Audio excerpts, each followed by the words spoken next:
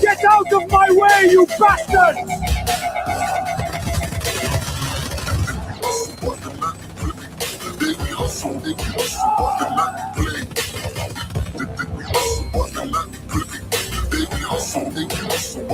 Incoming! That's in the sky!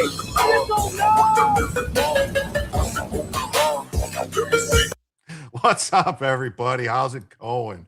Happy Friday. I'm here with my good friend Rich at the OffLabelPodcast, Drunken Senpai, to those who know him.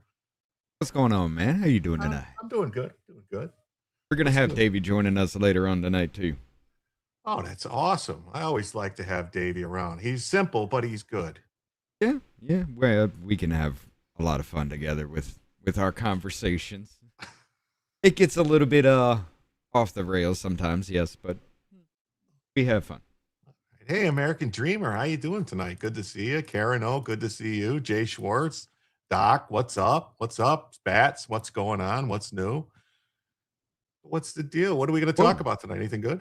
Oh, whoa, hold on. What? Rhoda says, hi, guys, just got out of X-ray watching you from the hospital. You're going to have to explain more there, Rhoda. What'd you get out of the hospital for? I mean, what'd you go in for? Okay. That could mean a lot of different things. Right. That could be a good time gone bad or a bad time gone good.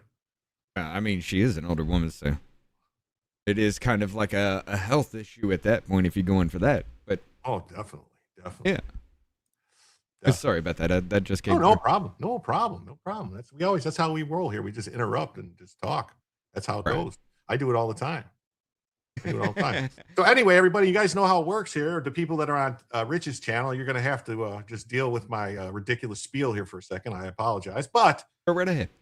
I have a goal on this channel. My goal is to make lots of money, so give me money. No, my goal is that for the show's about 2 hours, 2.5 hours long. Might be longer tonight. Who knows? We'll see what happens. It's going to go as long as it needs to go for us to have a good time. But if we hit the goal, which is $100 in total across all platforms, YouTube Super Chats, Rumble Rants, gifted memberships on both YouTube Rumble and becoming a member on YouTube Rumble, Kick, or Twitch, along with locals, coins, and Cash App, PayPal, Coffee, Ko-Fi, or Super Tips, we add it all up and we hit 100. We add an extra hour to the show.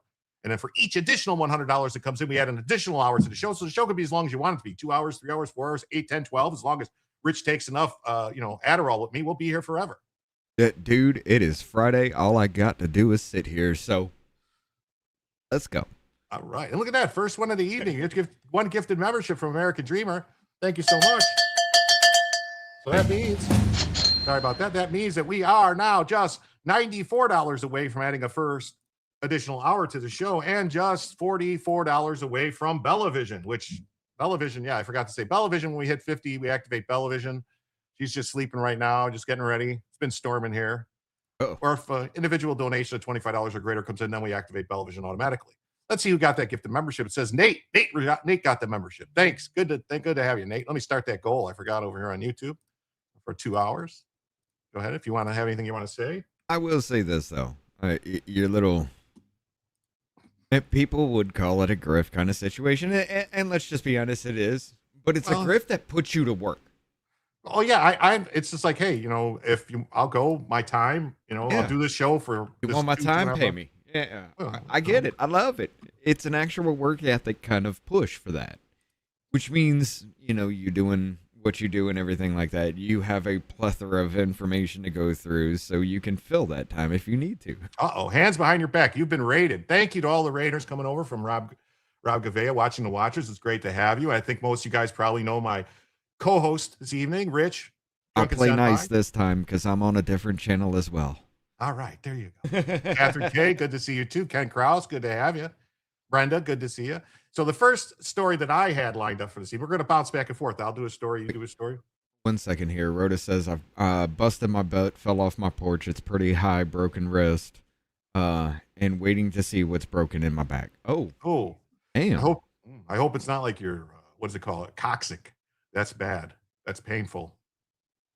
That bone in your butt that just like the end of a tail. Yeah, no, it's bad. That's what I'm saying. It's bad. It's serious. I've bruised that. Yeah, I know. No, but if you fracture that, oh buddy, like it's rough because you can't even sit down. It hurts. Right. I've been short and skinny all my life, so any kind of real fall I've taken has always been, so I know I know the pain. Yeah. I know that pain. Luckily for me, I've gone through most of my life fat, drunk, and stupid. I've been skinny, drunk, and stupid. Not really stupid. I save people from putting a fluorescent light bulb in a microwave. So. Oh yeah, don't do that. Don't do that. Oh, Debbie says, "Oh shucks, I'm sorry." Well, thank you, Debbie. Thank you, Debbie. I'm sure Rhoda will feel much better knowing we're all pulling for her and praying that everything turns out all right. But I will say this: there was a time where a friend of mine accidentally burnt down another friend of mine's the storage shed. It was cold. He said we could build a fireplace. The only mistake was I didn't tell the stupidest person among us not to put I didn't tell him to put metal on the wood where he started the fire. That can be an issue. It was my fault I didn't tell him to do it. I knew he was stupid, but I figured he would know what happens when fire meets wood, I remember someone who I thought was smart, and they said they're going to, and this is back in like high school. I was at a friend's house who I thought was smart and goes, "Hey, I'm going to make us a pizza. What, you like Tombstone pizza?" I go, "Yeah, sure. I like Tombstone pizza." He puts it in the oven, and 15 minutes later, there's black smoke billowing out of the oven. He forgot to take the cardboard. He goes, "I thought you're supposed to leave the cardboard under it. That shit started on fire." And just like, and I'm like, "Wait, you thought you'd leave the cardboard?" He goes, "Well, yeah, you get the pizza from the pizza place that has the cardboard under it."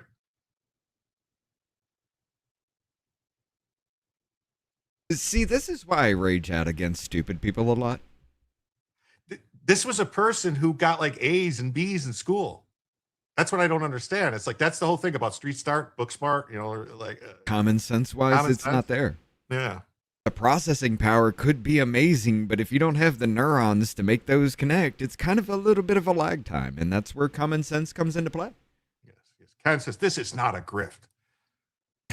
Well, I mean, it's all, honestly, it's all a grift online. You're trying to make money. You're trying to get money, right. Basically, I don't want anyone to just give me money because they like feel bad for me or anything like that. I don't ever want to say like, "Oh, I need money, give me money." No, I'm saying like, "Hey, if you like the show and you want it to go longer, pay me some money, it'll go longer." If you say, "Hey, this show sucks and I only want it to go 2 hours." That's actually why I hate saying like, subscribe, share, all that good. I physically cannot do it without it hurting me. Well, see, because I that's just why want I my have this. I content just to do speak this. for I itself. don't have to say anything. I just go hit the like and subscribe. I don't want to do that either because I just want it to speak for itself. You like it or not. But you have Whatever. to tell. You have to remind people. Honestly, I found that out. I know I have to be reminded myself. So it's a catch-22, but I just whatever. You know, I don't want to do it. Just so Davey does it for us when he gets the chance. Well, it's a simple job he can handle. Yes, it is. So Justin, Secretary of State Marco Rubio has just launched an international crackdown on destroying far-left political terrorism, known as communism, I would say, or Antifa, and is convening more than 60 countries in DC, to target Antifa. Great, I voted for this. Go after Antifa. 4 European groups have been labeled as supporters of Antifa. The State Department's focusing in on what it calls far-left political terrorism, carried out by groups under the Antifa umbrella. It's convening here next week, more than senior ministers of 60 countries. Ow. Yeah. What happened? I know where this is going. Go ahead. What do you mean? What do you mean? Hold on, okay. play. Jillian Turner tells us why she's at the State Department tonight. Good evening, Jillian. Good evening to you, John. Secretary of State Marco Rubio is focusing in now on U.S. counterterrorism efforts here at home and around the globe. Right now, the State Department is focusing on what it is calling far-left political terrorism. This carried out by groups that fall under that Why does it keep picking on me? umbrella. Rubio is convening next week here a group of senior ministers from more than 60 countries. He has invited them to Washington, hoping to crack down on far-left terrorism, which the department now tells us has surged in the U.S. and Europe since as far back as 2016. Far-left political terrorism has been a threat that existed for a very long time, but it has gone unaddressed. And we're making sure that we solve that problem. The terrorist actions that those groups are taking, including kidnappings, including the targeting of critical infrastructure. That's what we're focusing on. President Trump designated Antifa a domestic terrorist organization in a 2025 executive order. Then last December, Secretary Rubio slapped foreign terror labels on 4 European groups aligned with Antifa, and he said to expect more. If the group's involved in firebombing, if there's anybody involved in, activities such as that could potentially inspire or lead to violence in the United States, we're going to designate them. Officials tell us they have, over the past year, quote, taken unprecedented steps to dismantle transnational far left and anarchist terrorism. They also say since the October 7th Hamas terror attack on Israel, these far left groups have increasingly converged with anti-Semitic groups like Hamas, the Muslim Brotherhood, and Iran-backed actors. These are bad people. These are people that want to destroy our country. We're not going to let it happen. So ahead of Secretary Rubio's summit next week, as you mentioned, John, some European leaders are balking. They say their countries have no affiliations with Antifa, no representatives of Antifa inside their country. In response to this, officials tell us tonight not to be fooled. They say far-left terrorists may be diffuse, but they run a, quote, well-established international network. John? It's a growing problem, no question about that. Jillian Turner at the State. Yes. Don't you think commies are a growing problem in this country? Oh, it definitely is. But all right, this is why I was just you brought this up on the screen and I saw what this was about. Yeah. You remember when they had to make them a domestic terrorist organization first? Yeah, I don't. There's no really classification for domestic terrorism. That's why I didn't. There's no. They don't. It doesn't do anything. They did that, right? I don't. It gave them access to wiretap and spy on them. Oh, okay. And then they found foreign connections, making them a foreign terrorist organization. Now, if this more than 60 countries or whatever is true, look, let's just say he likes to play it up a lot. Okay. Let's just say even if half of them are actually wanting to make a move, Britain's going to do something. They've been having a problem. We're going to do something. We target them across the world. I don't know that Britain is going to do any. Britain targets the wrong people. That's the problem. They target people for preaching and for, making jokes and stuff. The Muslims are basically letting them do whatever, Right. But I mean, it could be a kind of change because you see what's going to happen. You see there's leading to a revolt within your country. You have to change this around. And how do you do that? All that we were It's fine. Let's clean it up. The U.S. is going to help us. They're going to clean up their act. They're going to help us clean up ours. I mean, look at the Royal Navy, dude.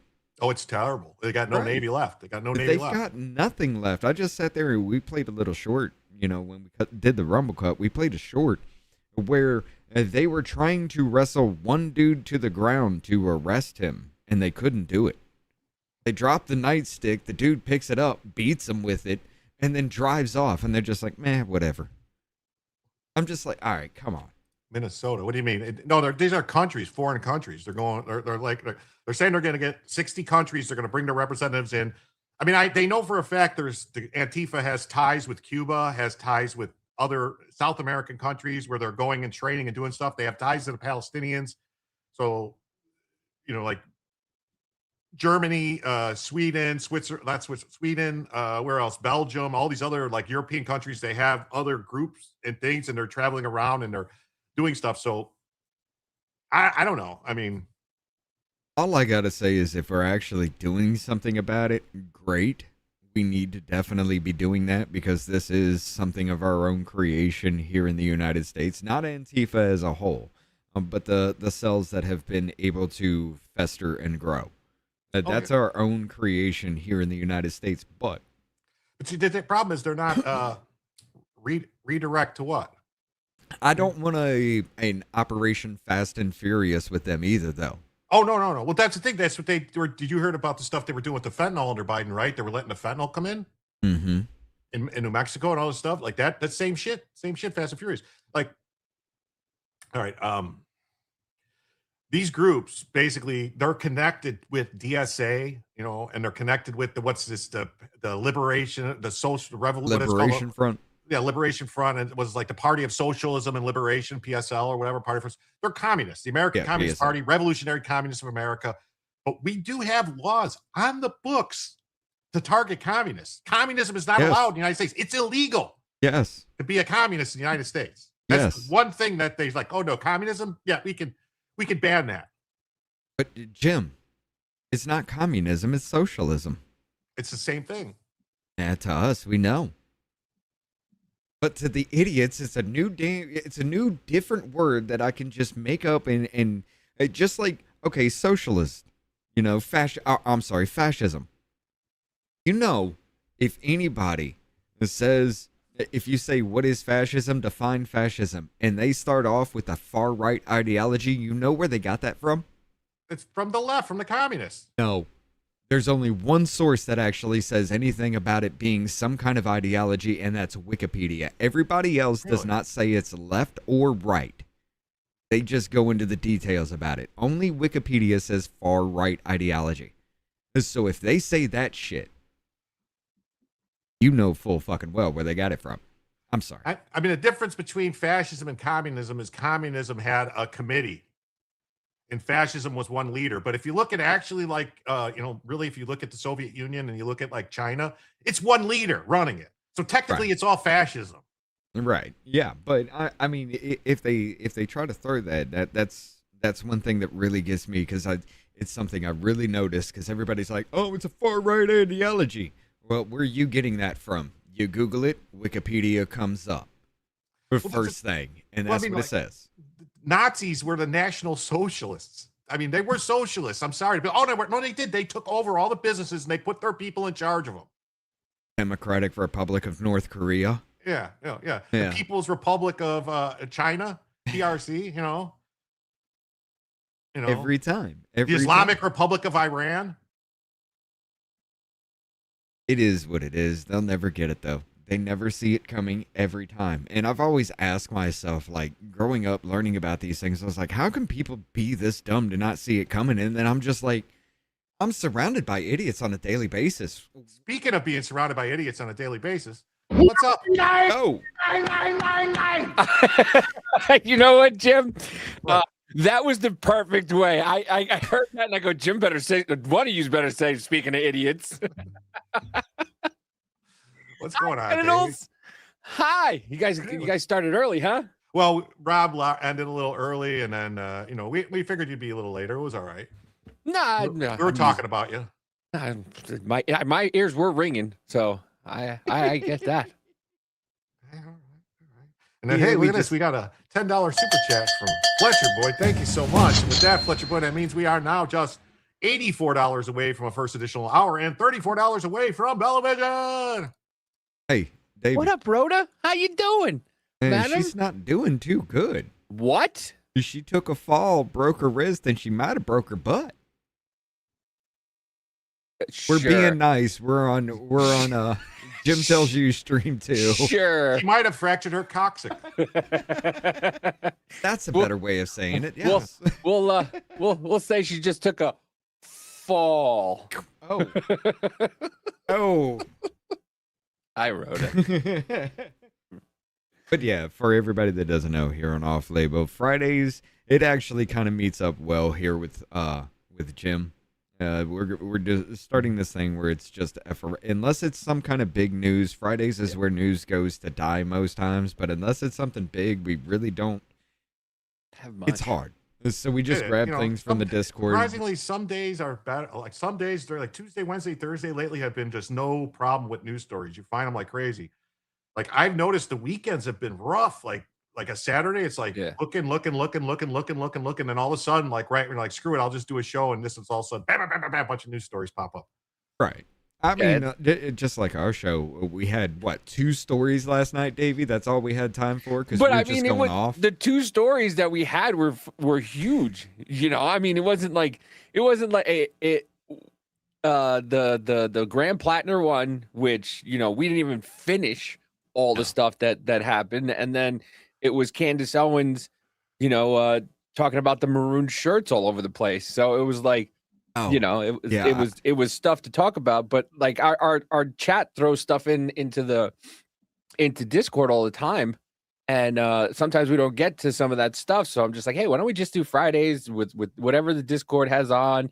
They've thrown at us, and just get to some of the stories that we haven't been able to get to. So it was just, and like you said, Fridays is the day everything goes to die for the most part. No, nothing really happens. But I have good news. A $25 super chat from Brian Ogden. That means Bellavision has been activated. Thank you so much. And that also means that we are now math is not my strong suit here. So let's see. So that's 25, 75. So that's $59 away from adding a first additional hour. Listen, every $100 we get at Off Label, we'll do 15 minutes less. How about that? No, you got it. No. See, that's the thing is what? Hold on. Now, I was just praising Jim for his grift because the more they pay him, the more he works. And you're just like, the more you pay me, the less I'll work. Listen, sometimes they don't want to hear us.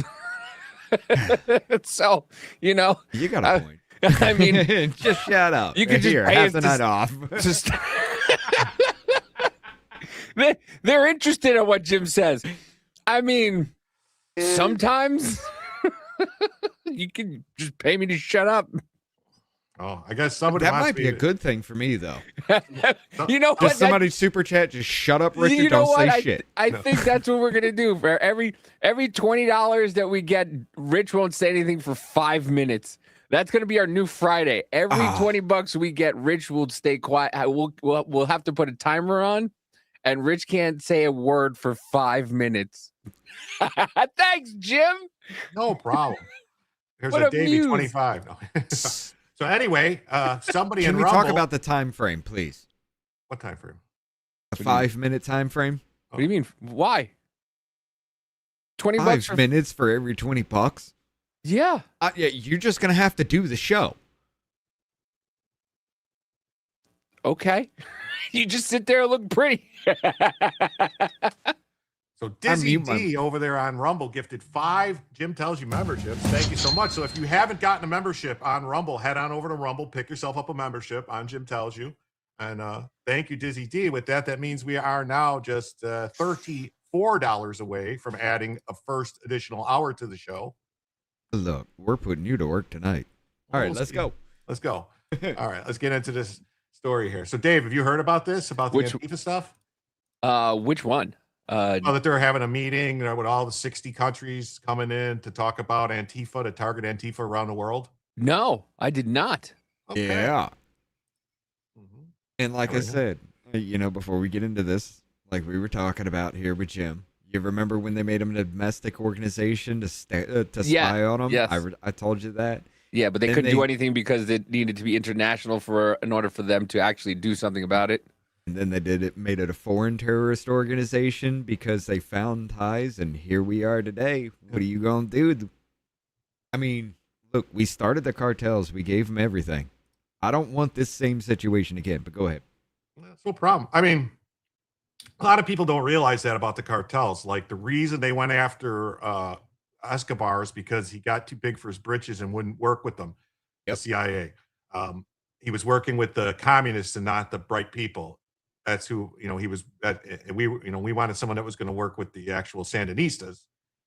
Well, that's about Right. the time when we were giving crack to the black community too. So, Well, yeah, but that was a little we're on the same. I mean, Blame Joe. they were doing drug deals since the 70s with the seven. You know what I mean? Like, since the 70s, that stuff was going on.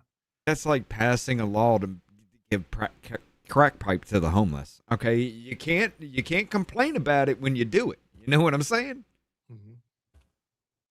Okay, go ahead. I'm sorry. And we do know that Marco will be able to hear anything they say, because if you look at That those sounds ears, so he can bad. hear it from a mile away. 3 to go. Emerald Eye's got a gifted membership. That's awesome. So did NASCAR Mo. There you go. Rubio is rallying allies to help combat left-wing terrorism, just Can't as sit the down. U.S. faces Antifa and other radical groups. Countries in Europe and beyond are seeing the same rise in far-left terror. The State Department calling it part of their focus Here's on new... look at the U.S.-based ones. Antifa, the Turtle Island Liberation Front, and Direct Action Minnesota. Damn. And then, so they got the groups abroad is Antifa OST, Germany-based. What is this? The Informal Anarchist Federation, Italy-based. Which I'm wondering now, whenever I hear anything about Italy-based, you guys are aware of the Gladio, right? Operation Gladio? No. No. You don't know about Operation Gladio? What is that? No. Oh, wow. Really? Is that I like Chef probably Boyardee, do. like I just- Gladio? No, Hey, no. This is yo. after World War II, where what was his name? Alan Dulles and OSS and before the CIA started, they sent Nazis all around the world to form pockets of resistance. Yeah. Okay. Yeah. I do know And that. they start, Italy and Spain and all these, and they would pretend to be left-wing extremists, blowing stuff up and doing everything so that they could then say we need to Operation Gladio. I'm wondering if this is Operation Gladio. And then what's this? The Armed Proletariat Justice and Revolutionary Class Self-Defense, Greece-based. A lot of Greece. That's crazy. I mean, it does. You actually could have a connection with that because everything that they do seems to be kind of like what gave rise to the Nazi regime? Well, yeah. there's a thing about Nazi regime, whatever you want to call it, is like the EU is basically the entire plan that the Nazis had for after World War II. Right. I mean, they just took the look like what they wanted to do in Europe after World War II, and they're like, was it 1952 or 53? Like, hey, why don't we just do this thing? They have the plans already all worked out. Why don't we just do this? It seems like good. So you're saying the left? I mean, who was it that warned us about that though? Yuri Bezmenov. Yeah, well, I think Patton warned us about it a little early, and they took care of Patton when he said something like, "Hey, we're going to get these Germans. We're just going to go march right into Russia. We're going to keep going. So We fought the wrong people." You're just saying Fair they're enough. just lazy and just using other people's tactics, just because they have Dude. no other, they have no other forethought in their brain just to keep using the same tactics over and over again and blaming everybody else. Dude, I'm going to counter that with What's up, saying, Brad? how many fucking times has Trump taken the same strategy of just breaking off a little group and everybody pay attention to that little group? Meanwhile, he just comes in with a left hook every time. How many times has he pulled the same tactic and everybody falls for it? This is true. I say I'm a little happy that they decided to not pussyfoot around with the Iranians anymore, because I was like, either shit or Yeah. get off the pot. Either just bullshit about it's a truce, it's not a truce, it's this, and it's a ceasefire, and this doesn't break the ceasefire. So hopefully this gets the point across that you can't fuck around with America. I'm sorry. You just can't.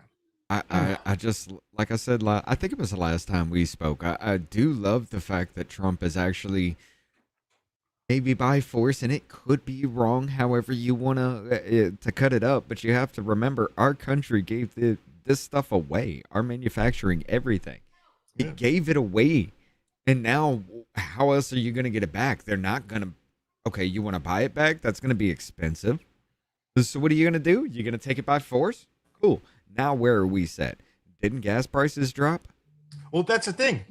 That's the thing. All the stuff going on in Iran. Look at oil prices, 71.51. Obviously, it's not a problem. No. Trump's causing all the oil to go up. We were supposed to have a huge, massive influx of gas prices because the strait was closed and all this stuff. You know, all this stuff. I mean, you know, during COVID, all that inflation that we saw. It actually did hurt, though. Venezuela actually did supplement us during that. But go ahead. Yeah, but look at it now, though. But everybody was saying that it was gonna skyrocket and stay there, and it came back down. But the same thing with COVID, when they were sitting there going, "Well, inflation's Trump's fault. Inflation's Trump's fault." Inflation was still at 2 or 3%. Deep into COVID before fucking Biden took over, and then Biden took over, and it skyrocketed. Right. People don't realize that they added $2 trillion on top of the budgets just for COVID shit when Biden came in. Like, we went from a $5 trillion budget to a $7.5 trillion budget. We only take in $4.5 trillion a year, folks. And they're still trying to keep those numbers. I know, it's insane. Yeah, and it's like, and Trump's back in office, and he's still trying to keep those numbers. Like, dude, no, would you stop?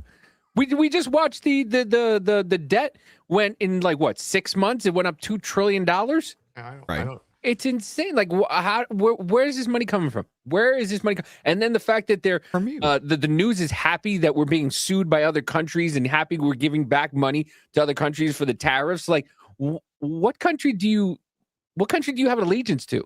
It doesn't make any sense to me. You're sitting there tariffing this shit on everybody. We should have been doing this for years. We've been getting robbed left and right. Yeah, why do you think? I'm sorry. You sit there and cry for union, yet you still want your $4 Doritos from China. You know, I mean, that's not. You know what I mean. Though everybody wants their $4 freaking iPod, from China, but they want unions. You can't do that with a union. You can't. I see. I was in a union. All right. And I think unions have a place. Yes, they do. My wife's in one too. But we shouldn't have, like, there shouldn't, I don't know, this might offend people. The Service Employees Union should not exist. SEIU should not exist. Yeah. That's not skilled labor. Wait, that's what they're for what? Service workers? Yeah, for like hotel workers and like people that busboys and like. I had no idea what that union's for. The only time I see that union is in the country now. It took over everything. It's huge. All I see them do is picket. I have no idea what. Like anybody, like, you're a cashier at McDonald's, SEIU. You're a cashier at Starbucks, SEIU. That's all it is people that work at 7-Eleven, people that work. That's it. That's all they are. I thought all they did was protested. That's what they do, but it's all a money grift. It's all a money grift. They're getting, like, how is it that Planned Parenthood has $47 million to invest in Democrat races when they're getting money from? Why are we giving them tax money if they have money to give back to Democrats? That makes no sense. That's how the whole USD. That's why there's been like a problem when they cut off the USAID money. Yeah. That really put a hamper on the Democrats' fundraising because that was a lot of money coming back in, going through Act Blue that wasn't supposed to go that way. Because it's like you go like O'Keefe was knocking on doors. Hey, did you make these $30,000 in donations last year to Democrats? Ladies like, I'm on a fixed income. I make $15,000 a year on Social Security. I gave $50 one time. So you're and telling apparently me you gave $10 multiple times every day for the past 30 years. Yes. You're telling me that the U.S. government is actively cohorting in money laundering, Jim? Is that what you're trying to tell me? Yes. You want to know their laundromat's a place called Ukraine. Oh. So is their baby making factory and their pill factory too, apparently. The best part of this is during COVID, remember when they were just saying, we're going to give $600 to each one of you so you can live comfortably? You remember that? Yeah, I remember not getting a fucking penny. Okay. When the Ukraine stuff popped off, do you realize we gave each and every single one of their citizens enough to equate to 6 months worth of income for them? We are paying the salaries of all Ukraine's military and their everything. We're paying all their salaries. That's where the money's going. Like, that's billions and billions of dollars every, here, 300 billion. It's like a nonstop because we are basically paying their entire government is off us. Yes. That's Yeah, why I've I seen the don't like Fauci when this thing guy and all came that. and started giving. I'm saying when this guy came in and started giving Trump slack and talking shit, that should have been the end. It should have been like, fuck off, dude. You're done. Yeah. He shouldn't Right. even let him come in. Can I talk to the president? President's busy right now. He's washing his hair. He'll get back to you in 6 to 9 weeks. Okay? Have a nice one. But I did want to bring this up right here because the last time we took a look at this, it was like just barely, just on the cusp of $39 trillion. Okay. We are $39.5 trillion in debt right now. If you are born in this country, if you were a citizen of this country, you already owe $114,545. Well, Debt yeah, per that's what- taxpayer. If you pay taxes, you owe enough for a house before you can even buy a house. I like how the debt per taxpayer is more than double. That's because only 40% of the country pay fucking taxes. No. Yeah, remember when Mitt Romney said that and they lambasted him? Because that's the truth. No, Jim. What do you mean? We're all the one percenters don't pay taxes though. No, bullshit, dude. That's the thing. That's why, like, if you actually look at it, look at the numbers, 50%? like Elon Musk paid billions of dollars in taxes. No, but if you act as one of these Netanyahu nuts, they would tell you that the top 1% don't. We were watching the Caleb Hammer one with that blue-haired girl. And she was like, yeah, the top 1% don't pay We any went taxes. through the She's whole like, thing. the whole hour and 45 minutes, we went through the whole thing. This woman was insane, and she had nothing to say. She said nothing but kept on repeating talking point after talking point after talking point. But yeah. Glitzy Glamfairy says, remember in 2014 when Obama overthrew the Ukrainian government? Yeah, the Maidan Revolution. Yeah, and U.S. was running everything. Even before then, the CIA has been having a heyday there. Yeah, we've had, like, when that came out about the biolabs in Ukraine, and they're like, shh, don't say anything. You got to hurry up and do something because he's got these biolabs. Tulsi Gabbard was the only one that mentioned it. She was the only person that stepped out of line and said there are 25 to 30 biolabs that we fund in Ukraine. And people tried to eat her alive for that. I do. I wanted her to stay so bad. I understand if her husband, her husband's is gone. He's gone, apparently from what they're supposedly saying. I heard that he had some kind of surgery. Supposedly went well. Yeah, but I mean, if he's got cancer in there, it's like it's that really rare bone cancer type of thing that usually spreads really fast, and usually like 9 months. That's what I looked into it. What they were saying, it's like 9 months usually to live. Yeah, and he's on stage 4, I think they said. Yeah. I mean, so it's one of them things like when they find it, it's like, oh, you're done, like because they don't know it, and it's like. But I really think it was a play, though. I think not that her husband has it, huh? Her husband's. No, I think it was a play like that. She wants to spend time with him before he goes, and then 2028 is going to come if he's still going to run. And if he passes before the end of 2026, I have it. I think she'll run. I think though, but she's definitely going to run in 32. I feel like no matter what, she's definitely, if she doesn't run this time, she's going to run in 32. And I guarantee you, if she keeps doing the things that she's doing, she has a great chance. My only problem with her ever was her stance on guns. And I think she claims that she's moderated that now. And she's like, hold on. She had the whole federal government come down on her, calling her a Russian asset. Yeah. You don't think she understands that the people need their weapons? Like at that point in time, doing that. Okay. And she gets the gold for the way that she fucking roasted that pig Kamala in that debate and basically ended her political career. Like that's where that was when that actually sunk my teeth in for her when she did that, because I was paying attention to her. She was always on point in these hearings, always making great points, great questions. I mean, she was downright with it. But then she just going through the motions, and I'm like, come on, y'all know better. I'm more liberal than my audience, right? And I'm just like, y'all know better. There's no way. And then I just saw it. Like during the Democrat primaries, I just saw it in her eyes with the moment she gave up the whole ruse. And then she's just like, the next chance she gets, she says, she nukes Kamala Harris. And I was like, Yeah. You done killed yourself in the pot. I mean, my in the party, but my political views are basically the same political views that JFK had. It's just that no longer, you know what I mean? Like people, civil rights, don't fucking violate people's rights. Americans have rights. Don't fuck with them. Everyone should be able to live and be happy. Judge people by the content of their character, not the color of their skin, and stay the fuck out of my life. What impresses me the most about Tulsi Gabbard is no matter what role she plays, she has always kept her personal feelings out of it. Every bit of it.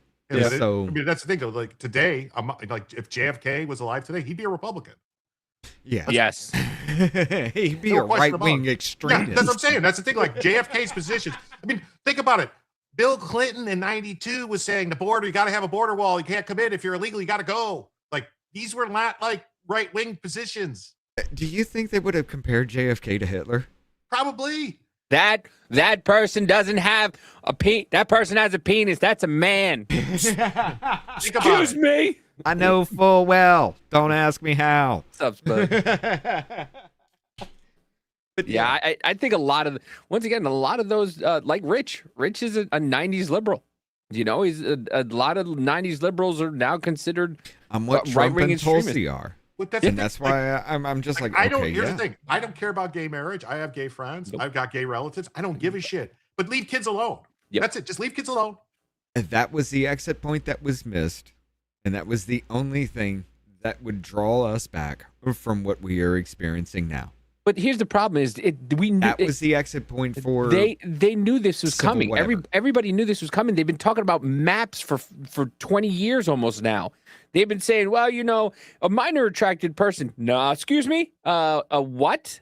Well, they can't help themselves. I'll help them. No problem. No problem. It became actually evident to me when Dennis Prager went on Bill Maher, because I loved Bill Maher. Like, I still do. The dude, I still listen to at least what he's got to say. He lost the plot for a long time. He's coming around now. He's like, I can't vote for these people. Yes, he is. He's understanding because he's talked to people and they've given him shit for what he's been doing. But when he had that conversation with Dennis Prager, and Dennis Prager was like, they're putting tampons in the boys' bathroom. Yep. And he's like, no, they're not, and flamed him for it. Dude, that story was already like 2 or 3 years old. And I was like, dude, how could you miss that? And then I started seeing it. Some of them go in the grave. Huh? They said maps go on the wall. I go, some of them go in the grave. Well, all of them, actually. Well, I have a way we take them and we transport them over the wall. Trebuchet, my friend. Trebuchet. Right into the water. Right in the ocean. I mean, I can come up with worse, but then your channel would be hit. We're good. Let's get back into this. Let's see what else they're saying.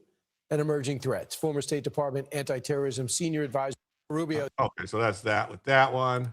And then, Marco Rubio is going to convene international efforts to combat terrorism. And then PJ Media's got the story, a Rubio summit that saves the world. So I didn't receive an invitation, and most of you probably didn't either, but Marco Rubio is invited to foreign ministers and senior officials from over 60 countries to D.C. next week for a summit. The goal is to combat the resurgence of transnational far-left terrorism, which I like the ring of that. What do you think? It's so funny because everybody talks about this administration is so hated by other countries, yet here you have 60 senior officials from other countries coming over here to have this conversation. If you were so hated, I don't think you'd have 5. But they once again, they talk about how much Trump is hated and everything like that. And I'm to the point where I don't care. If Trump is hated by a country, I'm glad. I'm glad.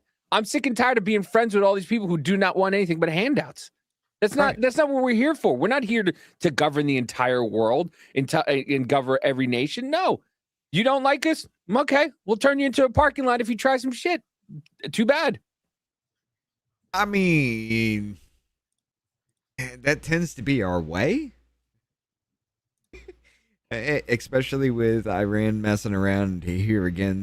They shot some boats in the water, and we went after like 90 targets and just pretty much decimated yet again.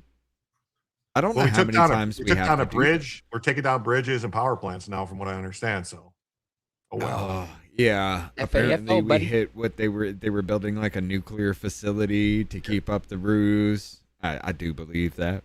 I do believe their nuclear material was going weaponized. Oh yeah. Well, I mean, there is no peaceful use for anything above like 12%. So once you get past 20, it's like you're making a bomb, and they were over 60%, which you can build a bomb with 60%. You just need a big bomb. It has to be a big, Right. it has to be large. It's not miniaturized. And they said they have enough to make 11. Yeah, and they said they have enough to make 11. So it's like, all right, I guess it's on. I mean, you definitely have to die at that point. I mean, you've already threatened. My son asked me a question the other day. He said, "Do you think every country has a nuclear bomb?" And I said, "Yeah." No. No. I absolutely believe either they have one or they have access to one. They're friends of the nation. Access, maybe. So I believe that every single nation not really. has Estonia. No, I mean, here's the thing. Like, we know, like, there's countries that had them and got rid of them. Like Ethiopia. I South just found Africa. out they had an army. All right. South Africa had a nuclear bomb. They got rid of it after when apartheid was falling because they didn't want it to fall into the hands. They transferred. It was co-developed with Israel. And let's just be honest. They would have dropped it on themselves, though. Yeah. Yeah, I don't know. Gundam says you can build a bomb with 20%, but it takes a huge mass and low yield. Yeah. Yeah. But I mean, if they were at 60%, like they were saying, that's still kind of, you're still getting into like even spread it out a lot of dirty bomb situation, you know? And that's kind of like, put a little bit of mass and just a little bit of dirty bombs and have them go off with pagers or something like that. You know what I'm saying? If you want to take care of that raid when we're done, Jennifer, go right ahead. See, this is why we're this is why we're not promoted. Why? Because I say things like that. What are you talking about? I'm doing I'm trying the best I can to promote you here. No. I'm talking about on YouTube. Oh, YouTube. Like YouTube is a weird place, man. You got it. The only way to get promoted on YouTube is you need people to raid you on YouTube to get eyes on you. YouTube will see a bunch of people watching you, and the more people watching you, YouTube goes, "Oh, people like this," and they'll share it out. But people have to comment. Believe it or not, leaving comments for some reason makes YouTube think, "Oh, people are interested. They're commenting on this." After a live, yeah, you leave a comment after the fact, yeah, it will get more attention. But the biggest thing I've seen, dude, I can't get any short no matter what I do to pass 1,000 views. I stopped doing shorts because it becoming like ridiculous because it I gotta screws do you it for Rumble now. But it screws you on YouTube for notifications because they only give you, like, if you do 3 a shorts, day. that's going to take your notifications, and then nobody gets a notification when you go live. So I was like, I'm not doing it anymore. Yeah, I heard that that you're allowed three like videos a day on YouTube, and that's it. And like if you do a live, you cut a video from a live and make like a short. That's it. If you do anything more than that, if you do like if you do like a live and then you like do a piece of that live, you know, because like Tim Pool does, you know, he'll do his live show and then he'll put out like a 20-minute segment or whatever, and then do a short and then do so. You put more than 3 out, and if it's the same thing in one day, so many channels now. Yeah, if you do the same thing in one day, if you go live 2 or 3 times and then put a short, they're just like, nope, no, thank you. But the summit. But yeah, Summit. So, yeah. I'll take care of it, Jennifer. Don't worry about it. I'll get it. So the goal is to combat the resurgence. Yeah. So the documents make it clear that the focus is on far left terrorists, increasingly turning organized and deadly violence to enhance their political objectives. See, a lot of times the left wing stuff gets classified as right wing too. Like I do a segment where I cover like the illegal alien crime all the time. And I'll show that like they'll classify all these people as white. And it's like, that's not a white person. Right. They do the same thing with the terrorism. Like anytime it's an Islamic terrorist attack, they classify it as right wing because they say those are conservative Muslims.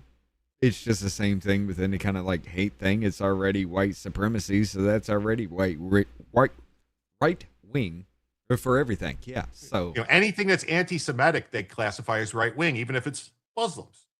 You take away any instance of that on any kind of like the racial shit.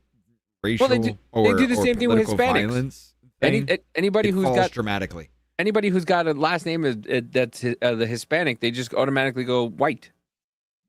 Because I mean, there's what I don't know. Is there any more than 2 races?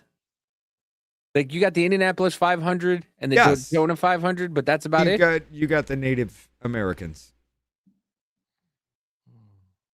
I don't know what they classify those as, though. Yeah. On the thing. It's basically, like, honestly, if you look at the crime stats, it says like black, white, other. Yeah. The other class is just not that. Yeah. And it's just not even that. But I mean, like, it's like, what are you doing? Oh, what are you Davey. Jennifer with the dono. Is it me or did this week fly by? LOL. Thank God it did. I'm not gonna lie. Thank God. What was that voice about? I do the radio voice for Jennifer every Okay, time yeah. she Well, for any I was for just the trying to figure out donation. where the problem was. No, for the donation, I always put the megaphone on so that way everybody can hear me properly. Yeah, for any donation or gift, that's his grift with it. Yeah. Jennifer asked, I obliged, and now we do it. So in recent years, the United States had increased in the number of left-wing terrorist attacks and plots. Far-left terrorist attacks outnumber those from the far right. Yeah, the left-wing movement as a whole has not returned to its violent heights of the 60s and 70s. It's like everybody forgets, like all the stuff they talk about, like January 6th and everything, but the left-wing people, like, they bombed the Capitol on more than one occasion. No, It's you crazy. remember Inauguration Day 2017? Nothing happened in Washington, D.C. that day, did it? But the cars being turned over, shit lit on fire, stuff exploding, people getting attacked. Yeah. I mean, like, do you remember like in 2015 and 2016 when Trump was running and the people were getting attacked everywhere? But Like, January basically- 6th is the worst thing that's ever happened to D.C., though. Wait. May 29th, 2020. Do you remember Oh, that's that when date? when Trump had to go into the bunker. Yep. When You they know burned why? the church down because Yeah. they broke down the fence and everything, and a bunch of agents got hurt. Like, that should have been when the insurrection. Trump fucked up. Trump should have enacted the Insurrection Act 2020. They firebombed the White House, set fire to a guard shack, then in an attempt to attack the sitting president of the United States. They shoved him in a bunker and then made fun of him and calling him a bunker boy because he didn't stand there and take his death. That's what that was about. Something should have happened. Something should have happened with that. That I don't know what whoever was advising him at the time. Dude, the best part about that whole thing is, you know how the media played that out, right? Yeah, you remember that. Mm-hmm. It was all a peaceful protest, and Trump gassed peaceful protesters so he could take a picture of a Bible upside down, standing in front of the church that they set on fire. Right. All right. So we did get $1 from Jennifer over there, B-Job Secure. Thanks, Jimbo. Please hug Bella for me now, too. Will. And then the 5 gifted memberships. One went to NASCAR Mo, one went to Emerald Eyes, one went to Duck Fat, one went to Ameriqua, and one went to Glitzy Glam Fairy. So thank you so much, Dizzy D. And B-Job Secure. Thank you so much. Awesome. Anyway, so yeah, so moreover, 2025 marks the first time in more than 30 years that left-wing attacks outnumber those from the far right, which I think it's always been like they've been bombing fucking the pregnancy centers, and they just go, oh, we don't know why. Oh, What up, Glenn? oh, you want to hear some wild stuff? Okay. I used to mess around on TikTok. Davey knows this. This is actually where me and Davey met, was TikTok. But No, we met through fucking Biz. yeah, and I met Biz through TikTok. Oh, did you? Yes. I didn't know that. Yes. I met Biz through TikTok. Yeah. So, I mean, we were messing around on that. At one point, I had made a comment to somebody. You remember that potty mouth Pollyanna, Davey? No. Well, she was a big TikToker, and she made this when Roe versus Wade. She was cutting up Babies? What is it? No, the thing that turns into pick a cucumber. She was cutting up a cucumber, singing a song, right? I just made this comment like, you know, maybe just keep your legs closed. And that's all it took. Dude, I was actually doxxed by Jane's Revenge. No BS. okay, we were in their Discord. We were actually looking through these people, but I was doxxed by James Revenge. They found my address. They found everything. And I had made a video about it on TikTok. And I showed off my capabilities. And they literally put in the Discord before banning us, don't mess around with this guy. I was like, ho, ho, ho, ho. Steve, this is Simple Steve? Dave and the Drunken Senpai from the Off-Label Podcast. They have YouTube and Rumble channels if you want to check them out. Off-Label. They usually run a little later than I do, but they started early just for me. Yeah, we usually go 7 Central, 8 Eastern. Rich usually does Monday through Saturday, and I'm there Thursday through Saturday. I got a 2-year-old I have to deal with, so and a Yeah. So yeah, and a And 13-year-old. a woman just like me. So Yeah, and my wife's just like Rich. I live with Rich. Rich. hey, that's why we work well together. Yeah, But- I know how to handle you. Anyway, As far as this goes, though, I mean, seriously, can we look at any other way than this is a good thing? No, this is a good thing. I think this is a good thing. I it's don't a know. great thing. It's a great thing because now we have the power to actually go in there and actually do something. They have to do it before they run out of time, though. They can't wait to the last and then expect like these things have to get done so that the cases are handled before anything can change. But I could actually, let's throw it back to this, and I'm going to throw a monkey into the wrench. How about these companies, some of them, especially like in the UK, get involved with weeding out Antifa so the Muslims can take over? Well, the Because Muslims, let's see, that's the just thing, say, there's an Antifa alliance is the between big Muslims right now and the commies. There's a what? What did you Antifa. say? Oh, sorry, hold on, Rich. What did you say, Jim? There's an alliance right now. It's the Red-Green Alliance between the Muslims and the commies, which are Right. Antifa. You know, Really? Yeah. So yeah. Oh yeah. Oh yeah. Bro, wait, Yeah, I over- can't wait till the shoe drops on that one, boy. No, are it they will gonna- eventually, but that's what I'm saying. But right now, if you go to any of their protests, you'll see them. They're carrying the Palestinian flags. They're doing the other stuff. They're wearing the kafayas. They're doing it. You know. And Oh they're- yeah. They're all together. Especially with that we played it, Davey, that American woman that got beat in Ireland.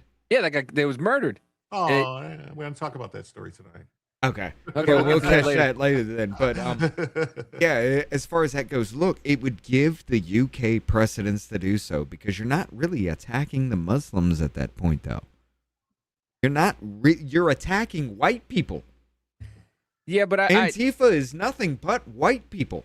yeah, but I mean, I was talking with Tommy, and you know, Tommy lives over there. Hey, okay, Spuds. More Hey, collabs with Spuds. Davey, please. Okay.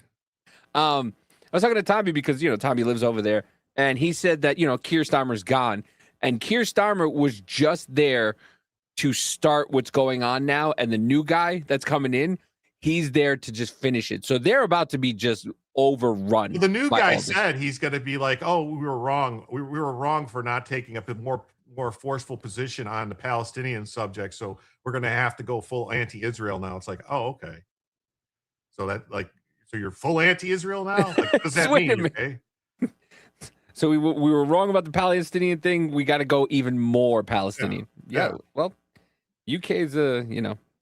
Yeah. The Iran Revolution was a red-green alliance. It was the same thing. It was the socialists, and it was like the women socialists, like and the females. Basically, they were like, "Yay!" If you could see the videos when they were going, "Yay, we want the Ayatollah," and then those were the first ones to get whacked out. I mean, when you live under the rule of law, that anybody that is not under your religion, you can do certain things to, and it is okay to do that to bring the evil out of them and convert them. I got a problem. Yeah. And guess who's going to pay the taxes too? They don't pay taxes. You have to pay taxes because you are not a full Muslim.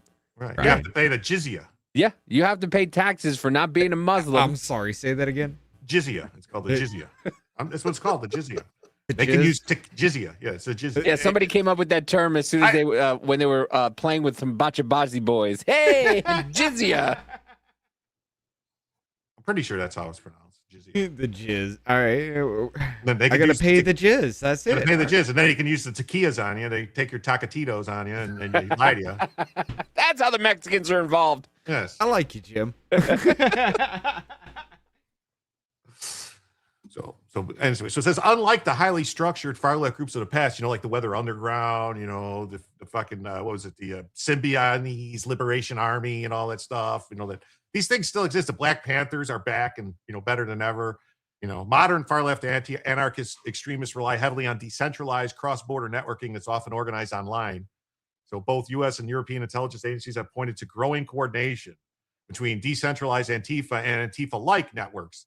And the European autonomous groups, especially surrounding major global events, often leads to riots, arson, attacks on law enforcement, attacks on infrastructure, symbols of capitalism, destruction of public and private property. It's like a lot of stuff people don't remember. Like they had, was it in Portland like years ago when they had it was like WHO wasn't, or like world, there was protests. Remember in the 90s, there was big riots and stuff, and they ended up with water cannons. I'm trying to remember what it was called. There was some kind of where, here in England? In the U.S. It was like Seattle or what was it called? Dude, I was a child. I vaguely remember that. But it was huge. It was huge. It was because it was some big thing where a bunch of it wasn't. Are you talking about the Rodney King riots? No, that was L.A. That was L.A. Okay. I'm talking about different. It was like G7, G8. And it was this whole global thing or whatever. And they did huge riots. And that stuff's all left wing organized. The same thing with the Occupy Wall Street started out as people that were upset about the stuff with the banks, and it was completely taken over by the left-wing groups that came in and did stuff no, you got to do this and this and this. Yeah, and they said, hey, black man, you see that white man? He hates you because you're black. And everybody's like, yes. And now we're here. Yes, he jizz you. They're going to jizz you. I'm going to jizz you later. Don't worry about it. Never too early for a rally. Hey, got to promote the show. Thank you so much, Buzz. For the 5, that means now we're just 28 away from adding a first additional hour to the show. Thank you so much. It's always great. Get it going early. That way we're not rushing at the end. And look at this. Brian says, I'll match you, Spuds. Thank you for the 5. That means we're now just 23 away. Brian, are those pictures of you, sir? I shouldn't say sir if he was in the military. People don't like that. Yeah, Brian was in the Air Force. What are you going to do? Call him ma'am? Well, no, people in the service, people who served don't like to be called sir. They say I work for a living. I don't give a fuck. You were in the military. I was not. You were sir to me no matter what. Yeah, LAPD, baby. We treat you like a king. Rodney King, that is. Oh, Jesus. It sounds like we're not stopping here at home. This ministerial Rubio is hosting will help strengthen coordination and intelligence sharing and law enforcement between nations that want to eradicate crime. The countries include the invitations were mostly of Europe, some Asian, and many nations from the Western Hemisphere. So there's some blowback. The Washington Post and some European officials are questioning why they were even invited. They don't see left-wing terrorism as a threat to their countries. Well, because they're left-wing governments, so they think they're their storm. That's the thing, is basically the Nazis had the brown shirts that went out and did their dirty work. That's what a lot of these countries view Antifa as. That's what the Democrats viewed them as here. I mean, they are the exact. Come on, what is that one that marches around? Patriot Front? Patriot Front. That's got to be the feds, man. I'm 100% sure that's the feds. Can I tell you the hysteria about the Patriot Front guys with that black woman on the train? Could you? So wait a minute. So you're telling me a bunch of white dudes in masks behaved well on a train while this woman, who there's video of her twerking and pulling her pants down moments before she sat down. No, this woman shoved something up her butt. Oh, moments before this happened. There's a well-known crazy homeless person that acts a fool on the train, but when those guys got on, she's like, "Oh, I'm just going to sit here like this." Yeah, and she's the Rosa Parks of this situation, huh? So, the journalist was right there to take this picture, and it's just like, come on. Yeah, I mean, once again, you have a bunch of white guys who are not hurting anybody, who are just sitting on a train waiting to get off at their stop. They're the violent ones. Meanwhile, you go to any New York City subway and they do nothing but violently attack people if you don't tip them for doing a stupid show when you're just trying to get home at the end of your day. Patriot Front, a neo-Nazi organization, sat on a block bus with a black woman. Overwhelming numbers. I'm trying to be nice on Jim's channel. Overwhelming number. Was she stabbed in the neck? No. Was she stabbed in the face? Was she hurt in any way? No, they do anything to her. No. Nothing at all. Look at us, another 5. Fletcher boy, thank you so much. Wow, that means now we're just 18 away from adding a first additional hour to the show. All right, Glenn, she in 10. No, look at this, Lisa, for 10. Thank you. Wow, so that means we're just $8 away, folks. Just 8. 8 measly doll hairs from adding an hour. Go. Keep going. Let's go. Put me to work. There we go. Look at that. Oh, I'll here's stay another in with 5 Jim from as long the as top. we need to. Oh, look at that. So now we're just 3 away, folks. I keep hitting the wrong button. Just 3 away. That's what I like to see. Just 3 away. All you have to do is just give $3 to get me to shut up. No.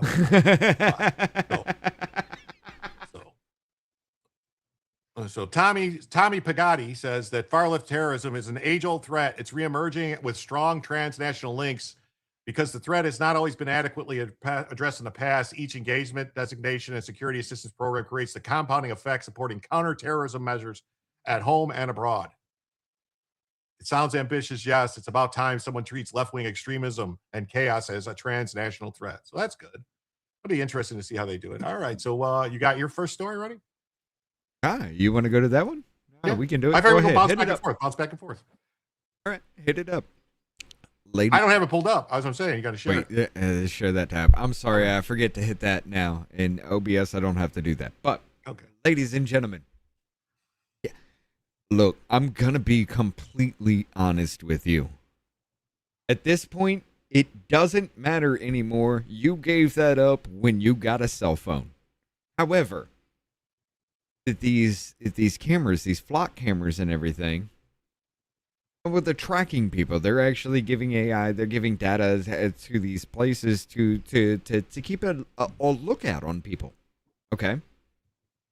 Now there's some uproar about this being, let's just say, misused, and it kind of sounds like the FISA warrants to me. But check this out, though. It's a debate intensifying across the country. Your community is telling you that we don't want this. I think we should completely remove them. Here in Pasadena, California, residents and city leaders grapple with what to do about Flock, the leading manufacturer of automated license plate readers, or ALPRs. The cameras are installed at intersections and capture detailed vehicle data, which AI can analyze to identify people and alert authorities who say it's an important crime-fighting tool. But critics argue the cameras have created a mass surveillance network that's been tapped by federal immigration agencies like ICE to surveil protesters and monitor individuals. The battle over controversial flock cameras in Troy Hold on, pause for a second. is heating up. I say the right and the left are two points of a horseshoe, because they're both trying to get to the same place but coming at it from different angles. This right here is something that everybody on all sides can get on the same page with, because nobody wants this. Nobody wants this. This is just this is eagle eye surveillance on every single person, no matter what. I don't know if you've seen the stories. I don't know if you're going to bring it up, Rich, but there are several stories where some lady got questioned by the police because something happened or somebody robbed a store or something like that. And she just happened to be in the area driving around in her town that she lives in. They pulled her, they came up to their house and started questioning her about it. They're like, well, at this time you were here. What were you doing here? I was going to the grocery store. This might actually be getting taken care of, though, because the Supreme Court just did a ruling. Now, you heard about that, right? About the geofence warrants. Oh yeah. They're like, no, this is a Fourth Amendment search. You have to get a search warrant for each person whose information you want to look at. However, okay, you want to do that? Cool, you get that search warrant, then you actually start watching the flock cameras, see where they're going, pinpoint locations. It's still okay. So what? You have to add another step? Well, no, I'm just saying, but what they might, like, they said it doesn't matter. Like, in part of that, they said it doesn't matter either about private companies and stuff. So I'm wondering if it might be like they might say you can't go and search these flock camera without warrants. Rich, you want me to throw it in? Okay, so all you have to do is have a. No, you can actually bring it up. Jim's got control of the videos. Okay, I was just gonna. I didn't want 3 people control it. I was just gonna just throw it in the private chat. I got good news and bad news, boys. What's up? For me, it's good news. For you, it might be bad news. It's Right good there. news for me, Tactical apparently. assessment. Red Chinese victory. Impossible. America will never fall to communist invasion. Communism is the very definition of failure.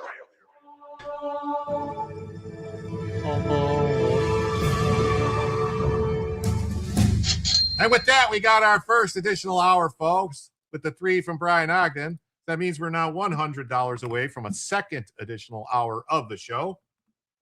All right. I want to ask a question. Yeah. And I want him to put it in your chat. What's that? You don't have to do another super chat. Did you give 3 to shut up or just be ironic? C. I said both. all you have to do is give $3 to shut me up, and you No, gave he was probably 3. just doing it to. He was just doing it. But then we got a gifted membership from Wrench Turner. Thank you so much. So that means now we're just 94 away from adding a second additional hour to the show.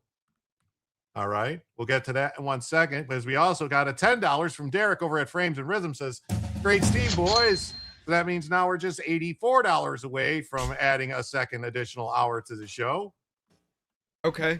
All right, let's do it. Let's go. Let's go. keep them both running. Davey can drop out. Do like Yeah, I got to drop out at citation. 9 o'clock. Go do like camera Oh, you're citation. fine. You're fine. Today's my Hua night. So it says, oh, Lisa Day received a gift of membership from Wrench Turner. Thank you so much, Wrench Turner. And Lisa Day, welcome to the Gym Somniacs. We're called the Gym Somniacs because sometimes we stay up all night. I mean, I got nothing better to do after off labels, so I was gonna play 7 Days to Die, but Do the I gold can do coins that. not count? I'm not gonna do that. And I have no idea how to count those. I don't even see them. That's something that YouTube just enacted, I think, to trick people on their phones to get money from them. I don't know what that is. And Jennifer with the gifted sub out off label, and that went to Cardino. Thank you, Jennifer. I love you and appreciate everything you do for us, Jennifer. You're the best. Virginia gets what it voted for. Well, yeah, they do. All right, Rich, go ahead. So I can play mine. I got it. It's playing out across the country, from Troy, New York, where the mayor declared an emergency to keep the cameras running after public pushback. Get the flock out of Troy. Thank you very much. To Dayton, the flock outta Ohio, here. where authorities took to covering its cameras with what looks like garbage bags after the city voted to suspend Flock. Across the country, at least 57 municipalities have canceled or let their contracts with Flock expire over the past year, with 15 more rejecting proposed Flock contracts due to community pushback, according to data compiled. Hey, there's Kansas City. Right there. Right there in Missouri on the left-hand side. Oh, what's across from that? Oh, St. Louis. Oh, weird how it's in crime-ridden areas, which, even still, I'm sorry. I don't want them. You're right. You're 100% right. Look, Knoxville is lit up. Mm-hmm. Memphis doesn't have it. I know that. Nashville doesn't have it. Huntsville doesn't have it. Atlanta doesn't have it. Knoxville's just like, nah, we're done. Yeah, and look at the big red one right over New York. But body cams were the worst of it, though, right? When body cams were mandatory, that broke a lot of things, didn't it? Dude, they went, you want body cams? No problem. And then they went, no, forget about the body cams. No more body cams. Not more body. Oh, too late now. Too late. Like, I don't mind. I'd rather have the body cam. It is going too far with this, I'll admit it. Yeah, the flock cams are way too much. That is way too much surveillance state. Cops with body cams on themselves, fine. But this, no, you wanted it. This is the new season of Cops, man. It is, but like London has all these cameras all over the place. Those are all government cameras. They're not a private company. I have a problem with the private company doing it because I have a problem with it. Like if the government wants to put cameras on fucking streetlight poles or something, that's up to them. Like, I mean, really, It's a technocracy. It's a technocracy, but the like you guys know what ShotSpotter is, right? Where they think like places are canceling ShotSpotter because they say it's racist. Well, that's why they couldn't find the guy who killed those people in Boston, is because they had shut it off at the university because they said it was racist. And a girl, actually, I forget where it is, a girl's brother just died because they had shut it off, and now they have no idea who killed her brother, and the whole family's pissed off about it. Right. Chicago shut it off and then they said, look, we've got less shootings because we shut off ShotSpotter. It's like, no, motherfucker, you just don't get the shootings reported. That's all. No. Hold on. The biggest thing that hits me is the fact that, these major cities and everything weren't reporting crimes at all.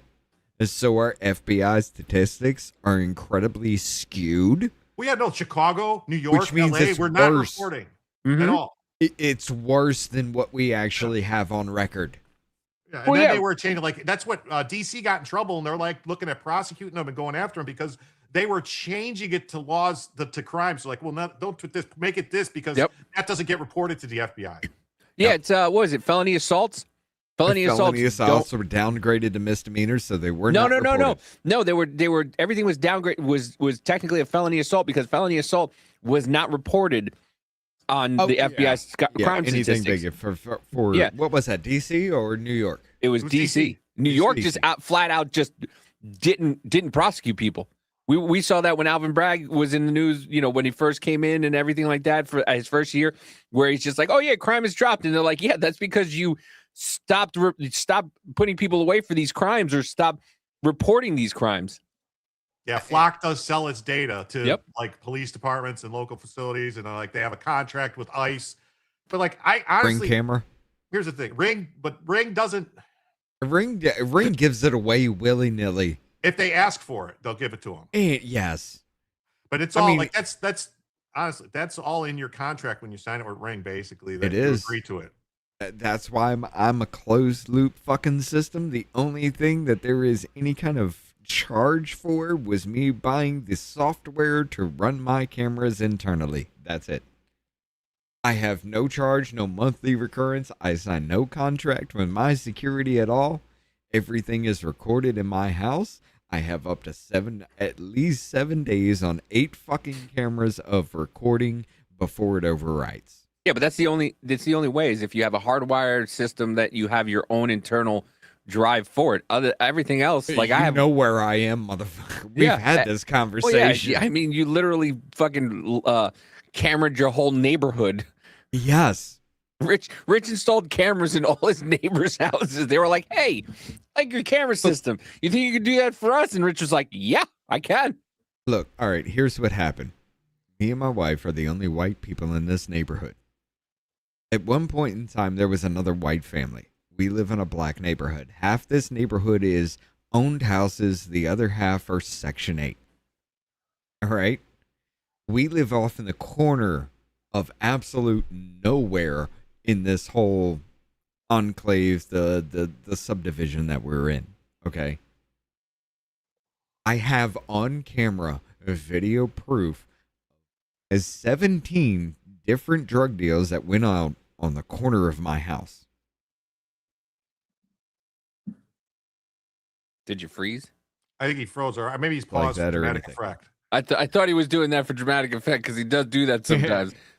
You froze. Well, Rich, did you learn now to shut the cameras off when you're making your drug deals? Well, see, here's the thing. Anyway, no, but I had I need to protect on. myself. The biggest thing that actually happened for these cameras to make them noticeable was a dude. Actually, he was on a motorcycle. We used to have problems with 4-wheelers. The adults were going out. What actually ended it was me running out in the neighborhood. A white man, skinny ass white man, running after a whole bunch of grown men on 4-wheelers with a baseball bat because they were revving their engines, scooting around on the street. Anyway, that they gave it to the kids. Okay. A child ran through my backyard. It came within inches of hitting my wife's car. Ran through just my backyard and back out. A child. Because they gave their 4-wheelers to their kids. Mm-hmm. I put up cameras. After that, and I even told everybody around, we got cameras. If anything happens to your house, let me know because you are in camera range. I'm just letting you know. There's really nothing I can do about that because I want 360-degree coverage. If anything happens, let me know. Dude, after that, a year and a half later, our entire street, like half the houses on this street, have cameras up in their houses now. And nobody messes around in the neighborhood. And every bit of it, I did myself, and I am proud of the work I've done for this area because a white man that helped a black neighborhood. I'm sorry. How dare you? How dare you? How dare you? But yeah, let's get back to this here. Just make sure you don't ever go out on a trip on 4th of July with someone and let them go after a girl because they'll accuse you of drowning them. That's a thing too. But no, in this neighborhood, I stay inside on 4th of July because I can't tell the difference between fireworks and gunshots anymore. It is still like that, but at least they've gone out of the neighborhood for that. Anyway. By NBC News. So this is above and beyond the license plate detection, and you can see that it sort of follows him in the shot. Yadi Yancey and Nick Rabb are co-founders of Deflock Pasadena, a grassroots organization hoping to pressure Pasadena to cancel its existing contract with Flock. What's the biggest concern here? I think the biggest concern is that why does that look like Abby Phillips? And the data got through to ICE and led to a raid, or was used by police for a wrongful conviction, that basically ruins someone's life. There needs to be more community input and consent. How is it used for a wrongful conviction if it shows them the person committing a crime? And so they're just doing this about ICE. They just want to protect illegal aliens. That's what this is all about. Yes. Yes. That's all it's about. Is everything is like, oh no, we want to get rid of this because of illegal aliens. No, I want it specifically used for illegal aliens. I'm perfectly fine with that. Yeah. If I'm not it's fine with just everything doing else. illegal aliens, fine. But it's not. It's not. It's tracking everybody. They just use it for illegal aliens. Just like they use Medicare data. After saying that illegals are not on Medicare, they're using Medicare data to track illegals, and everybody's like, oh my God, it's a travesty. Like, well, no, they said they weren't on it. So how is it a problem if they're not on it? Right. And consent before deploying this and any other mass surveillance technology. Here's the problem, though. Here's the problem. This is constitutional because you have no what is it called? You have no right to privacy. Yeah. Well, you have no within the public. no perception of privacy in public. You have no reasonable belief that you're in public. That's why we have a First Amendment right to film anything we want in public. So they have a First Amendment right to film it too. So it's kind of a weird thing, Now, here is the problem. If you were actually wanted by law enforcement, why would it not track you, though? I guess it could if you're wanted. Here's the thing. I'm going to tell you a story that's Are they really working with going to mess Palantir? with you, though. I've heard of cases of people like that. I saw there was a case of a guy somewhere that got arrested for some crime 700 miles away that he didn't do. They said it was like a 70% match. And it's like, wait, that's ridiculous. Yeah. And they were like, that should have never happened. They're not supposed to do that. But when I was younger, I got a ticket in Petersburg, Tennessee, because I was speeding, trying to get to work because I was behind, right? I paid the ticket. 2 years later, I get busted in the same space speeding because I'm trying to get to work, right? It turns out, 2 years later, I find out my license was suspended because supposedly I did not pay that ticket. Now, here's where the really messed up part comes. And I got it thrown out in court because I could prove. I had to go back to the bank to actually prove that I did this. I also brought proof that I had been pulled over and ticketed twice before. So how did these tickets go through and I didn't find out my license were suspended for 2 years? This would have caught me way beforehand. But I wouldn't have had to go through that. I get you. But then again, I didn't know at that point, so I get essentially swatted. Not really swatted, but as people would make it out to be, I get essentially swatted because I'm driving without a license. All those easy passes or whatever you call them, the toll things in your car, those are tracking you everywhere you go. Right. What else is it? Like your cell phone is tracking you everywhere you go. Yeah. Maybe quit speeding in a radar trap. Most of your cars are tracking you everywhere because cars have the built-in GPS and everything. It's reporting back. It's monitoring, what your speeds are. It's keeping it like a lot of it's but some of it goes back up. Like it's a lot of it's stored on a car, but a lot of it now is actually like newer cars, especially electric cars, anything electric, that's all going up by why, it's connected to the satellite or a cell service, and it's constantly feeding information back. Well, I will tell you this, and a lot of people, we've been 10 years away for 50 years. It doesn't matter. As far as I've been tracking it, the progress on nuclear fusion has been amazing. Do they have a list of what cities have the flock cameras? As far as now, they have a list of the cities that were raising alarms about it and saying no. Well, of course, Chicago, LA, San Francisco, Oakland, basically all the Democrat cities. Yeah, Dallas, Orlando. This is strictly about immigration because body cams did so well. Yeah. Tony says, "I don't care about illegals. I don't care about illegals. Everybody wants to come to America, but they don't want to fight for their own country. Why would they fight for ours?" Yeah. You have multiple people talking about how they people who live here, first generation Americans, talking about if America was ever have a civil war versus Mexico, what side would you be on? Oh, Mexico. Do you know where you can go then? You're more than welcome. You can go back to your family. Right. What up, Tony Hayes? Sorry. I farted in my car and the windows went down and the fan turned on. Crazy. What up, Adam? But yeah, here. Do you want to go to my mine go to his real quick then? Oh, okay. Where? Okay. A flock camera hit turned an innocent Colorado woman into a thief suspect. The Colorado police officer told the woman he was 100% certain she committed the theft because flock cameras captured her truck. He was wrong.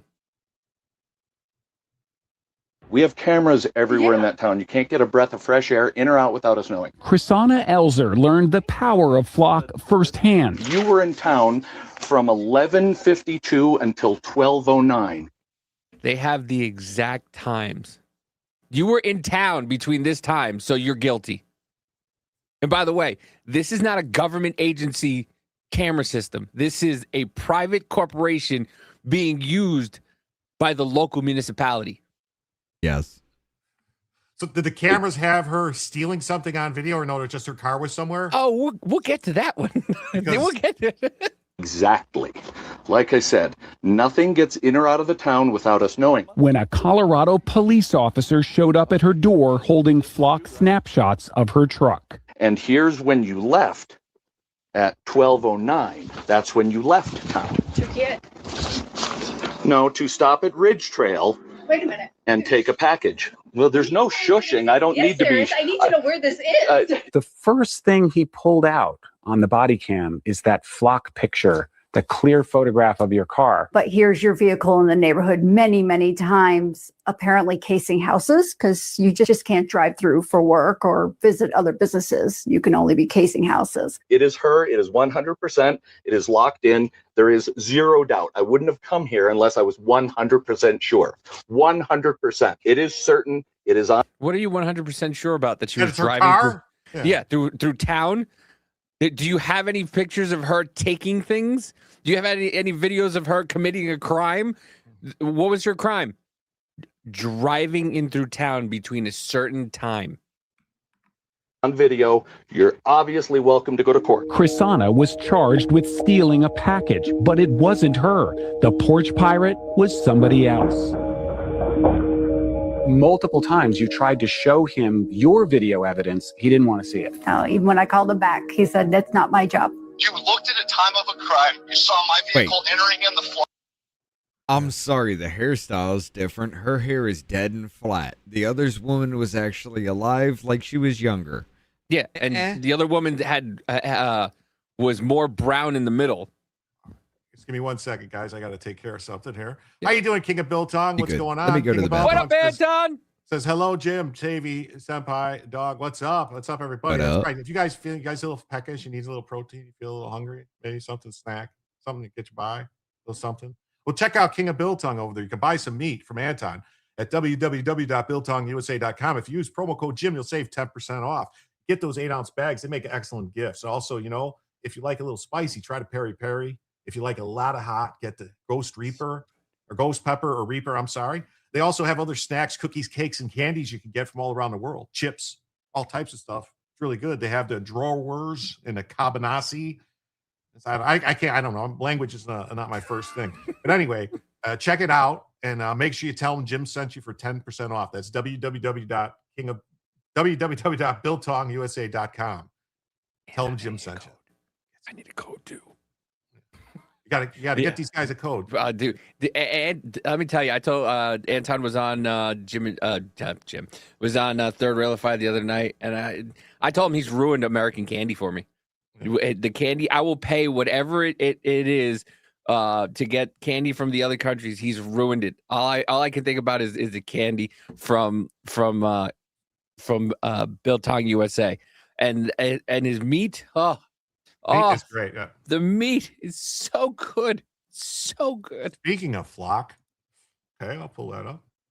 No, what I did was I did an investigation. You called my wife a liar. You saying this is fact. I have video evidence. I don't know what you want me to say. The charges were dropped after Chrisana spent weeks trying to get the police chief to look at her evidence.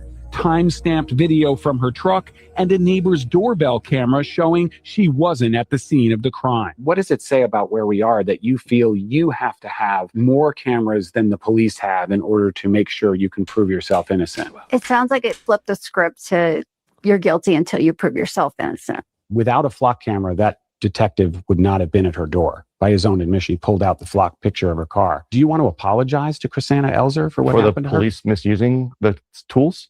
I don't think that I have to apologize. He wasn't charged with a crime. He wasn't, other than being reprimanded for his attitude. Wait.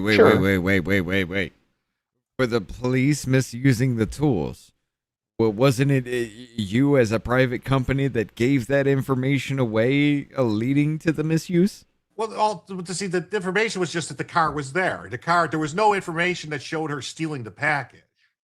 I understand that. So. I get it. But you still hold some culpability, whether you know it or not, is a different story. I don't see how it's a different argument than the fact that you just gave it away willy-nilly. I don't know. Maybe they pay for it, don't they? There's like a contract they sign. Yeah, it's a contract, but still, it's still. What I'm saying though is that the police are always notorious for being lazy cocksuckers, but they're highly trained professionals. But anyway, they highly trained. They're supposedly highly trained professionals. Yes, Rich, that was sarcasm. Just I understand. But anyway, do you? Here's the thing: they're not supposed. There was no probable cause to make this arrest. No, he's like, you're in an area when a crime happens does not give you probable cause that you committed the crime. Well, now, if the camera caught her taking the package, okay. Well, It's funny because if you're a certain skin color, you have to prove your innocence before, you have to prove you're not guilty now. If it's the other way around, you have to, you don't have to prove anything. You're just not guilty. Kyle Rittenhouse versus Carmelo Anthony? Yeah. Reprimanded for his attitude. Sure. No, but I would tell you that, should I apologize for somebody misusing a tool? I don't think so. Flock Safety Chief Communications Officer Josh Thomas. Who's watching the watchers in these cases? Well, the city council. The city owns the data, so city council would have the appropriate responsibility in that case. Our point of view has always been that it is not Flock's job to police the way police do their work. Which he's right. It's not Flock's job. They just provided them a tool. That's like trying to sue the company that makes tasers. It's or suing the gun manufacturer when someone uses it to kill somebody. You can't sue Flock, or Flock has nothing to do with it. They're just doing it to get a story. But it's still a shitty thing for you guys to be doing, to spy on American citizens. Oh, I didn't know this. Did you guys know this? What's up? Hey, Tweaky, my name is Flocky. I contain 2 grams of gold, 2 pounds. Hey, look at that. Cha-ching. Wow. That's his Chinese brother's name, Cha-ching. Yeah, very interesting. Dr. Jones. Yeah, city council's asshole. Asshole. City council is asshole. So you got more on the Flock right here? Yeah. Okay. These are some of the stories and everything. Just to give you a little bit of okay, so we see these things going on. However, let's give the flip side to this. 5 former Albany police officers were arrested for allegedly misusing flock camera data for non-law enforcement reasons. In Cordele, 4 teens are charged. Oh, you shut up. A group of 5 South Georgia officers were arrested on Monday in connection with allegedly misusing flock cameras, according to the Georgia Bureau of Investigation.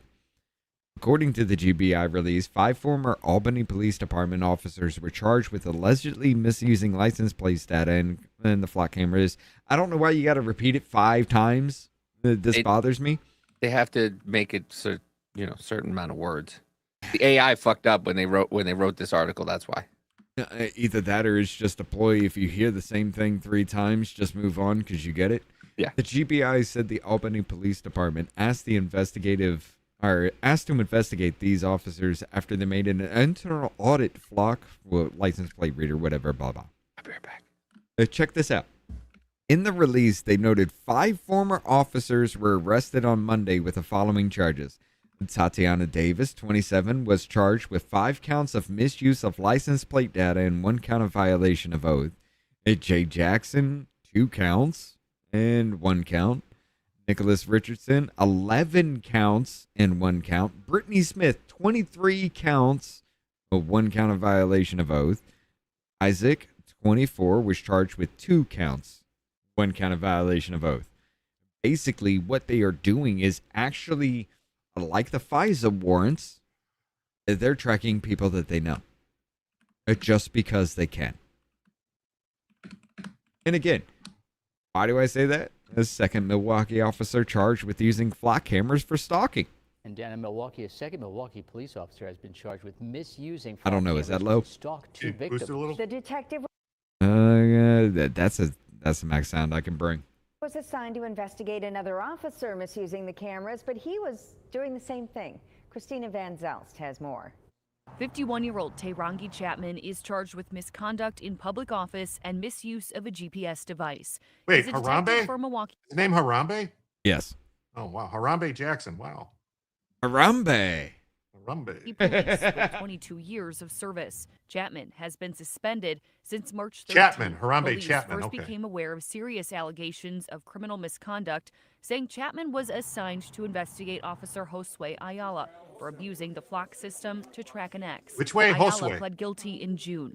That case prompted a wider audit of the system, which is how police found Detective Chapman had also been tracking people for personal reasons. Prosecutors say he tracked a victim's car 17 times, listing the reason for his search as training. Prosecutors say the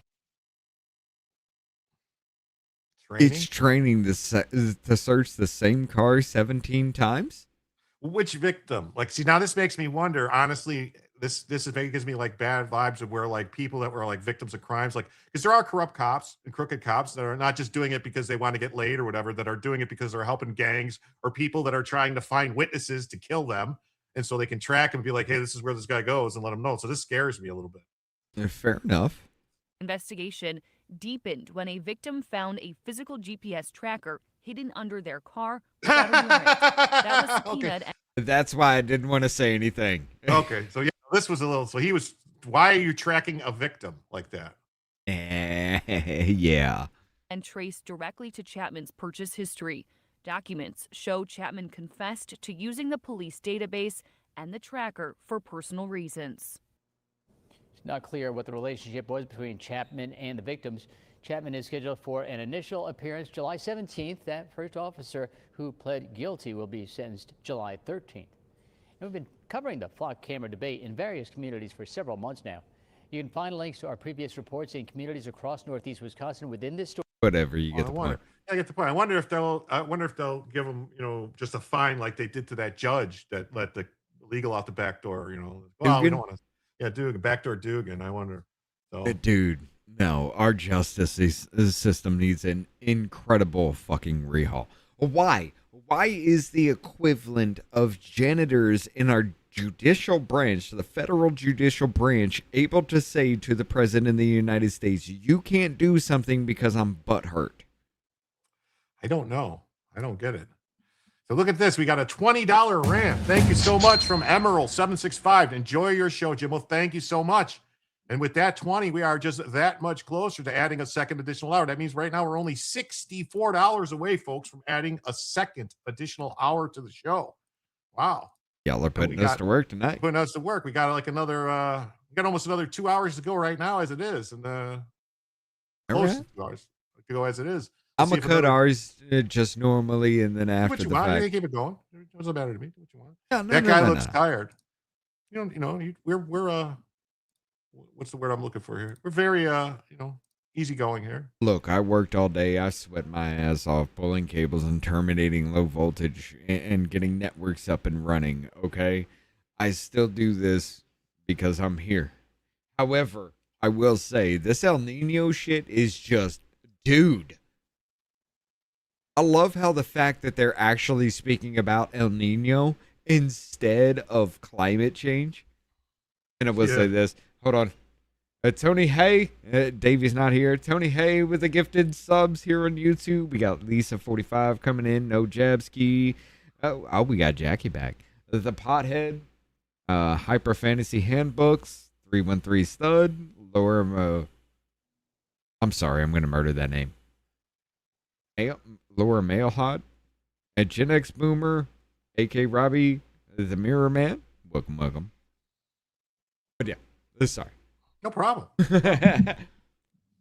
Not you guys, the news guy. No, I know who you're talking about. The news guy. That's what I was saying. I got you. He's looking like a Mitch McConnell, right? Yeah. He was like, do we have any more on the flocks or? I mean, that was pretty much all I was going with there. Normally we kind of squirrel out on things, but if you got more, throw it up. I got this. I wanted to I know you wanted to talk about it too. So, well, I got this real quick that I wanted to talk about, which is good news. You remember this is the child rapist that Tim Walz pardoned that's trying to protect him from being deported. Oh, can we talk about Lance Belter too? If you want. No. But yeah. I don't care. So Tim Walz pardoned a child rapist to try to keep him in the country. And this criminal will never threaten another American. Marco Rubio declared him an enemy of the state, and they deported him immediately. Because I guess they have that. Secretary of State has that power. Thank you. Thank you, sir. He goes bye-bye. Like, I don't understand why he was still in the country to begin with. Like, this happened in like 2006. He raped a 10-year-old or something, and like, what the hell is he doing here? Yes, Walt should be in prison. Hey, CF Rob says, hey, Jim and Rich, what's going on? Well, Davey's here too. He's hey, Davey, he's here somewhere. So he's got to get off screen for a minute. There he is. Sorry, I had oh my God, did we do? Yeah, I got it. Tony Hay with the donuts, 10 gifted subs. Thank you very much, Tony Hay. And that went to Lisa, no jabs. Mama J, the Pothead, Hyper Fantasy Handbooks, 313 Stud, Laura Mailhot, Gen X Boomer, A Krabby, and the Mirror Man. Welcome to the Off-Labelers. At least he's consistent. Yeah, okay. I already had done it, Davey. It's your premium Biltong meats from Biltong USA. That's right. So she was 10 years old. This criminal repeatedly raped a 10-year-old girl and tried to buy her silence, was days from deportation when Minnesota Democrats stepped in to protect him. Rubio just ended that. Just weeks ago, Minnesota governor and Democrat-controlled Board of Pardons pulled off one of the most outrageous acts of clemency in recent memory. This is worse than the whole Willie Horton thing. According to the Department of Homeland Security, the Laotian illegal alien pedophile Tao Lu Vang repeatedly raped 10-year-old girl in Minnesota in 2004 and was issued a deportation order. Vang even blamed the child and said it's a cultural thing to marry and have sex with girls as young as 12. And it's a culture we don't want in this country. Nope. I'm sorry. Look, like I said before, that was the exit for anything civil in this country. We didn't care about anything else until you targeted kids. Mm-hmm. After that, I do feel like that was the point of no return, brother. Yeah, no, it got bad. It's bad. It's bad. So Vang served 0 prison time after pleading guilty. 0 prison time for repeatedly raping a 10-year-old girl. And pleading guilty. To it. these are, Tim Walz's decision to pardon an illegal alien so he can remain in the country is disgusting. That's what acting DHS Secretary Lauren Biss said. These are criminal legal aliens he and his Minnesota sanctuary politicians are protecting. Tao Lu Vang lost his legal status following his conviction for repeatedly sexually assaulting a 10-year-old girl. Following the conviction, let's just say raping the 10-year-old girl. Following the conviction, he was placed in removal proceedings and issued a final deportation order. The pardon will take away the child rapist's qualifying conviction that made him removable. Like, I don't see, this is what I don't understand. If it's an illegal alien, they should be removable no matter what, right? Yes. I mean, 100%. It was 10, yeah, and no jail time. Your due process rights end when they ask the question, are you here legally? And the answer is no. I'm sorry. That's it. No, that's actually the due process. Oh, you have no reason to be here, right? You have no claim to asylum? No? Okay, you got to go. That's it. Yeah, 0 prison time. How is it not all over the news? What the fuck? He should be dead. Yeah, well, this thing is, this was back in what? 2004, 2006 is, I think, when he got caught or whatever. Yes. Yeah, and of course, it came back up in the news for about a fourth of a second because Tim did this, and everybody on the right just went crazy about it, and everybody on the left's just like, your president's a pedophile, so you guys should. Says fucking who? Says who? This thing is just ridiculous. It's ridiculous. Yes. Yeah. They don't know because they'll never follow. Oh, Janik, how you doing? What up, Janik? So anyway, so here's Rubio. Just weeks ago, a convicted sex offender and a foreign national was shielded from deportation by the governor of Minnesota. Laotian national Tu Li Vang was convicted of repeatedly sexually abusing a 10-year-old girl in the state of Minnesota. He can hear everything. He even tried to pay his victim for her he silence. can hear mouse called farts. his heinous crimes a minor thing. Just days before this foreign sex offender was scheduled to be deported, Tim Walz, the governor, issued him a pardon, setting him free to once again endanger the children of America. Well, this week, I revoked his legal status in the United States, and as a result, federal agents took him into custody, and as of today, he has been removed from the United States. Because of our action, this foreign criminal will never pose a threat to any American ever again. Americans must never be forced by their elected leaders to live alongside foreign sex criminals who have no right to begin with to reside in our country. This administration will always stand with the American people and defend them from violent criminals. Wow. Well, because, Anton, it's because the American media is pro-left wing, and they don't care. And you ask anybody who is, I guess, on the right, and they go, "Oh, would you listen to Fox News?" No, but I guess I guarantee you listen to ABC News, CBS, MSNBC, CNN. Who else? They got nothing but Fox News. Yeah, that's it. That's it. You asked you just listen to my parents. All they listen to is Fox News. Yeah, and all you listen to is the other stupid media that's on the left that stumps hard for one person.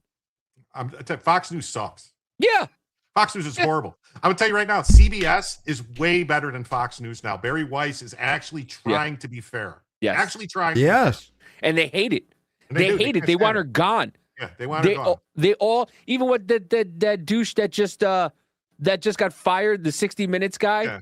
He was like, "Oh, you have to see what she's doing in there. She's just coming." By the way, I'm sorry. Whenever you get a new person, at Netflix, at Sony, at Paramount, what happens?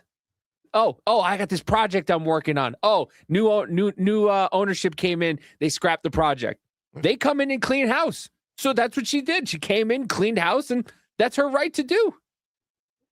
That's his wife. Okay, I was like, what's going on? It looks like a maid with one of them feather festers, like feather dusters, dusting something like. It is all trash. I have a fridge right next to me right here, right? It was probably the green screen thing, but it looked like she had a feather duster right by your side, like cleaning something. No, she sits right next to to I do this. Sometimes you can hear her when she's speaking. I wasn't saying that to be like rude or anything. I thought it was like a bit, like it was going to be like the Family Guy maid or something you had going on. Like, hello, I cleaned No, that's Rich. That's Rich. His wife is like 4 feet taller than he is. I made her pick her up. Shut your mouth. I made her pick her up. Made her pick him up one day just to prove it. She's 4 inches taller than me. You shut your mouth. Hi, nice to meet you. Hey, everybody saw you. She just gasped bigger than shit. No, but she was just putting things in the fridge because she sits right next to me while I do this, and she's just like, "Nah, you have this fridge. It's mine now too." You're right, Tony. In fact, Congress and Senate were when it started had regular jobs. They didn't get all their money from taxpaying Americans. And that's how it should be again. That's how I swear we need to get back to where it's like 50 to 75,000 people per congressperson. I don't care if there's 4,000 of them or 5,000 of them. They don't need to be in Washington. They could be somewhere else. You can have separate places in each state for them to go and do their votes. That way, if you have a problem, you can call your congressman on the phone or go see him and say, "Hey, I got this issue." That's what they were supposed to be, where you go to them and represent you. But I the mean, representatives, Senate is a different story. Yes. In the time we live in now, which I don't. When did mayors start getting police escorts? Though they're not supposed to. I know, but like every major city mayor now has a police escort. Why? You're supposed to represent those people. Those people are supposed to be able to come and talk to you and have a conversation with you. There's no, small town mayor with a police escort, but all these big towns now have police escorts with the mayor. For what? Johnson in Chicago has 170 fucking officers on his detail. They have to sit on every L stop and on every train when he's going to work because, he's one of the people. He's going to ride the train to work. Meanwhile, this motherfucker's got like what, a 60%? I'm sorry, 6%. 6%, yeah, approval rating. 6% approval rating. And you wonder why all this is happening. Davey? Yeah. I've proven it to you. I've had conversations with Governor Meemaw. I'm trying to keep it down. I've had conversations with Governor Meemaw, which is the governor of Alabama. Is that Kay Ivey? Yes. Yeah. We call her Governor Meemaw because she treats everybody like she's your grandmother. That's how she ran for office. Meanwhile, as soon as she gets in, she hikes gas prices by 10 cents to pay for roads that get a little bit of work done, and then for 2 years sit there unpaved, unworked, and then all of a sudden, the last 2 months, everything's done. Well, that's like Illinois was the worst with that, where it's like a constant thing. You had 5 seasons, winter, spring, summer, fall, and construction season. It was like this whole thing. It was like construction season, but like the Senate needs to go back to being elected by the state legislatures. The Senate is supposed to be the representatives of the state's government. Like the state has representation. That's the whole purpose. I don't know if I'm okay with that though. Why? You vote for the state legislature and they pick the senators. And that way, if the senator doesn't do something the state likes, they can recall them and replace them. But you're also talking about a state here where they're trying to take your right to vote for the person that sets your electric bills. What do you mean?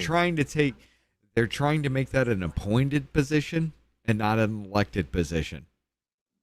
The person that sets your electricity rates, everything about your utilities, our vote is being taken away and make an appointed position in my state. Well, I'm just saying the way our Constitution was set up, that it was set up which states had sovereignty and states had right now the states state governments have no rights in the federal government. There's no representation. But if you give them that and then they take away the rights from the people, like the taking people away have their vote. That's why you have the Congress, the people's house. That's why we need that's why they did what they did when they said like, oh, we're going to limit the number of people in Congress and you get the vote for the Senate now too. Well, it's like, that's not how it's supposed to work. Jennifer with the dono. Rich, everyone in Jim's chat wants to see it again. Which show was that? When she picked you up? Oh, when she picked me up? I do not remember, but no. Yeah, I don't remember. That was great though. She picked him up like a baby. What up, Janet? Well, Janet says any foreigner, legal or illegal, should be sent back to their own country, less an appendage. And I think we all know what appendage. Yeah, especially this guy. And Liberty Twitcher says, I hope, over there on the Twitch, I hope all the GOP candidates use this next election to brand all Democrats for things like this. If they don't hang this shit on them, what Waltz did, this should be running in everybody's. This was their VP candidate. This was their standard bearer. This is what he did. Didn't he Here's resign? the When is thing. he done? When is he done? He resigned, didn't he? He's still no. He said he's not going to run for re-election, and Amy Right. Klobuchar is He's be still governor. there till there. Yeah. Oh, Miss Snow White herself. I am Oh. dying to see because Bolter's pleading guilty, so I'm dying to see what is in his what's in his guilty plea. Didn't Lance Bolter say that Tim Walz hired him. Yeah, Kill- Tim Walz kill his hired neighbor. him to take out Amy Klobuchar. He Like had- we're just gonna pass that over, right? They Yes. tried classifying that as right-wing violence when that guy had no king shit all in his car, and he was only worked for Democrat David governor. DePape. Yeah. All right, sorry. Look, I David just DePape was the guy realized that my hammered- tongue is blue. the- I'm eating. The guy that hammered Pelosi's husband. Yeah. They In more tried to ways say he than was one. right-wing. Yeah. The dude had Black Lives Matter and Antifa stuff all over his house, but somehow he's a right wing and man lived that in a went gay after her commune. husband. And he lived in a gay commune. Yeah. But yet he was a right-wing extremist. Yeah, this is ridiculous. I would hate to be Marco Rubio here. with those ears. Bill Tuck says, Senpai, if you have your wife pick you up, I'll donate the 64 for the show extension. Bill, hey, why don't you come over to Off-Label and do that? Yeah, right. Come on over to Off-Label. You want her to pick me up? It's Yeah. gonna have to be on off. Yeah, you're gonna have to come to our channel. And we'll still go ahead and give it to Jim and say let's extend the show. How about that? No, actually, you know what? A super majority. Just for the hell of it, you don't have to do that, baby. No. What are Baby, you come doing? here. What are you? You gonna have to do You it again son of- because you we son of a mentioned it. bitch. You're gonna owe me Put me $64. full screen. Hold on a second. There was do this.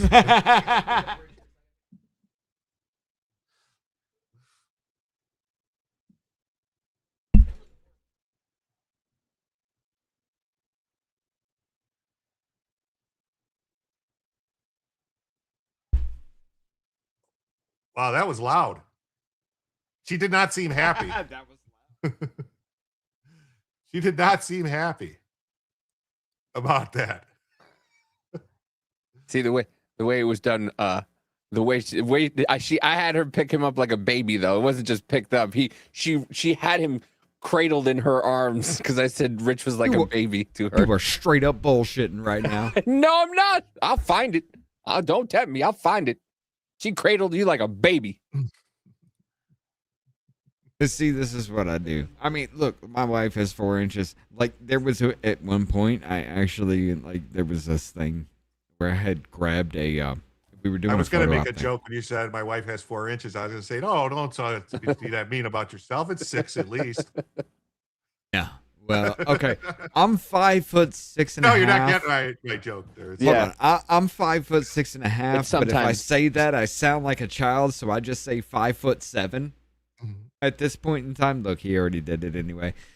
Davey, And Anton with the dono, king of Bilton. Thank you for the entertainment. You're well. Thank you, pal. Thank you. That's probably just going to end up back in your pocket. I'm not gonna lie. literally, there was one time where I had actually just like grabbed a step stool and put it in front of my wife just to step on it to kiss her because she's 4 inches taller than me and she has to look down on me. Yeah. I don't care. Fuck it. I love my Amazonian princess. I gotta pee. All right. Anyway, so that's good. You know, he's gone. Walton's crony tried to hide behind procedural excuses, but the Department of Homeland Security and Trump administration saw right through it. ICE has deported Tao Vang, the illegal alien child rapist that Walz pardoned in an attempt to make him remain in the country. Well, thank you, King of Bilton. While Walton's fellow sanctuary politicians fight to protect heinous criminals like this, we will continue putting the safety of the American public first.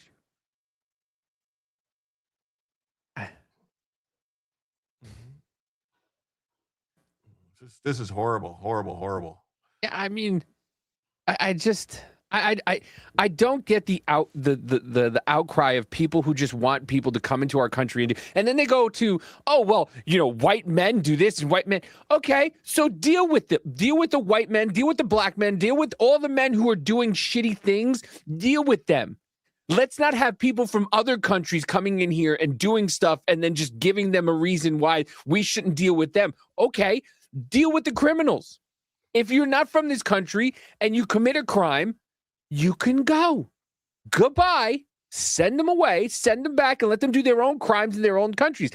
Trump was right when he said that they weren't sending their best. They were probably taking out. They were probably letting people out of asylums and jails to come to this country. Yeah, they probably were to get them out. If that was us, and the roles were reversed, I'd be like, hey, let them go to another country. Let them do it. We don't have to deal with it anymore. Right. Well, they know they were doing it in Venezuela. It's the same thing the Cubans did with the Mariel boat lift and stuff like that. And I have no problem with Cubans. I get along with them great. I love their coffee. They make great sandwiches. I don't know. Listen, if you come here and contribute to society the correct way, like I don't want. We're just gonna go over that one. All right. Yes, we are. Listen, I love their sandwiches too. I don't like Cubans. You are. Listen, you want. Fuck you! Don't even start with me. Yes, he's Puerto Rican, not Cuban. Listen, but yeah. you want to talk about You want to talk about people who are racist? Spanish people are probably the second most racist people. You do realize that Spain had Cuba and Puerto Rico, and we defeated Spain and took Puerto Rico and made Cuban free. And basically, yes, and he just said he's one of the most racist people out there. The only thing is, I'm allowed to come here on a flight, and Cubans, well, congratulations, have fun on your tire. You know, I don't think there wasn't a Puerto Rican in a closet where the FBI was holding guns at the poor little 10-year-old kid telling him to get out of the country, Elian Gonzalez. No, it was a little Cuban child that they were like, afuera. You know, that wasn't Puerto Rico, but still. But yeah, Puerto Ricans, like I know family members who don't like, they won't talk to their kids if they marry outside of Puerto Ricans. Like, right. And Mexicans are the same way, and Cuba. A lot of people want they want to continue their own lineage.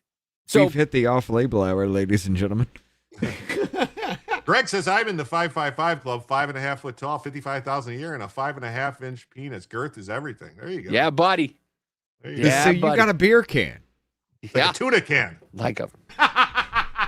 It's not the size that matters; is how you use it, I guess. It's not the size of the boat. It's the motion in the ocean.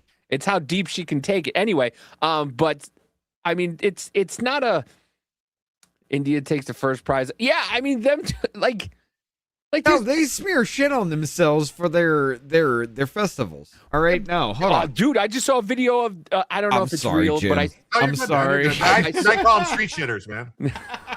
I call them Jeets. Make it easy. I saw a video that some kid, instead of sending him to a hospital, they dunked him in a dung bath, and the kid died.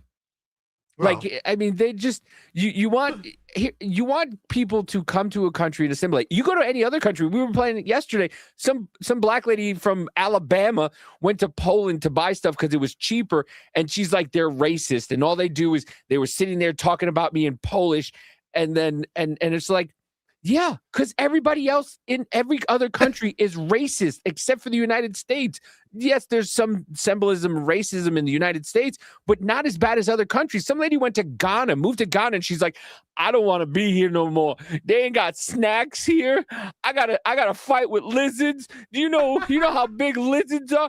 I have the gangs and the corrupt cops. Yeah, you thought the LAPD was corrupt? Yeah, go to Africa and deal with the cops there. Not only do they not know how to open a Coke bottle. In Ghana. Yeah. Not only do they not know how to open a Coke freaking plastic bottle. You ever see that video? They gave a little African tribe, about 4 little African dudes, and they bit the bottom of the Coke bottle to get it open. They built everything in the United States, though. She went to Ghana because she thought, since she already had gonorrhea, she figured she'd be really good there. So that was her last name, Rhea. Gonorrhea? All right, I'm there. Listen, I don't understand. This is my base Puerto Rican. I'm biased, but Puerto Ricans are the least racist. I don't think least. I don't think least. No. Listen. This motherfucker right here has said more things than I have. Well, listen, I come from the Bronx. I'm allowed to say all this. Jeets are Jews with trade. That's the problem. You are, and I'm not. I'm going to bring it up. You were talking about Jesus Jews. I'm going to bring it up. Does everybody remember the sewer Jews from New York City? Oh, yeah. I will never not bring that up. All right, that is the most hilarious story. You just see Hasidic Jews popping out of the sewers in New York City, and there was a dude on Reddit said, I told you, I was telling you for months, I'm hearing fucking Jewish up underneath I'm on the first floor. What's going? Yeah, that was amazing. What I understand, they were actually digging tunnels to connect like the women, because they separate the women and the men, so they were digging a tunnel so that they could go be with the women and in the other building. they were looking for porn. What? They were, Yes. yeah, it had to do with porn. Yes. That's what it was about. But there my was favorite an underground cache of porn that they were actually digging tunnels to go find. It was sealed in. It was concreted in a long time ago. They were digging these tunnels to go find it. Yes. What was it, like Jew porn where they had like sheets on and just a whole It doesn't sheet? matter. They It's just porn. saw like 2 sheets. I don't know. No, they were looking for Mia Khalifa. Mia Khalifa. Wow. The Jews But mostly come out at night. Mostly. They come out at night mostly from aliens. They come out at night mostly. But my favorite part about that whole thing is they made the hole big enough for their hats. They did not move. They came straight up. The hole was just enough for their mezuzah magugana hats. They just came out with like bent just a hair. The mezuzah is the thing that they put, the little metal thing that they put on their door frame is the mezuzah. Listen, somebody kept saying payas today, and I was just like, oh, the little Jewish curls. I just call them their fucking what is it? Their Shirley temples. They're Jew tennis. Yeah. Oh my God! Holy! He spit out his drink. I've been doing that. I've been trying to get him to spit out his drink for I didn't 3. spit. I yes, didn't you spit. Did. Play No. back. I'll go back and rewind that. I didn't spit. You spit. You spit. I've been trying to get him to spit his drink out for 3 years. I didn't 3 spit. years. I wiped my mouth. I wipe my mouth. Oh. No. Hold on. The entire time me and Davey have been doing this show, the first thing we walked into was we had this bet going with each other. He was going to make me spit beer and fuck up a monitor. And I was going to make that vein pop out in the middle of his forehead. That he won. I've been winning ever since. I'm not trying to impress Joe. I mean, me and Joe talk a lot. I know a lot of like little secrets. He taught me the handshake. You got Rich to spit out once over a year ago. Wait, is it Rich? Just No alcohol is ever. Twist? I'm sorry. I'm a functional. I can be a functional alcoholic. No alcohol has ever passed my lips so far. Not forcefully. Anyway. My sister was in New York a while back, kept taking pics of the rats the size of cats and small dogs. Yes. Yeah. There are more rats in New York than people. Do you remember how they were actually trying to report in the news how the rats and everything were attacking people in New York City because they were starving? Yeah. During COVID, right? Because there wasn't enough food. They closed everything, and so they were like starving and going crazy. It's nuts. Yeah, the animals were actually attacking people because there were no people to feed them. And speaking of animals attacking people in New York, all right? All right. An illegal alien who firebombed 2 New York City churches was arrested and released twice last month for armed threats. Now, if you know, there's been a lot of churches getting burned down, especially 4 in 2 months in New York, all right? Yes. And so this 2, all right? So this guy right here, there he is wearing, the whatever fucking... V for Vendetta. V for Vendetta Max. There he is. So the New York church firebombing suspect's an illegal alien with pending cases involving armed threats and a prior firebombing. He's also a suspect in at least 7 other arson investigations. He was arrested twice in June on armed threat charges, then released under the Kami Mandami's anti-law enforcement policies, compounded by his refusal to cooperate with ICE. All right. His name is Yagush Sarenge. He was arrested on Thursday after throwing Molotov cocktails at 2 Queens churches and an ambulette company late Wednesday night. What's an ambulette company? It's like a private ambulance company. Okay. Yeah. All right. They have those. They're in New York. They're like, you'll see them a lot in like taking people away from whatchamacallit, from like nursing homes. Okay. Yeah. Oh, he was arrested on Thursday for throwing. Okay, I got that. Saraj targeted the Iglesia Bautista El Mesias Baptist Church in Ozone Park just before midnight, where surveillance video showed him speaking with 3 men before lighting a Molotov cocktail and throwing it over the front gate towards the entrance. Why didn't those 3 guys beat him profusely? Oh, probably because they agreed with them and they looked very Muslim. Yep.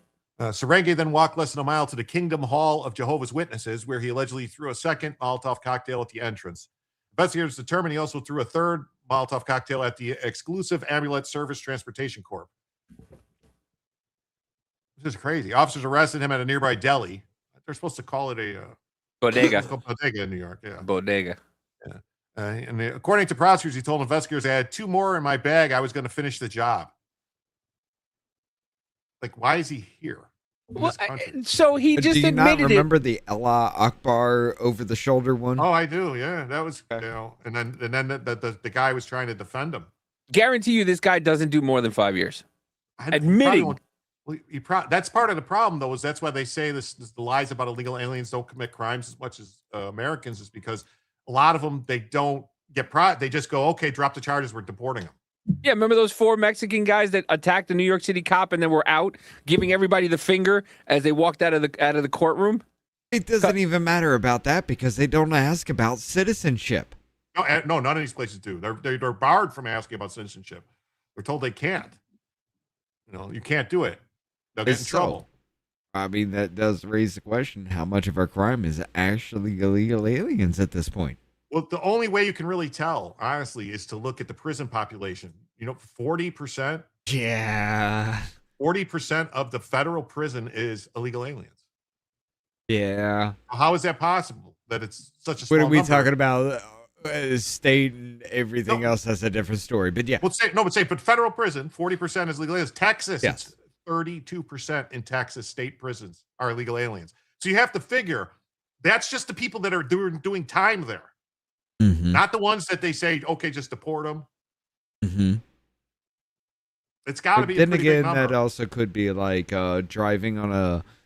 Well, if you're illegal, you shouldn't have a suspended license, so that's a bad analogy. Never mind. I think it's. But no, I mean, honestly, it's like petty crimes and shit like that. You know what? Fuck it. I honestly think that probably if you looked at all, they're probably at least a quarter of all the crime in the U.S. I will say this with the illegal alien crime and everything like that. All right, cool. I would accept it better if you kept your fucking nose clean, came into this country legally, kept your nose clean before you decided to turn into an American, which just apparently just likes to break the laws and say whatever, I would respect you more for coming to this country, going through the process, keeping your nose clean before you started acting a fucking fool. Well, maybe this guy has been in New York for a while, and he was there when those leftist It doesn't Antifa matter. people- You didn't go through the process to make yourself an No, but what I'm American, saying, so though, I'm is looking at you more harshly than I would to somebody that actually went through the process and then decided to be an American. You know what I'm saying? But what I'm saying is that remember when those BLM riots in 2020 and those leftist lawyers were firebombing cop cars and then nothing happened to them? Basically, Obama, like the Biden got, took care of it, and basically, they downgraded it. They ended up not even going to jail, and then Biden gave them clemency. Right. Like, what? So he's like, oh, well, if we buy, we could do this stuff because it's cool. It's like the people that have been here for like 20, 30 years. They've been here for that long, so they should just be able to stay. No, they've been breaking the law lying for off 30 me years. for Yeah. 20, 30 years, and just because you've existed, I should continue to pay for you? No, those people are the ones that have been using stealing people's identities, using fake credit card, fake social security numbers, fake IDs. Right. And then, claiming 9 or 13 or whatever number of dependents so they don't have to pay any withholding. Yeah. That's what goes on. Is that true? Tony Hayes says it's been proven that no Republican has ever owned a slave. That's probably true. I mean, wasn't the Republican Party started by black Americans? Well, no, it was started by anti-slavery party. It was the anti-slavery. Yes. Okay. The Republican Party was majority black starting out. Yes. But hey, you're the racist dude, right? Who, me? Let's not forget the whole damn messaging in 2020 was black people are stupid. They can't get IDs because they don't know where the DMV is. They can't go online because they don't know what a computer is, and they're so pathetic that you must give them everything because black people can't do a damn thing on their own. Is that or is that not racism? I'd say so. If you don't vote for me, you ain't black. I mean, that was the whole messaging in 2020 as far as that's concerned with listening to everything. Everything that happened, every part of it, they were just like, yeah, these people are, they're going to be this way and you must accept it. Look at this. We got another gifted membership from Lurch Linder. Thank you so much, Lurch. That means right now, folks, we are just $58 away from adding a second additional hour to the show. Let's go. Right. Just put us to 58 work. away. Pew, pew, pew, pew. Pew, pew, pew. And then Steve says that we are wondering when ICE is coming to Georgia. It's like a 3-beaner salad down here. Bro, they've been in and out of Kansas City, and by the time they get in and out, people are like, ICE is here, and it's just like, no, ICE is gone. They came in, took whoever they needed to, and vamoosed. It's pretty quiet. Let's see who got that membership. It went to Joe Dolio. Oh, Tactical Wisdom. Joe Dolio, good buddy of mine. He's on the Council of Future Conflicts. Thank you so much, Lurch Linger, for bringing a good old Joe Dolio into the Jim Somniacs. And then while I'm over here on YouTube, I'm going to wait. Well, no, I'll do it now. I'm going to update the goal on YouTube. We're going to start it for another hour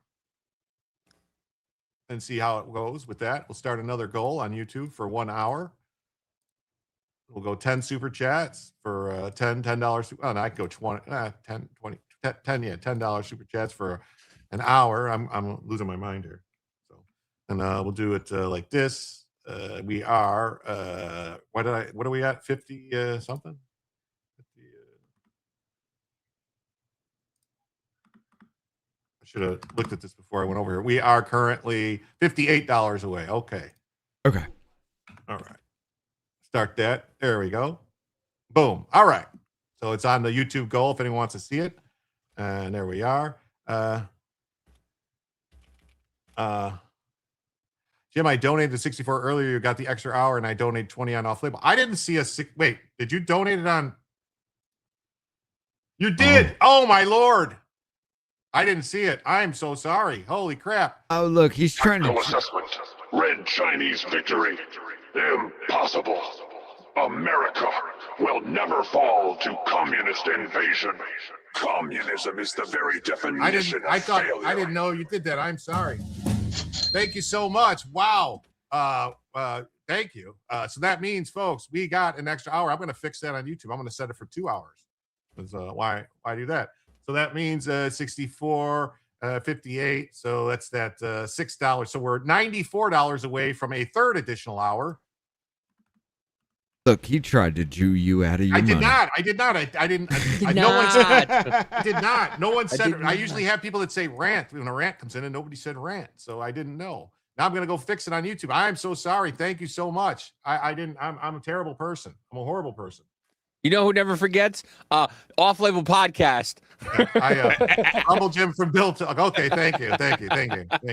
I had the 20 already. I got the 20 early. I didn't see that one, but oh man, wow. So I have to do this. I'm going to go back to YouTube now. I'm not going to fix this. I'm going to stop the goal on YouTube and restart it and do it for 2 hours. How long are we doing this, Jim? Well, because I got 2 hours right now. I got 2 hours to go. I mean, let's go, but I'm just saying. Forever. That's why I'm asking. I got all night. The longest. Jennifer with the dono sub. Thank you very much, Jennifer. And that went to LSD 666420, also known as the Great Glenn. Thank you very much, Jennifer. Welcome to the Red Rash, Glenn. It only hurts for a fucking couple minutes. Shut up and run some dirt on it.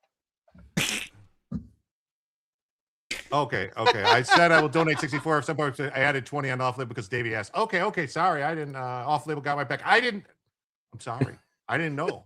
I thought you gave the 64 on Off-Label. Oh, he was just like, no. Jewish Jim. Ivy, you got me. It's sponsor. Try to get me. Mashugana. But I am so sorry. But Jim is getting a case of the Joe Ghetto forgetitis. Yes. But anyway, so Forget now we got- about itis. But no, the longest show I've ever had was 12 hours. Jesus. So it's the longest one so All right, far. But, that's longer than me, but hey, you know what? I got Adderall. I can go. Send me some. Oy vey. Daniel said he was going to get he's buying a yarmulke, right? And I said you gotta make it say Goyim on the back of it. Was Anthony Johnson the first black slave owner a Republican?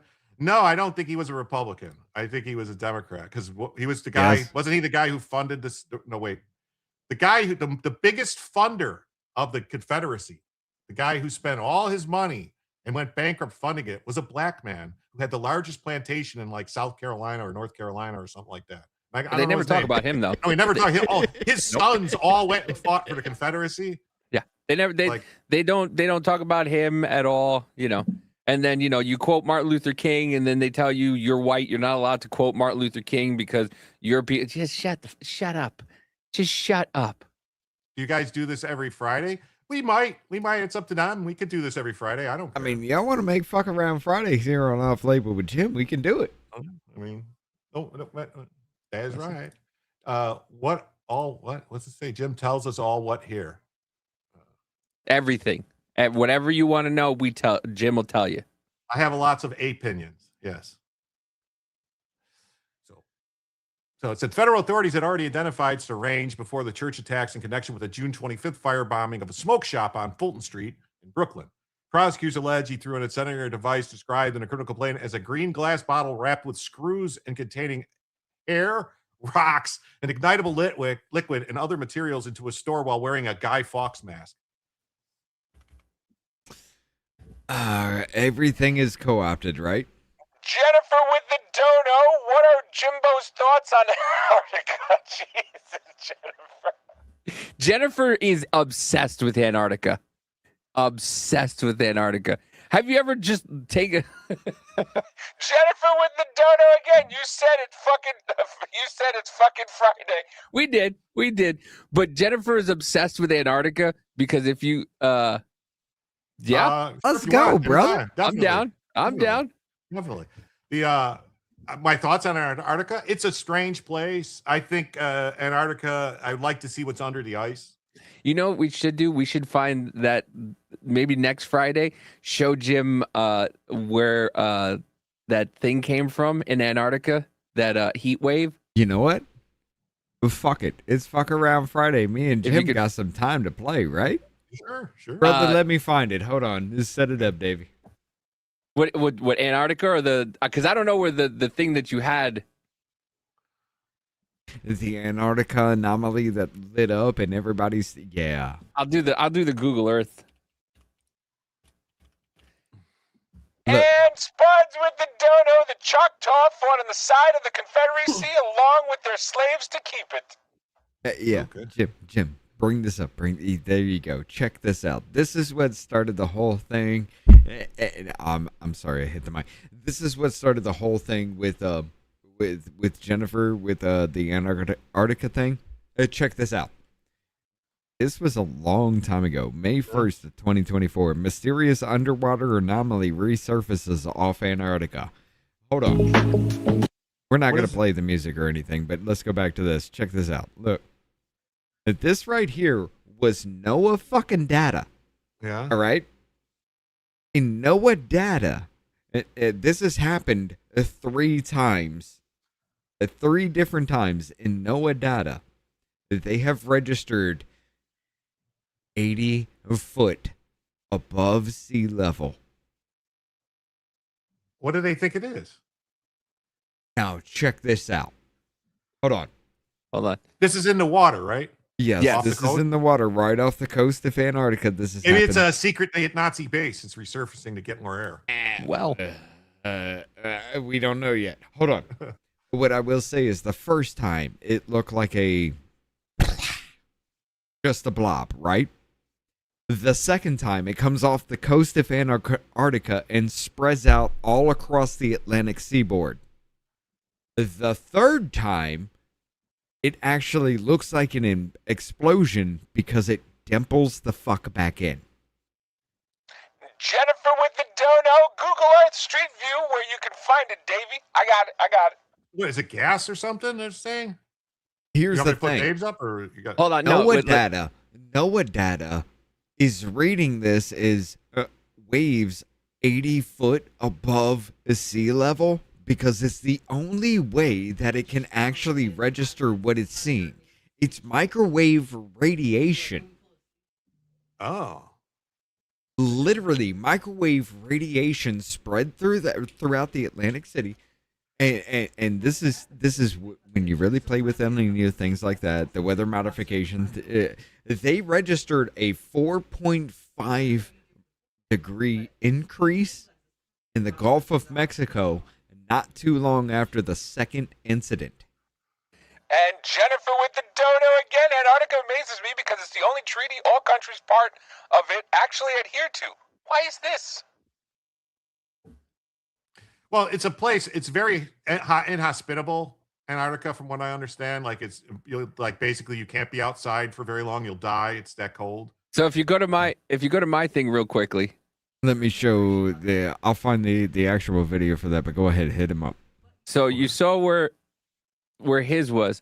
Yeah. So we went to Google, right, to the Google Earth. You see this right here? I mean, aren't there pyramids on Antarctica? I don't know, but did you see this right here? This little string right there? Yeah. That's where it's coming from. Yes. We figured it out. If you pull it out, we dive deep that into little this. that little thing is coming from right here. And when you scroll in, is there like something going on there? Because didn't they find some weird We stuff have no going on? fucking clue. we have no clue, but that's where it's coming from, and we don't know. There's nothing there. There's nothing there but that white strip. And it's coming exactly from there. Yeah, is this where the Predator arena was, where they were doing the stuff where Predator and Alien were fighting? I think so. I mean, but there's a station there. Let me see if I can get. Isn't this where that stuff happened with Alien, the first one, or the Thing? Yes. The first Thing, one, right? Prometheus. No, the Thing with fucking Oh, Kurt with Russell and them. yeah, Kurt Russell. Yeah, that's where the Thing started. But yeah, if you go, there's a big rock formation. So there's something under there. There's something under there because then it just shoots right out. See, I'm wondering did they find some fucking ancient technology or something they're fucking around with, like the stuff that the pyramids used to use, the plasma generators or something, or the stuff that they used to use to like basically liquefy stone. Well, whatever it is fucking with the actual temperature of our water. I can tell you that because with this incident, Jesus, this is going to be hard to track down again.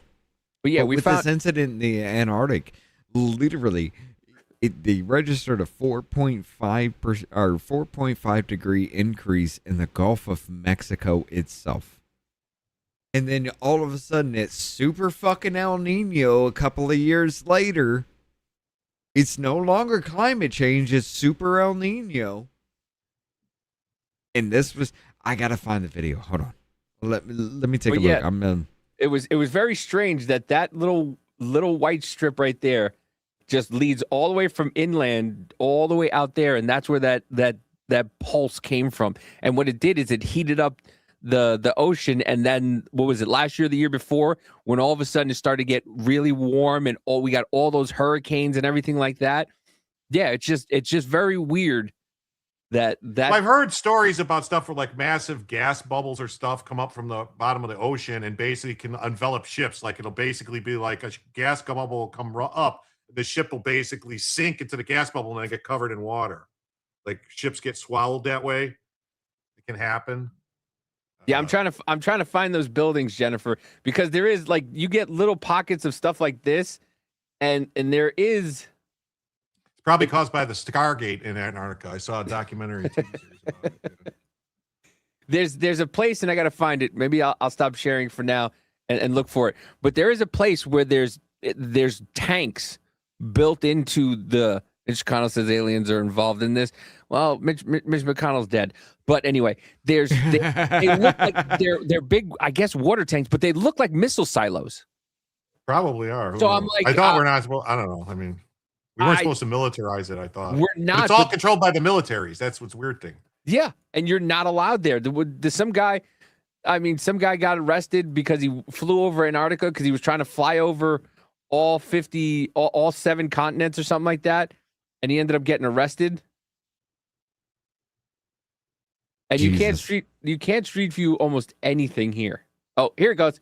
Here it goes. Well, there's Let me no share. streets. How are you going to street view it? There's no streets. Well, there's restaurants. There's a West one. There's Westawans. I forget where the hell that was. You see these things right here? Yeah. Like This is there's kind of holding tanks, right? Yeah, they're holding tanks for something, but I don't like. It's just very Probably weird. just for milk. You know, they need to have their calcium. Yeah, wheat. You know. Yeah, milk. You know, wheat. Is that a helicopter? Sure. Yeah. Okay. Download. Share this tab instead. Okay. Come back to this one. This is what we were talking about here. Okay, this was the second one. This is when it was actually noticed. The first one was a massive wave. It just spread across everything, right? This Hold on, one, Rich. Jennifer with the dono. Remember all the buildings and equipment on the street view? Yeah, that's what I'm looking for, Jennifer. And Tony Hay with the dono. Thank you, white people, for the car, electricity, microwave, American freedom. Thank you very much, Tony. Thank you, white people. thank you, black people, for peanut butter and cotton gin. And the street light. Let's not. Okay. I'm that asshole. Yes. However, no. This is what we were talking about. Is the second incident when this actually popped up. Okay, what you were looking at is NOAA data right here. This wave of energy. And yes, we did track this. This is the point that data that Davey actually brought up that comes off this point here is to this. This is a wave of energy that literally swept the coast of Africa and pushed off into the United States. Not long after, we registered a 4.5 degree increase in the Gulf of America. Okay, what had happened with this is this massive wave was reading on NOAA data, the buoys and everything. It was reading that they are 80 foot above the sea level, but they weren't. And Wow. they played it off as a glitch across the system. It just spread across the system, but it wasn't that. They were recording something in Moving the through the data water. that was saying, yes, this should be here, but we're not. That's weird. And King then of all of a Biltong sudden, says, "This is Super great." El Nino a couple of years later. Yeah. I had a good time, but I need to take my kids home next time, gentlemen. If you do this next week, I'll gladly join in. Cheers. Well, thank you, King of Let's Biltong. go. And everybody, if you guys like good meat and protein, you want to support American business, check out www.biltongusa.com. Anton and his wife, they make some great meat. It's Angus, Wagyu. Check it out if you like spicy.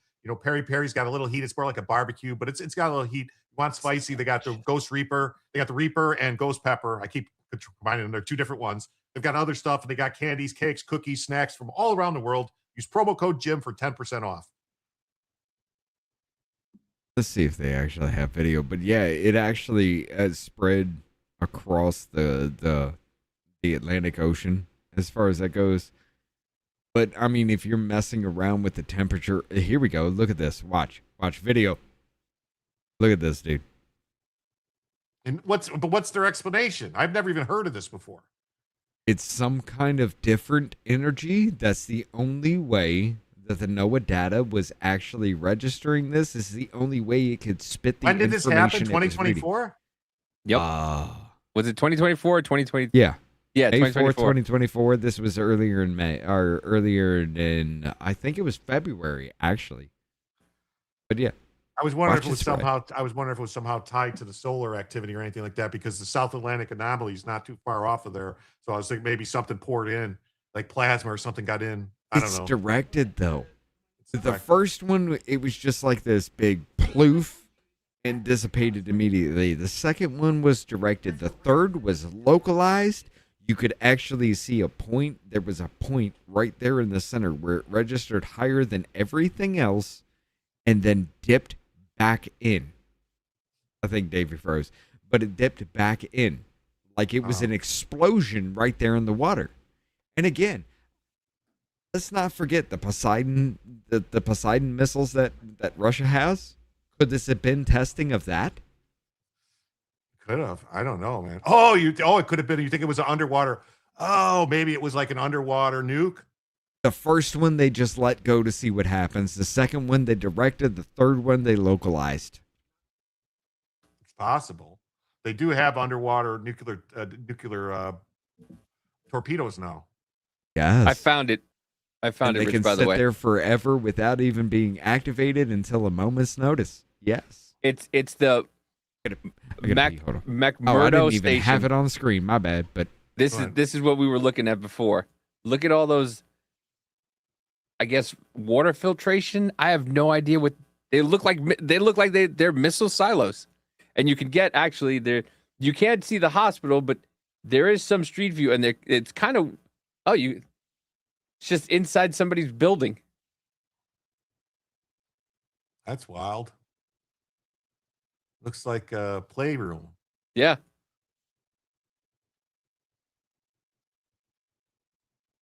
Fuel storage, ASRock.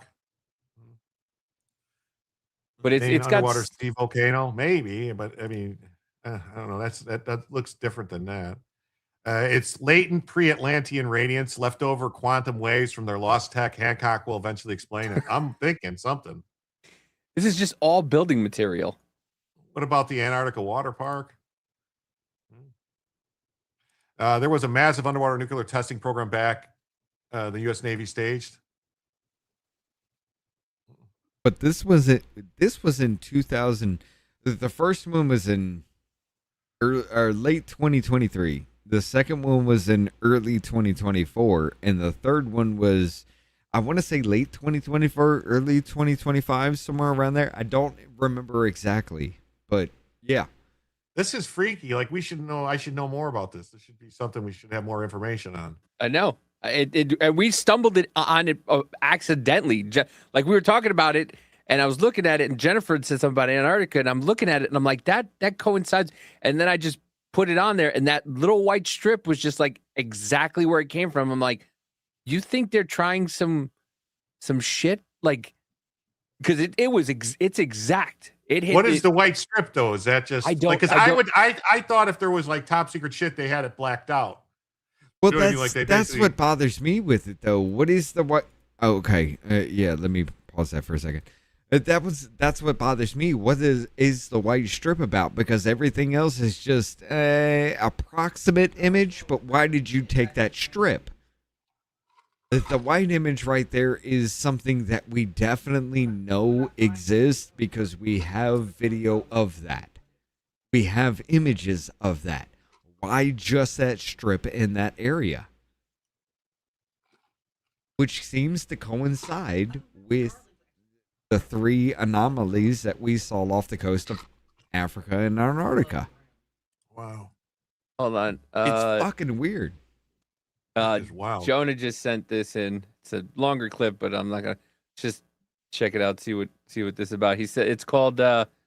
Sorry. Halfway, Davey. Halfway. That may be a little too much. Unavailable island.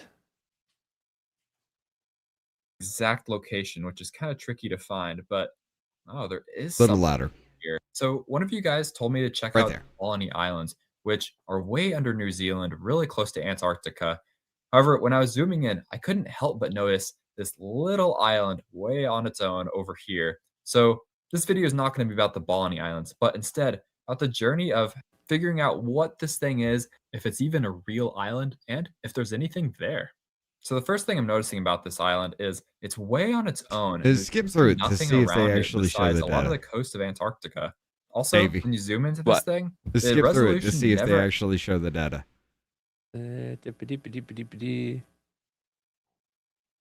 imagery will show anything. Again, why is that spot So as just soon as I white? click on historical imagery, this thing just disappears and never seems to pop up a single time going all the way back to the 1985. So something is up with this location. Why does it There's look got to be different? some secret here, or maybe Because it was hidden, and he accidentally found it.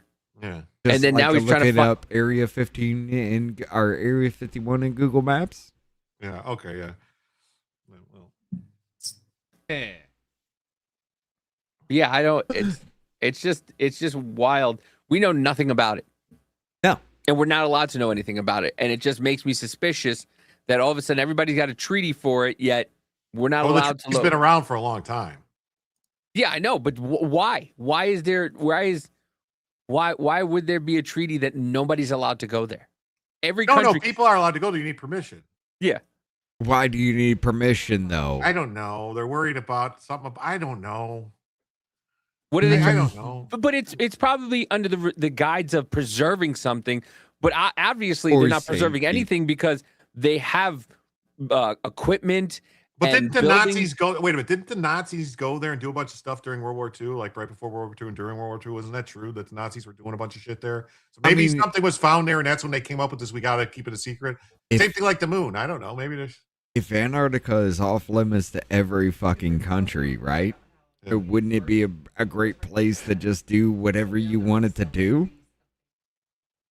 No matter what? Yeah, but if we were doing something, or wouldn't somebody be making noise about it unless we're doing it together? They're all working on it together. Some kind of weird shit that they're working on together. I don't know. Climate change. Hold on. I mean, I put Nazis Antarctica, and this is what came up. Oh, hit his screen. The existence of a secret Nazi military base or colony in Antarctica is a debunked conspiracy theory with no historical evidence to support it. That makes me think there's something there.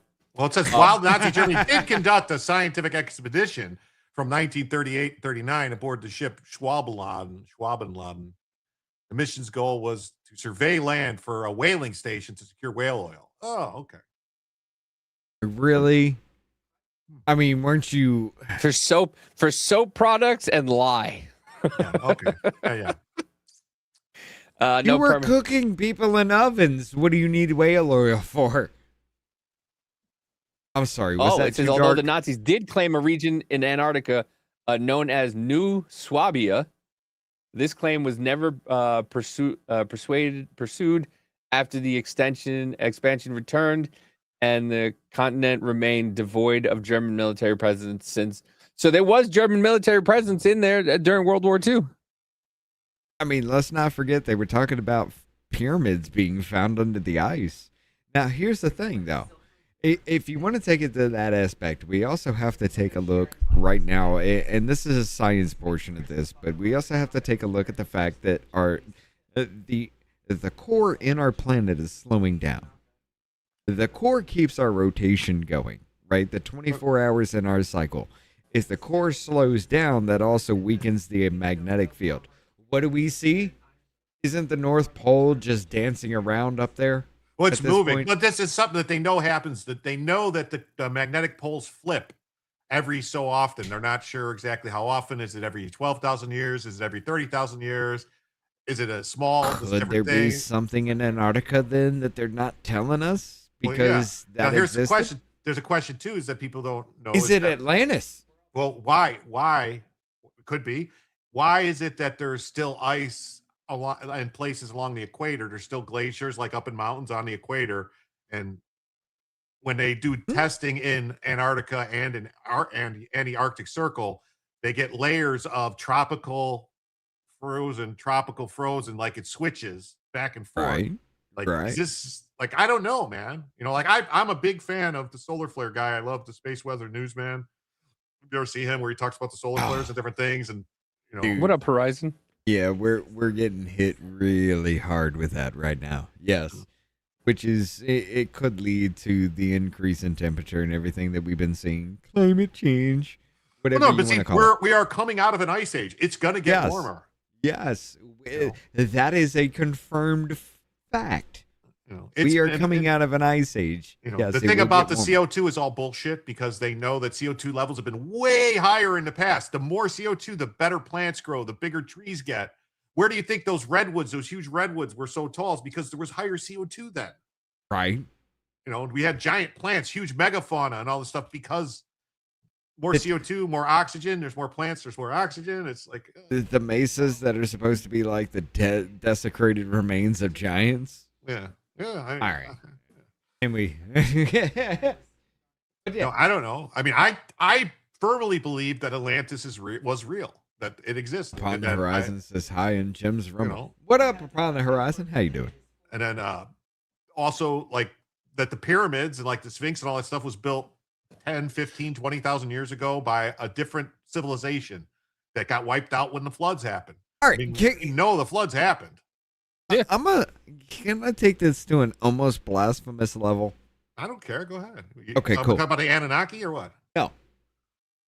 All right. So, religion as a whole with humankind.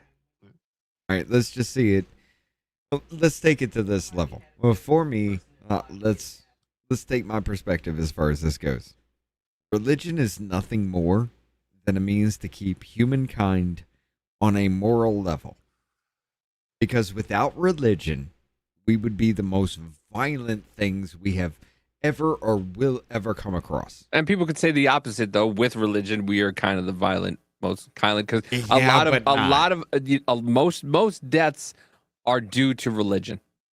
It is. Let's be honest. Most of the without deaths are religion, for every single person on Earth to think, killing another human being for no reason, it's morally wrong. Well, before these modern religions that we have, Judaism, Christianity, is before this modern stuff. Say prior to prior 2,500 years ago, prior to that, they were praying to gods for different things, like the sun god and this god, and they were sacrificing people and doing things to try to please these. And this is all over the whole world. Yes. So, I mean, the ancient Japanese used to believe that earthquakes were caused because a giant catfish lived under the crust of the ocean and it struggled to break free. We've broken away from that. Because Zeus threw lightning from his hands. Okay, that he must have been pissed because the Mediterranean Thor's hammer some was of the worst. lightning, all the stuff. The thunder was Thor's hammer, and Zeus, all the different. We've come across that.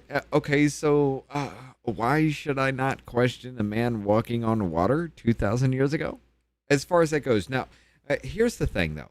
As religion as a whole, taking the there's no way we can be the only form of intelligent life out there. Can we admit that?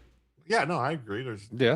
Okay, so let's say intelligent life beyond us came here at a time when we were collectively as a human population. The mentality of a 1-year-old, maybe 2. But see, that's the thing. How do you explain your presence to a child who doesn't understand? They're a god. Angels and demons. Why do you have like 9 forms of angels that look distinctively different? Genetic makeup, as far as that goes, there is no way in hell they can be the same thing. Well, just the fact too that we know that anatomically modern humans have been on this planet for over 250,000 years with this brain capacity. So like, you can't tell me that they were sitting there picking their nose and clacking rocks and didn't know anything for hundreds of thousands of years, that all of a sudden all this shit happened in the last 10,000 years. My question is, all these angels that we see, we can literally identify 9 different types of angels. We have a visual representation, but demons, they're whatever your imagination wants it to be. Now, let's throw it to a heretical point. What if our whole thinking about religion is because aliens came here for whatever reason? Maybe they crash landed, maybe they need something. They found our planet to be suitable to repair their needs. So how do you tell a 2-year-old why you look different from everybody else? Well, angels and demons.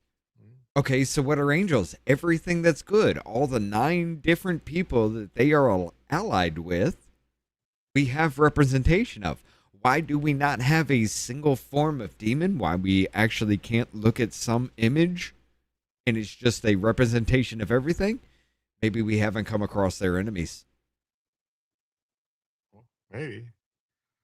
It is a heretical statement to actually think that, but I mean, when you put all of the alien stuff that has come out and the question behind that and everything, you kind of have to wonder.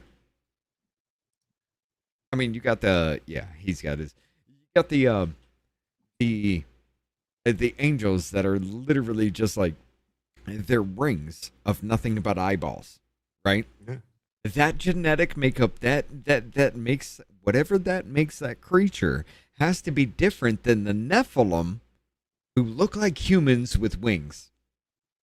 There is a whole genetic makeup behind both of those. I mean, you got all the stuff with the Different Indian stuff like species. that Ramabama, whatever it was, where they talk about the nuclear wars and the battles in the sky with these floating palaces and different stuff.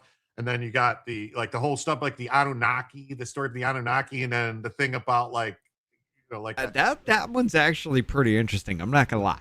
You know what I'm saying? Like the Anunnaki stuff is like, wait a minute, this the stuff is all in Sumerian tablets and different cuneiform. It's like, why they wrote all this stuff down for a reason, you know. Easter Island heads. Yeah, how did the Easter Island heads? They're huge. How did they get there? How did these people move? Like some of the stuff is like, well, prior to the flood, when the ice caps melted, the sea levels were 400 meters, shallower. So islands were above. The sea floor was higher because, the more weight of the water is pushing the sea floor down, pushing other things up. Isostatic pressure changes.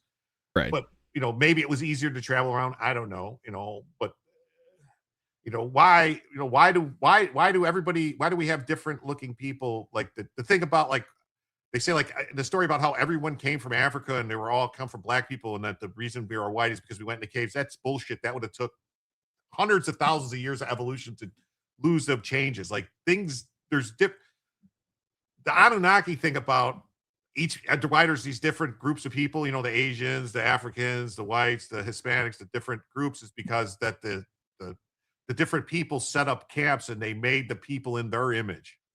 Right. Glenn says Enoch is on Ethiopian Bible, and supposedly that's where the Ark is. Supposedly, yeah, it's supposedly because like basically like radiation poisoning. If you get clear, the people go blind and they end up dying with cancers and all this stuff for being near it. And now here's the thing: stuff's a trip when you think about it. I want to throw a wrench in the whole "how were the pyramids" thing formed. Throw up my screen real quick. I asked how much manpower would you need to pull a 2-ton block with ropes. Estimated for pulling a 2-ton block with ropes range from 8 to 20 workers. You don't think you had 20 slaves pulling a 2-ton block up a ramp? I mean, yeah, but how long would that have taken? How many? You're talking about millions of blocks. Millions of blocks? Yes, in the pyramid. How many slaves did they have back then? If it only takes 8 to move one a horizontal distance and 20 to move vertical. I don't think there was that many people on the planet. I mean, there was probably only several million people on the planet back then. You're talking about the Egyptian Empire, brother. Yeah, how many people were in the look? How many people? That was before the British. They owned the world. No, I'm saying, but even that. But I'm saying, but like there's a bottleneck basically, like where it was like down to like a couple thousand people. You're right, and they had to have put something under the blocks to at least make, okay, you don't have to have 20, 25 people pulling up a ramp.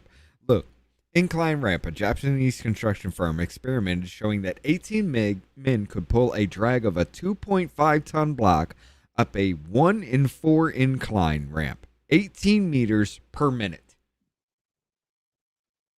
As much slaves, you're talking about thousands of people. You don't think they were working in shifts pulling this? Like, dude. I don't know, man. Think about mass production on the scale that we can do now with the manpower that we have. Yeah, you scroll back that manpower. It's not actually... Rich, they had nothing else to do, though. Exactly. It's not like they had... Yeah, but how did they feed the people? Where did the food come from to feed them? How did they support them? It doesn't matter. They were slaves. We still got to feed them. They can't. If they don't have any energy and they're sickly and they have no food, no energy, they can't do the work. Like, I don't know, man. I just think it's You're also talking about the Nile River that is the most fertile land in the Egyptian or the African area. Jim, they don't make slaves like they used to, okay? Okay. Weren't these slaves all? I mean, have you seen? Weren't these slaves Dude, mostly you either Jews? Didn't pull they a just sit block around or and complain die. all the What are time? you gonna do? I mean, that is the question. You pull wasn't this the block or Egyptians- you die. Weren't the Egyptian slaves Jews? Everybody was a slave to the Yeah, Egyptians. let my people go. Remember? The Moses story, the burning bush, the splitting burning- of the Red Sea. That's kind of questionable. Why does Yeah. that not show up in any merchant area? But anyway, Cardina yeah. says there would have been more slaves than people. The slaves could have outpowered them. They could have, but slave mentality is, when we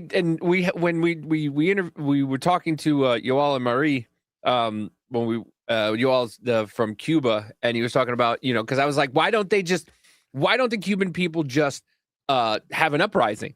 And he goes, they don't know no better. And that's the thing with the slaves too, that they don't know any better. They're born into it. That's all they know their entire life, and that's their security. So they just stay and do whatever. Like the same thing with what was Harriet Tubman's most famous quote? I don't know. I'd have Shoot. freed many more slaves if only they'd have known they were slaves. Yeah. So I mean, yeah, you can look. There's more people in the United States than there are politicians, and what are we doing about it? There were more there were more people. Slaves. There were more people who lived in towns than cops, and you still had people sitting at home doing nothing during COVID. Meanwhile, they were talking about putting people in jail, and what? And people stayed home. So if you constantly just continue to tell people what to do, most people are just sheeps. So they could just the slaves back then didn't know any better, and yeah, you feed them and whatnot, but I don't know. And Hold on, Davey, hit it up. Hold on. Spuds Frajola says 13,500 years ago, the Great Flood of New York happened. Glacier Lake Iroquois drained when its ice dam broke free, sending a 450-foot wall of water that blew out an eastern dam near New York City. An earthen. A what? Earthen. What's an which means an earthen dam is just a buildup of land. They found a Stonehenge in Lake Michigan, right, under the water. And the only time, the only time that's been found at multiple places. I'm saying it's under the water. It has like a drawing. It has like a carving of a mastodon on it and everything. And and the only time it would have been above water would have been before the flood. Yep. Jennifer says biggest whips and weapons wins. She's not wrong. I mean, somebody built the mounds in America. The Great Mounds, Serpent Mound, all those mounds. Those things existed prior to the flood.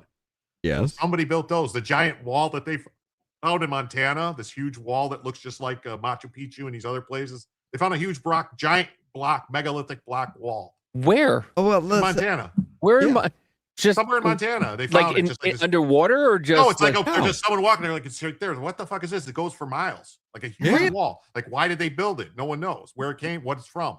Like somebody was trying to make the Great Wall of China in Montana. Well, you're talking this has got to be Wall of Montana. It's got to be 15,000 years old or older. You know what I mean? Like thousands of years old. They were just like everybody. All of a sudden, they started to build it, and all of a sudden, the slaves were like, "This is fucking ridiculous. I'm out of here." I'm going to blame my way for this. I'm going to blame my way for this, and this is the only reason I know about this because she plays documentaries at night, and we go to sleep to this. Gobekli Tepe. Oh yeah, like they literally had a small town and just filled it in for no reason. So they don't know why it was filled in, who did it. It was filled in on purpose. Nobody knows why. But yeah, this was back before they supposedly were just all hunter gatherers, which is all bullshit. Because there's no way hunter gatherers could have built it and did it. You have to have a city. You have to be able to have agriculture. But you have like that guy, like that Flint Dibble guy who says, "Oh no, we can tell because the seeds that they found were not these type of seeds." It's like, yeah, but the seeds revert if they not. Like basically, it only takes like 1 or 2 growing seasons for seeds to start taking care of it themselves. Right. And, but in the Bible, you can actually point back to like 3 or 4 extinction level events for humankind as a whole. So, I mean, there is really something to this when we're finding evidence of it, but can I really say that a man threw lightning from his hands because he was pissed and that's how you get lightning? No. So why the hell can't we why we can't go past a thought that a man walked on water 2,000 years ago? Also, if we do actually find out that we are not the only intelligent life, it does scare me that humankind think we are made in the image of God. So if we find other life out there, doesn't that mean that God made you? And doesn't make us superior because we are made in His image? Maybe, could be. There's no evidence of long-term residence at Göbekli Tepe, but it took them years and years to build it. I mean, right. it took years and years to build it. I mean, it's not like something that didn't. It's like a ghost town that you see in the Midwest. Mm-hmm. They built that. They built that because of a farming or a mining town. The mine dried up and the town disappeared. Mine is comp though. Yeah, I mean, Göbekli Tepe might have been like a temples where they did like this is what stuff we're doing. or something. They what? Would you say they were pissed off? Better than being pissed on, I'd say. Not familiar with your biofield, eh? Justice prevails. I don't know. We're just talking. Yeah, we're just shooting the shit. This show part ancient alien show. Well, no, I mean, not really. We're just talking about stuff. Chinese ghost cities, yeah. It happens. Spud says the scublens in Montana and Washington were caused by a giant wall of water by the drainage of giant glacier lake. And stuff like, yeah, the giant glacier lake. Yeah. So this happened throughout the world. Yeah. The Scablands. Scablands, okay. Yeah, it happened all over the place. Yeah, I think like the whole thing about the Grand Canyon. Like, oh, it took out. No, I think the Grand Canyon was formed at that same time when the water, that soft rock, basically like it carved huge fucking gaps, and the water had to go somewhere, and it went down and it went through the rock, and a soft, sandstone and all that stuff just got carved away. How long do you think it took to make that though? The Grand Canyon, I think however long it took for the water to go away from the flood. I'm going to say probably, I don't know, 5-10 years for the water to all dissipate and get out. Do you think that was made in 5 and 10 years? Yeah. From Grand Canyon? Nah.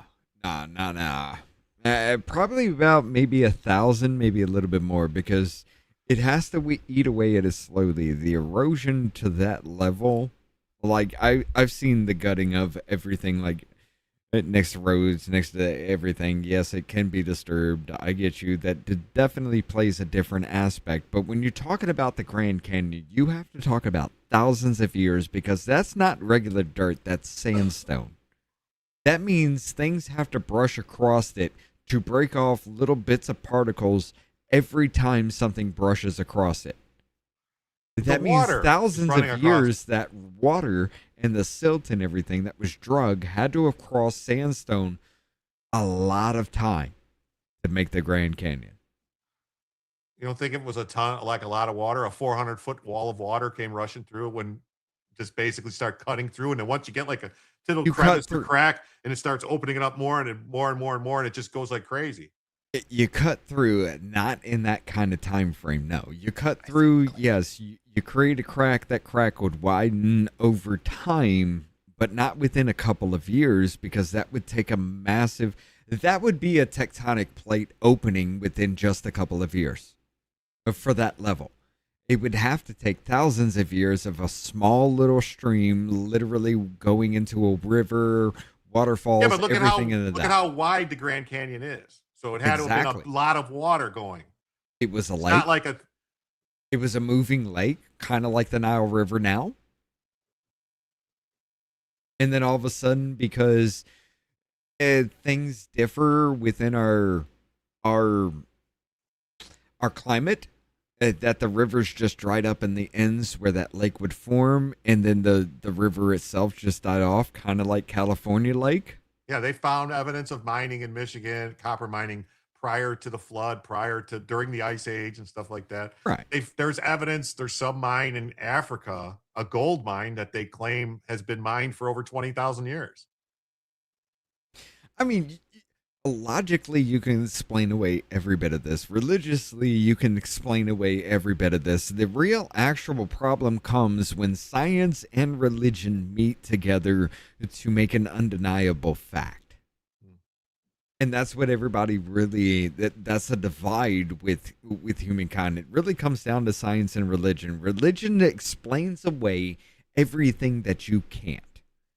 Like, again, the crust, the catfish under the crust of the ocean, Zeus throwing lightning bolts. It explains every way that you can. Science proves that this isn't a thing. So here we are Dan today. said they had climate change back then, and we're still here. Yeah. I mean, they've been talking about climate change since what? We had 10 more years back in 75.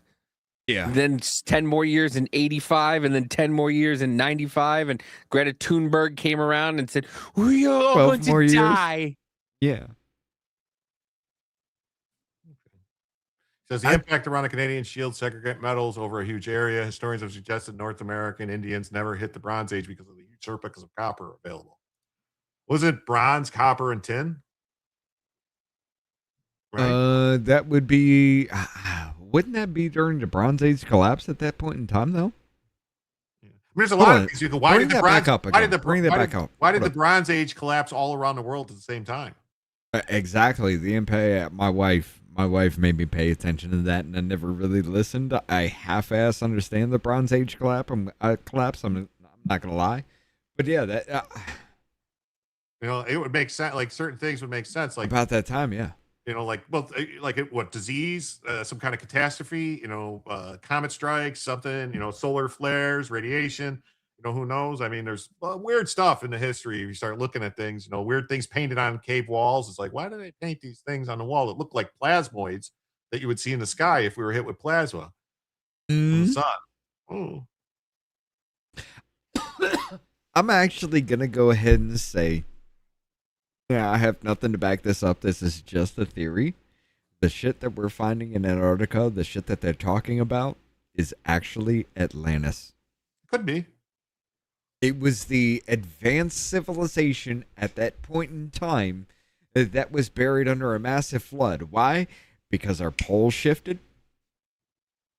And now what used to be the equator is the southern pole. It's possible.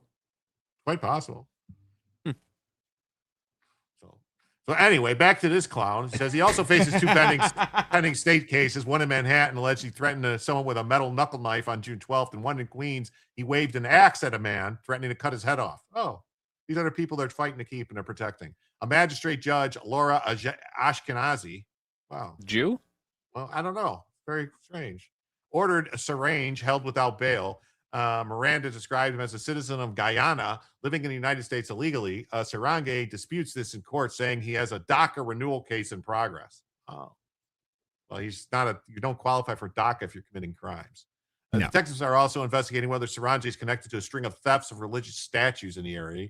Kami Mandani's lack of support for the police became evident shortly after he took office. NYPD officers responding to a 911 call for medical assistance during a mental health crisis encountered a 22-year-old Jabez Chakanatadorowi advancing towards them with a kitchen knife. Officers opened fire, shooting him multiple times before the knife made contact. Mandami visited Chakatorbi in the hospital and spoke with his wife and family. Critics, including commentator Scott Jennings, said Kami had visited the man who charged at officers with a knife instead of the officer involved. I think the officer got stabbed by the guy, too. Like the officer got hit the guy with the knife before they went down. So Kami Mandami wants to propose a Department of Community Safety, a civilian-led agency intended to shift responsibility for mental health, homelessness, and outreach calls away from the NYPD to unarmed crisis response teams, which I'm just going to get popcorn and watch. Bro, I'm gonna love the body cam video of the cops going, all right, go ahead.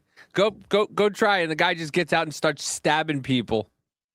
But I mean, you know, that's you talking about Adam Johnson's lawyer or prosecutor? Yeah, the prosecutor. Yeah. Yeah, that dude stabbing people. But yeah, that's what we need. We need more mental health people, bring more of the psychiatrists and more SSRIs, and yeah, just throw more drugs at it. So yeah, that sounds like a great idea. It sounds fantastic. Fantabulous. All right, boys, I got to get out of here. I got to head over to LCC tonight, but Jim, thank you for having us. Hey, no problem, Yeah, man. I mean, this is fun. I like this. I We're like gonna this. I go love this ahead fuck and- around Friday. We're gonna go ahead and cut off label altogether. What up, Sedan? Sorry, but we're gonna head. Well, at and least cut give off it a label little half altogether. hour, then you can rate into us. No. Well, I'm Yeah, gonna give us a half hour, and then rate Okay. into to LCC. All right, we'll do that. But yeah, let's do this. The off-label send-off. Jim, can you put Davey full screen? Sure. Finish us off, brother. Hi. Sounds good. Thank you for being here, folks. I appreciate you having me, Jim. Remember, if you're white, you're right. No. It's Friday. I hope everybody's had a wonderful week. The weekend's here. I hope everybody is going to have a pleasant, wonderful weekend. We know you could be anywhere else. Would you choose to be here with us? And for that, we love the fuck out of every single one of you. Richard. I mean, it doesn't matter because I'm not finishing it off. You can just bring us back. Oh, okay. I didn't really have We're going to much. keep it going for another 30 minutes, and then we'll hand it off to Lights Camera But Citation. yeah, don't forget, if you're here, you want to give us put the tab open. You can listen to Jim and just help us out a little bit. Say hi in the chat. Come over to Lights Camera Citation in about a half hour. We do body cam videos there every Friday night at 10:30 Eastern. Me, Darnell Quigley, Mike, and Sammy Threepeat. We watch body cam videos and we make fun of the cops and the stupid criminals. So yeah, and me and Rich will be on tomorrow night, Saturday for our subscriber screen, and Sunday I will be doing my solo. Oh, Rich, I got to talk to you. I think if you want to do Sunday, we could do Sunday again. I want to do maybe we do another one of those like we did last week. Let's do because Finn's not available. We're not going anywhere. We'll still be here, Wrench. Yeah, no, I'm going. We're just cutting the off-label Yeah, thing. we always do the I always say my send off at the end of it, but yeah, gentlemen. If not, you can catch me on Tuesdays, Thursdays, and Fridays on Third Railify. Oh, and don't forget, do us all a favor. I used to be a part of the podcast, and I will be again someday. Don't forget to watch Business Party Podcast on Tuesdays at 7 Central, 8 Eastern. Biz, is the reason why I got into podcasting. So Tuesdays at 7 Central, 8 Eastern, Business Party Podcast on YouTube and Rumble. Yeah. So with that, thank you, Jim. Richard, I will talk to you later. Jim, I'll probably talk to you later too. Somewhere. Chats, appreciate y'all. Have a wonderful night. Take it easy. Oh, finally. Anyway. All right, so we're still here. We're not going anywhere, Glenn Croy. We're still here. Don't worry about it. We'll be here in a while. So. Yeah, we're still going. We're still going. I'm going to run it for another 30 minutes, and I'll hand it off the Lights Camera Citation. I'll cut off-label at that time, and then we'll still run with Jim. Yeah, I still got at least another hour or so to go. So during the first 6 months, the Department of Homeland Security repeatedly... Oh, wait. Madami also reversed a planned 480 officer NYPD expansion in the city's budget. The PBA said the decision would worsen the officer burnout and staffing crisis. They've been losing a lot of officers, leaving and going other places. So in February, 7,113 aliens with active detainers remained in New York custody, facing charges including 148 homicides, 717 assaults, 134 burglaries, 100. This is just in New York City. All right.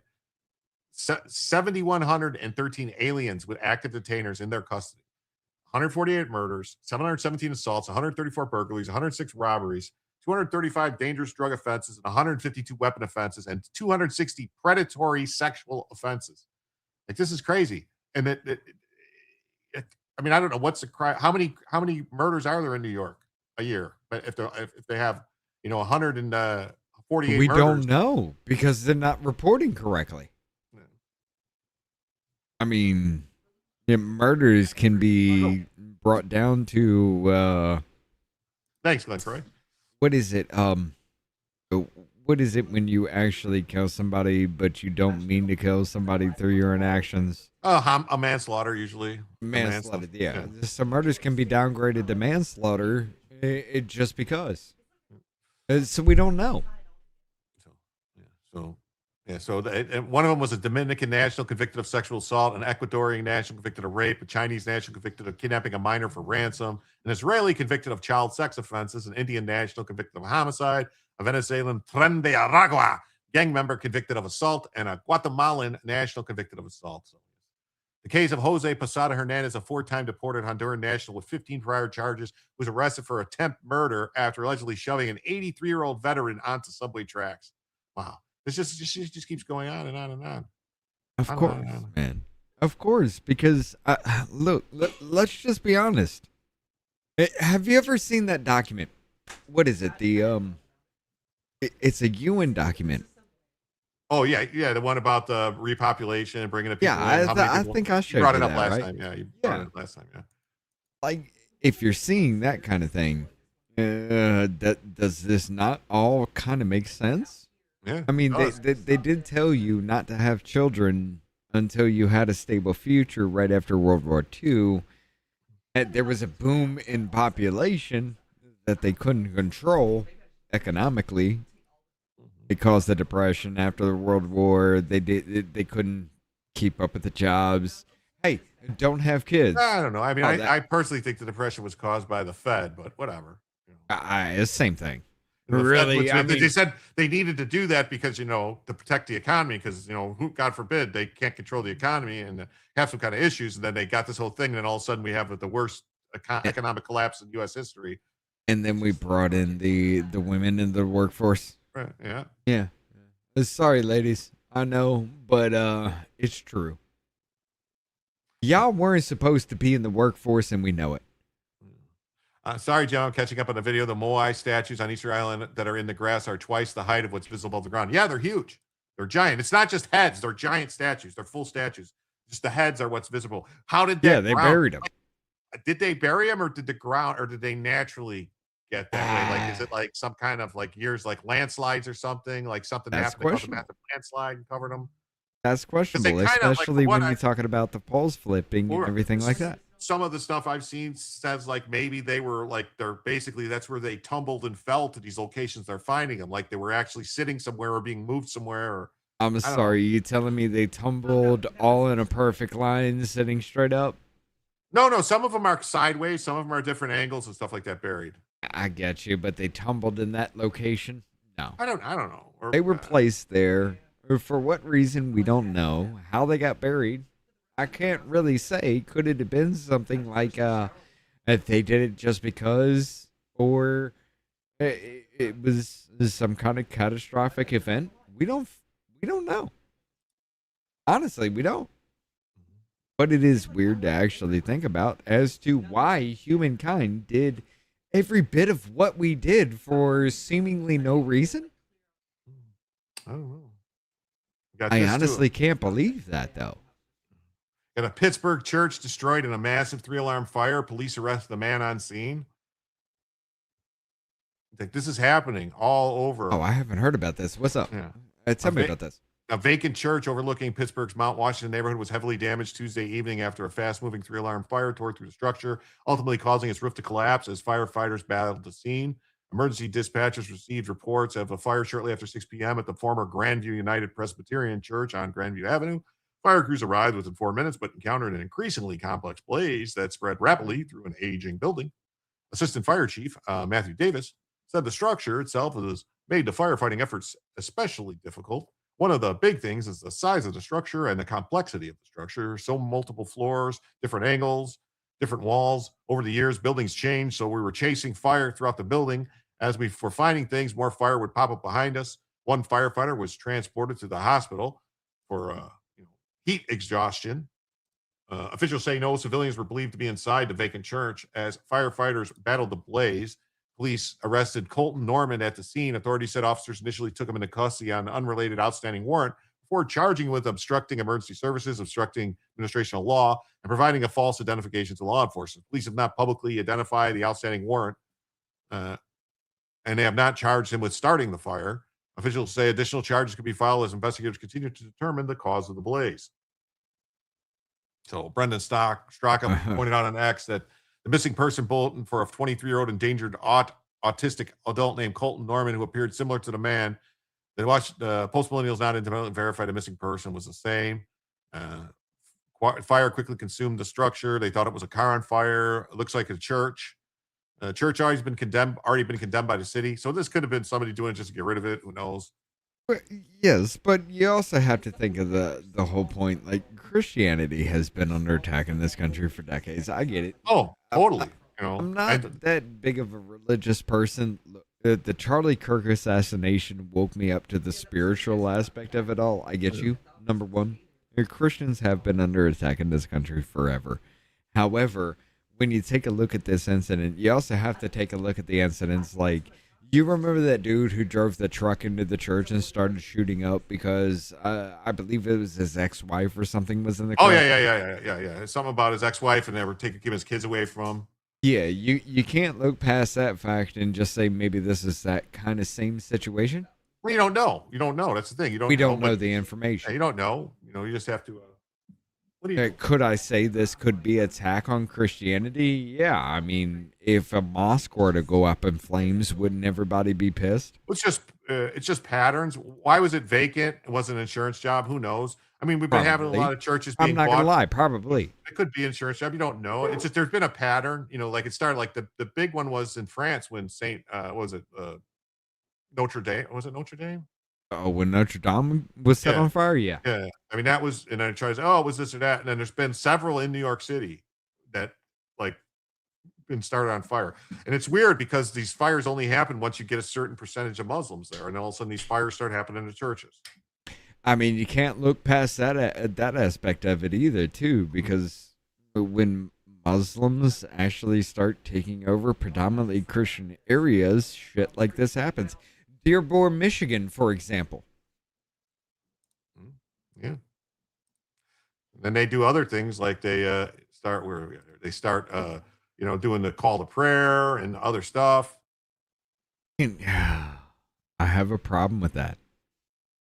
I'm not even that big of a religious person, I'm not gonna lie. Yeah, I have studied religion, not only just Christianity. But I have a problem with the fact that you can openly pray in America, and it's fine, even though you are antithetical to everything we represent. And I get you. The freedom of religion, freedom of press, freedom of speech, all that other shit, you can practice it, but when you force it on somebody, I have a problem, even with Christianity. Well, yeah, I don't like the fact that you have these schools now where they have prayer rooms and stuff for for Muslims, like where they go, they have to be able to pray. Like we can't You even remove the 10 Commandments. Why are you letting them pray? Yeah, that's what I don't get. You're doing all the stuff for these other people, but you're saying like, oh no, for Christianity you have to just keep it like. I think you already showed me this one. The Windows person sucked out of the window. I think you gave me that one already. I thought I have it. That the call to prayer will one day turn into a call to arms. It already has, Jonah. It already has. And no, look, all right. Let's do a little bit of Jew hating, I guess. You know the red heifer story, right, Jim? Yeah. There's supposed to be a red heifer in the temple and stuff. Like I've had a conversation with Joe about this. He's an Orthodox Jew, and he told me that they don't believe the temple's going to just be rebuilt. They think it's going to like appear out of heaven or something, and that the whole thing with the red heifer is like the temple is already damn near like complete, brother. They're just waiting. What do you mean? How it's complete? The temple is already complete. They're just waiting to put the final touches on. The red heifer has been genetically engineered at this point. They almost had it. They had a ritual, a practice of the ritual of the red heifer. No, I don't. The temple is like it's not. The temple's not built. There's a mosque on it right now where it's supposed to be. Right? The temple's not built. I mean, isn't there Al-Aqsa Mosque or something where the temple is? Just because it's something I don't know. you believe to be antithetical does not mean the temple is not built. I'm serious with it. You claim it's a mosque, but it is still a religious institution that kind of harkens back to the same shit. When you take a look at the whole damn thing, this red heifer story, I seriously think they are trying to bring about end times purposely. Well, no, that's what the Iranians want. They believe it has to be the end time so that their 13th Imam or whatever, 12, whatever it is, 12th, 13th Imam can come and be like their Right. savior and this and that. But if the Jewish people are trying to breed the red heifer, that also leads credence to what is it? The apocalypse? The apocalypse. I'm sorry? Well, yeah, but What? it's just you got three different religions who have three different beliefs about basically everybody thinks like when the end comes, they're going to be proven right. But everything's leading to the same inevitable outcome. Right. That's not a good idea. And every single person, every single religion is trying to push that aspect on mankind as a whole to prove their religion, I guess. I don't know. But it is a problem when every religion is saying the end times are nigh, and here we go, and then all of a sudden you got everything that we've been seeing. You know, Revelations to me it's an incredible book. Because the biggest thing to me is, you're talking about fire and brimstone, right? That's what's supposed to end humanity today. Fire and brimstone. How do you explain a nuclear blast if you've never seen it? How do you explain the fallout if you've never seen it? Sure. It could also mean could be a massive solar flare. It could be a massive, comet. The rivers running red with blood, everything turning bitter. No, that sounds like nuclear radiation. Yeah. The fallout, everything, the seven trumpets. That sounds like the beginning of nuclear war. Well, kind of does, But then that would mean that would mean they've seen it, Again, the prophets, everything that harkens back to maybe this is an actual thing. Maybe the religion aspect of this is true. Again, if I was somebody who at the time of these visions was a 5-year-old mentality, how do I explain a nuclear fucking blast if I've never seen it? It would be fire and brimstone. How do I understand the fallout behind it? Everything's bitter. The water turns red. Everything about that. How do you explain that? If it's not a nuclear reaction behind all that. Maybe there is something to it. Which scares the ever-living fuck out of me, because that means 2,000 years ago, there were people that saw the fall of us. Well, all right. And thank you for the 25 on Cash App. We already had Bellavision, but thank you anyway. And that 25 will go towards the third additional hour, so that means we are now $71 away from adding a third additional hour to the show. Thank you so much, ag. Putting us to work, yeah. All right, let's go. We got a lot to talk about. I'm gonna cover your entire thing, Jim. All right, no problem, man. I got a lot of stuff to talk about. We got Until this story. You kick me off. No, you're good. You're good. We got this right here. We're good. Got this right here. We got Mandami officials were slated to meet with Iran. Then the State Department shut them down. What? Yeah. A senior official in the communist Mayor Kami Mandami's administration planned to meet with the Iranian envoy until the meeting was shut down by the State Department. I'm just going to be honest. It's a little off the story here, but I do love Libby Evans. I love Libby. Oh, or Libby Emmons? Yes. Oh, okay. I thought you were saying Libyans. I was like, Libyans. Libyans. I'm sorry. Yeah, I've had alcohol. I love Libby Emmons because... Libby Emmons. Okay, not Libby. I get it. Libby Emmons. All right, I got it now. She seems so timid as hell. Yeah. But once you get that woman revved up, there ain't no stopping her. Mm-hmm. But yeah, go ahead. So this Commissioner Anna Maria Archila, who is the leader of the Office of International Affairs for the Kami Mandami's administration, was slated to meet with Iran's representative to the United Nations, Amir Sayed Aravani. However, after the State Department became aware of the meeting between Archila and Aravani, the meeting was called off and the State Department officials met with Mandami officials to clarify what was acceptable. That meeting did not take place. It will not take place. And I didn't know about it until there was a press inquiry regarding it. Mandami said in a press conference on Friday. Ah, come on. You knew about it, motherfucker. What are you talking about? Hey, you set this shit up. Yeah. So he said, I've said the meeting will not be taking place. Thank you all very much. Because he probably got told, if you do this, you're going to get charged with Logan Act violation. He probably told him, you're going to get charged. Oh, I Kobe mean, gotta he go. did have a meeting with Trump. Did Trump not say, you fuck around, you're going to find out? Yeah, he did. Granola says you need a lot of gold for the temple if the Bible is correct. Okay. Brimstone is sulfur. I mean, did we For not volcano, move? Hold on. Did Fort Knox hold the largest gold supply across the fucking world, and then we came off the gold supply, though? I don't know. I don't know what. I thought we were supposed to look. I thought we were going to find out what was in Fort Knox, and then all of a sudden that just got not about anymore. All of it disappeared. What happened? We took off the gold standard and went on the oil standard. Something don't make no sense with go Fort Knox. I'll tell you right now. But yeah.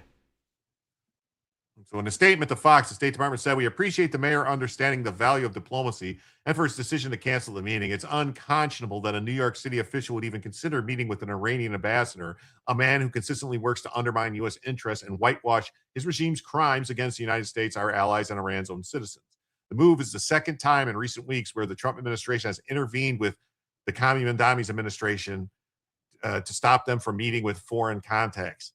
There was also a meeting slated to take place in June between Mandami and Colombian President Gustavo Petro, who said that they were going to take Trump out. Remember, Petro threatened Trump, said, we'll take Trump out just like that. It's like, that guy's looking for to get the old Noriega treatment. But however, that was scrapped over objections from the State Department. So yeah, so the Kami Mandami wants to do his own diplomacy. Can we just admit, as a collective, the United States Americans, it don't matter where you land. Left, right, it don't fucking matter. Can we just admit that there is a push in this country to upend everything that we are? If That's we crazy. can admit that, why can we not admit that Zorhan Mamdani, an Islamist who has been seen and recorded in these prayers, is now the mayor of New York City over a man who you all were pissed about because the country of Turkey gave him upgraded flights while he was flying with Turkish Airlines, and somehow that's a problem. Well, yeah, it was just an upgrade. It was Turkish airline upgraded. It just gave him an upgrade from, business class to first class. That's all they did. And they tried to put him in jail for that. That took out Adams. That took out Adams after he was the one saying that this migrant crisis is going to destroy New York. That ended Adams. And then all of a sudden, a month later, hey, the Turkish Airlines, all these bribes and everything, and all of a sudden he's out. Yeah, it's crazy. I got to pee again. The Trump administration has already denaturalized more people than the past 100 years. Let's pray to get to him up too. I hope so. I hope they denaturalize him. Rashida Tlaib and a lot of these motherfuckers. Let's go. They gotta go. They gotta go. They do. So now we got this story here. Let's do this. So crazed Democrat Al Green defends illegal alien who tried to ram ICE agents, says Americans have an obligation to give illegals protection. This crazy motherfucker. As Gateway Pundit reported, Lorenzo Salgado Arreo, a legal alien from Mexico who tried to run over ICE agents, was fatally shot after ramming ICE vehicles. This actually coincides with this other story. Let me do this.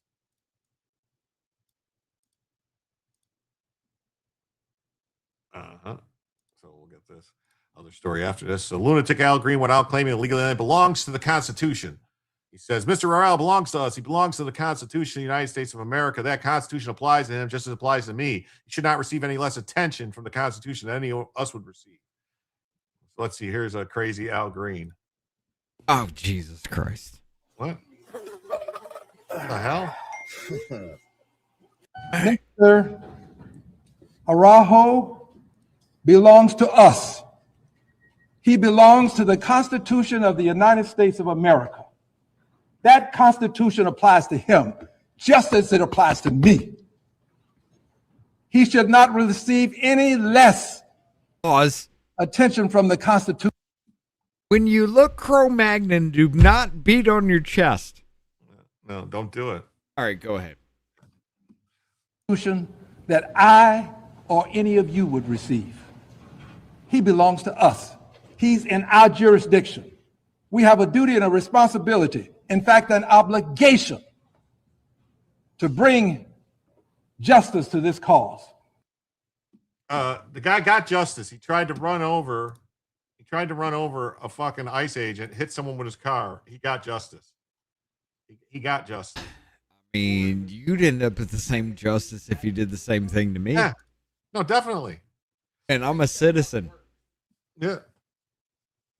Yeah. Al Green, an embarrassment to Texas. Glad he lost his seat too. Let's not forget the fact that he covered up the A in that sign, and what it looked like is black people rent apes. Yeah. Okay. Al Green is the reason Geico stopped doing the caveman commercials. Yes, he is. So. Hold on. No, bring that comment back up. Philip, no. Do you remember why the Geico commercial stopped? Why? Because it was racist to cavemen. Really? Oh. No shit. Look it up. No, the whole argument with that is so easy. A caveman can do it. Okay, so you're calling caveman incredibly stupid. So this is racist. Orangutan. They were racist, yes. I mean, that's a good word. Orangutan. Can we not use that over chimping out? Probably. But you can't make this up either. You got the radical leftist Claudia SheinBaum of Mexico wants to sue the Trump administration after ICE was forced to shoot an illegal alien trying to run over border agents. So this is great, though, because if she does this, that opens her up to our court system, and we can sue her for all the drugs and shit coming into our country. That's what I'm saying. Hold on. Do you realize Claudia SheinBaum is a... SheinBaum! You have to say it right. SheinBaum! SheinBaum! Yes. She's the new the president of Mexico, right? Yeah. Yes. So tell me why in a goddamn... I'm sorry. Tell me why in a political runoff where you saw over 120 political assassinations because of the cartel, she makes it. Because she's the cartel's person. What? Yeah. A bunch of people in her party got charged with helping the cartels. Like 10 people, like a month or so ago. They got warrants and they basically had to turn themselves in the U.S. They're like, you can either come turn yourself in or we'll come get you. I mean, this is one of the most brutal and bloody political runoffs that the world has ever seen. How did she make it if she's not connected to the cartels? Well, because SheinBaum is a puta Julia. You think we're going to play well with Mexico? No, they're right at our borders. It's the Mexican government that's the problem. And it's the people of Mexico. And we supply them, though. I know, but it's the thing. We have to get back. Like we screwed up, all right? Because this was planned. No, but we screwed up when we got rid of DFS in Mexico. We should have never made them get rid of DFS, which was their the commie fighters. That was their Tiger Battalion that was going, basically, they were the ones that were. But what happened was the whole thing got screwed up when Kiki Camarena got killed, and then they basically had to go in and gut everything. The U.S. was like, no, you killed one DEA agent, which was because the Mexican government is involved in drug trafficking. Don't touch our boats. Don't touch our, yeah. But yeah, it's just when you take a look at this aspect, Claudia SheinBaum, okay, because so she plays with us a little bit, but for the most part, she's against us. How do you feel about that? Okay, you also have to think that this bitch was involved with the cartels, 120 plus political assassinations, and somehow she made it, and the cartels are actually taking control of Mexico? They've been in control. How does of this Mexico. play out if she's not involved?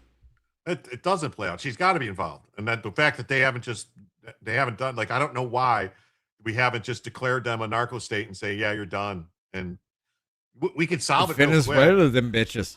Yeah, well, we could solve it real quick, but just close the border. No more fucking nothing. They'll go belly up real fast if no more trucks come in from Mexico. Can we just make the United States of America every bit of North America, please? We could. Canada and Mexico too. Sure, why not? You know, we'd have to deport a bunch of people first. All the commies would have to go. Do you realize that gives off the whole economic for the United Nations document there? Yeah, because half of them are just going to be like, nope, no matter what, and then you got to kick those people out. So, but then again, you also talk about it doing that kind of thing. That's authoritarian as shit, right? Because you don't believe what we believe. Get the fuck out. Who, me? Not you. I'm talking about as like a country as a whole, though. Well, I mean, I don't know. I mean, this is he says Mexican government only controls about 10-block area of Mexico City. So this is Please don't insult me. This is the woman here that is replacing Al Green, I guess, and says apes aren't black people. Hold up. It is that time. We are a little bit behind. Ladies and gentlemen, for the Rumble crew, I will be handing you off to our lights, camera, citation crew. I'm going to go ahead. We will finish this up. Jim, I'm not going to interrupt your stream or anything because I'm controlling mine independently. I do have to let y'all know we're going to go ahead and hand you off the lights, camera, citation. Off Label is going to end here. If you want to continue with us, make sure you head off to Jim Tells You on his YouTube and Rumble. Until then, ladies and gentlemen, y'all have a good night, and we will see you again for members only tomorrow. Okay. All right. That's awesome. I can't. Shirley. Daycare. Legal blind border. I got so many things going on here. Boom, boom, boom. All right. So, yeah, so SheinBaum announced he's pursuing legal action against the Trump administration after an ICE agent shot a Mexican national illegal alien who tried to run over agents with his car. According to ICE, Immigration Custom Enforcement, a plainclothes agent conducting a targeted enforcement operation attempted to arrest Lorenzo Salgado Arejo, a Mexican national illegal alien. Approximately 6:50 a.m. Central Time, ICE attempted to conduct a vehicle stop as part of a targeted enforcement. The driver of the vehicle, Lorenzo Salgado Arejo, an illegal alien from Mexico, attempted to evade arrest. He rammed the ICE law enforcement vehicle, refused to follow verbal commands, weaponized his vehicle in an attempt to run over an ICE agent, resulting in officers firing their weapon in self-defense. Driver was struck. Emergency services were contacted. Driver was transported to the hospital where he passed away from his injuries, saving us a bunch of money. And so the FBI Houston is leading the investigation. It's a developing situation. Instead of condemning the violent assault on U.S. federal officer, radical leftist Mexican president Claudia SheinBaum is rushing to the defense of the attacker and threatening to sue the Trump administration. She declared there has been another death of a Mexican national in the United States and claimed the shooting is part of a broader pattern of mistreatment of Mexican migrants. So they can all go home then. How would they be treated there? What would happen? What would happen in Mexico if you rammed a policia's car in Mexico with your car? Don't they have machine guns? You'd be assassinated on sight. They would just machine gun the shit out of the car and probably kill a bunch of other people too. So speaking during her daily press conference, she said, you cannot turn a blind eye to the death of Mexican citizens during U.S. immigration operations and vowed to seek accountability through the American legal system. That's all you got to do, baby. Open yourself up to the American legal system. Once you avail yourself to it, you availed yourself to our jurisdiction, and we can sue you too. For all the drugs, baby. All the drugs, every death, every fentanyl death. So Mexican President Claudia SheinBaum said that her government plans to file criminal complaints in the U.S. That's not how this works, lady. You don't file criminal complaints. You don't have any authority. So we cannot turn a blind eye. Okay, well, we can't turn a blind eye to all the drugs pouring over the border. She said her government provides assistance to all citizens who request it, especially to Mexicans whose only crime is working honestly in the United States. Really? So this Mexican Foreign Minister Roberto Velasco said the move comes after repeated failed attempts to engage with the U.S. through diplomatic channels. You know, they have been fucking around too, and they've been having their consulate offices going to these protests and helping people at the protests at the ICE facilities. Like, they're interfering in our affairs, and they should be told to leave. They should be told to leave? The consulate officers. Shouldn't they be forced to leave? Well, yeah, they should just you tell them you're no longer your persona non grata. You have to leave.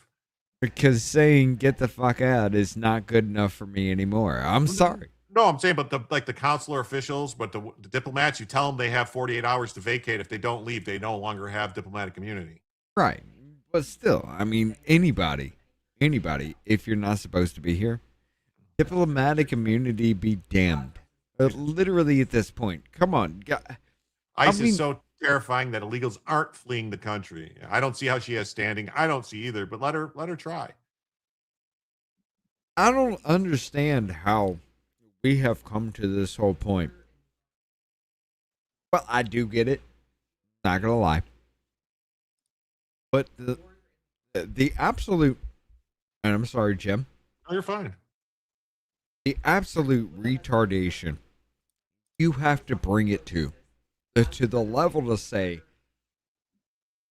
that you are a piece of shit and everybody else is okay. And meanwhile, while also saying that your way of life needs to be upended and everything has to be given to everybody else. I'm 40 years old. I have never in my 40 years ever seen any instance here in the United States where I felt like my way of life here in the South, whatever, or however it's never been threatened up until this point. And my way of life is threatened because everything that I thought America is supposed to be is everything that they want to overturn. Yeah, it's crazy.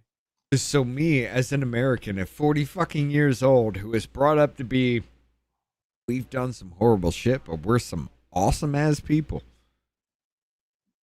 Everything's bad. Everything that we have ever done has been bad. And we need to go down simply because I don't want to bring it to that level, but simply because black people sold black people into slavery. Because that's what we're bringing it down to. It's crazy. It is. I don't want to bring it to that level, but I track it back. I mean, you're talking about, all right. You were saying earlier, what is it? The Occupy Wall Street. Like it was a 99% against the 1. It was one of the very few times United States of America people have been united under one fucking banner to say, yeah, y'all are stealing against us and we're tired of it. What broke that, Jim? I have no idea. I don't. The color of your skin. No. That's where identity politics came into play. Because the color of your skin was different than the color of somebody else's. That's what broke the 99% against the 1. Because it was no longer the 99%. It was the 13% versus the 60%. Well, and then they're doing other stuff too. They're breaking things down other ways and like trying to that's the whole thing. It's always just to divide people and make go put like you're different, so you're gonna be against these people. That's why they get shit with the gays and then the trans and then the other stuff. And now it's the migrants, and then you're like the oppressed, because it all boils down to oppressor oppressed. It's the communism Marxist ideology. It's what it all boils down to. But have you or have you not noticed and maybe this may be something I might throw at you a little bit here. The left and the right are now screaming about the same shit. We're just blaming each other for the outcome. Every bit of it. No matter what the argument is, we're all pissed about the same thing. We're just pissed about who the outcome is. Other than immigration, because, yeah, these people must supplant you. We get that. What other fucking argument here in the United States can you say that actually has such a divide, other than the fact that it's me versus you? I don't know, man. There ain't shit. There ain't nothing. And the only thing that actually brings us together as a country, left and right, is immigration. They try to play it out like it's not a thing. They try to play it out like these people, these. Well, I mean, because immigration affects everybody. It actually affects. The people don't realize. Yes. They want to talk about it. It affects like black people way more than it affects like upper class white people. Because I mean, y'all are affected more than white people. So you know, like the job. You know, like they're basically like you've seen some of the complaints that people in Chicago and other places. They go to the city hall and they start complaining. Like basically, they're complaining because the stuff that they thought they should be getting is now going to the alien, the migrant, whatever you want to call them, the aliens. Like you're giving all this stuff to these people. You're taking over our parks and our things, and you're giving them to these people for places for them. But what about us? Where's ours? Brandon Johnson in Chicago, yes. What happens when even you can lay down your hatred for them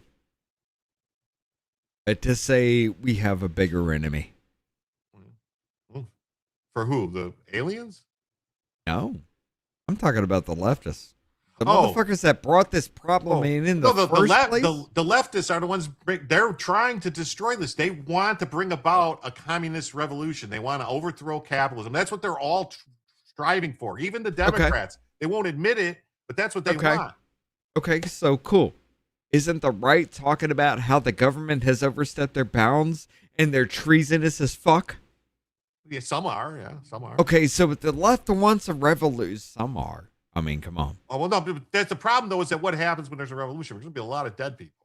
So if the left wants a revolution and the right is saying the government is a problem, what happens when you are willing to put your arms down and say, put them motherfuckers on the front line?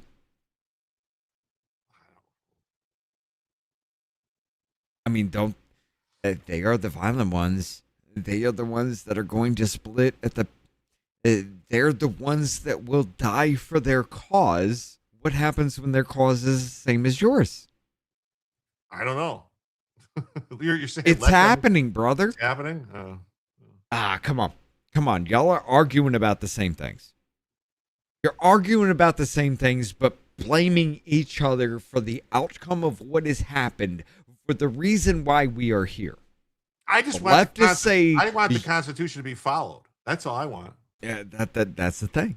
The leftists are saying the left wants to get rid of the Constitution. The leftists are saying you are not following the Constitution because you don't care about everybody else in the world. The Constitution covers. No, the Constitution doesn't cover the whole world. It covers the United States. It doesn't. However, it covers the United States on a global scale. However, the thing we have put there in the world, we dominate. So it is our will be done to them. Nothing but power ever resonates with them. It's all about power. If we control the world stage, does that not mean their ideology is God? I don't know. So we control because we don't really. I don't know. I mean, the U.S. for a long time was basically like the policeman for the world, but was doing what these other countries wanted, like was letting them lead us around by the nose. Were we? I mean, talk about the CIA operations we've had across the world where we've destabilized country after country after country. I mean, everything that we are seeing here in the United States has been seen in other countries because of our own CIA. They're doing it to us now, what they did all over the world. Yes. So these people are saying, the CIA is right, we're evil. And you, as a Republican, are now saying, you know what? Because I've seen people like Mitch McConnell, because I've seen people like Don Bacon, because I've seen these people, you do have a point, but I don't want to take it to your level. No, I don't support these people. I don't consider those people. I don't know what they are. They are everything that your unfocused bridal anger is. I mean, they don't know what the fuck they are. They're just angry. Yeah. And they want to burn it all down. Well, the problem. They are the front line of everything that you want. And I'm going to be honest, all Republicans out there, they are the front line of everything that you want. They are manipulative as fuck. You can literally just treat here, follow. Yes. You can do that to these people because they are that dumb. So what happens when you treat follow and put them on the front line? Do we not have a revolution in this country? I think we're bound for a revolution event like soon. Like something's going to happen. Like we're going to have a short civil war.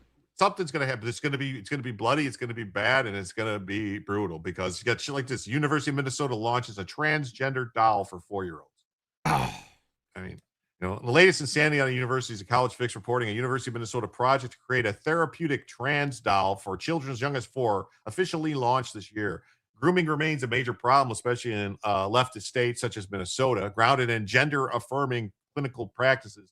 The dolls will be a therapeutic resource for clinicians and educators to work with children ages 4 to 10. This is what it says in the My Gender Doll website, which is clearly involved in trans grooming. The new website includes a few details about the dolls, a year-long project by the faculty at the university's Eli Coleman Institute for Sexual and Gender Health. According to the page, the doll mimics classic paper dolls featuring drawings of children of different ages, shapes, and skin colors to represent all kids. This is a sickness, yet professors are sadly promoting the illness to a young audience. Yes, we are currently already in a cold civil war. Yes, actually, it's not that cold. There's been a lot of activity, some of the stuff that's happened. David Dorn. Yeah, David Dorn, the stuff that's happened with the ICE facilities that are getting attacked, the open rebellion in the cities and states, the Democrat states and cities, it's open rebellion. This shit, if the stuff that's happening in Chicago, New York, these cities, LA, California, happened in the 60s or 50s or 60s, Eisenhower or JFK would have sent the fucking troops in and invoked the Insurrection Act. They did it over black kids going to school. But if Orange Man did it right now, he would prove he is the dictator that they say he is. Well, the biggest and everybody's screaming he'd do it. Yeah. Well, but he's not doing it. That's the problem. Yes. But that would prove everything that they've screamed about. And that's probably the only reason he hasn't done it. He's going to let someone else. I don't know. I mean, no. This is why he hasn't been that asshole we all want him to be. Is because for fucking 10 years we have painted this dude into a fucking corner that any move he makes, they try to scream about. The reason why he didn't pull the Insurrection Act.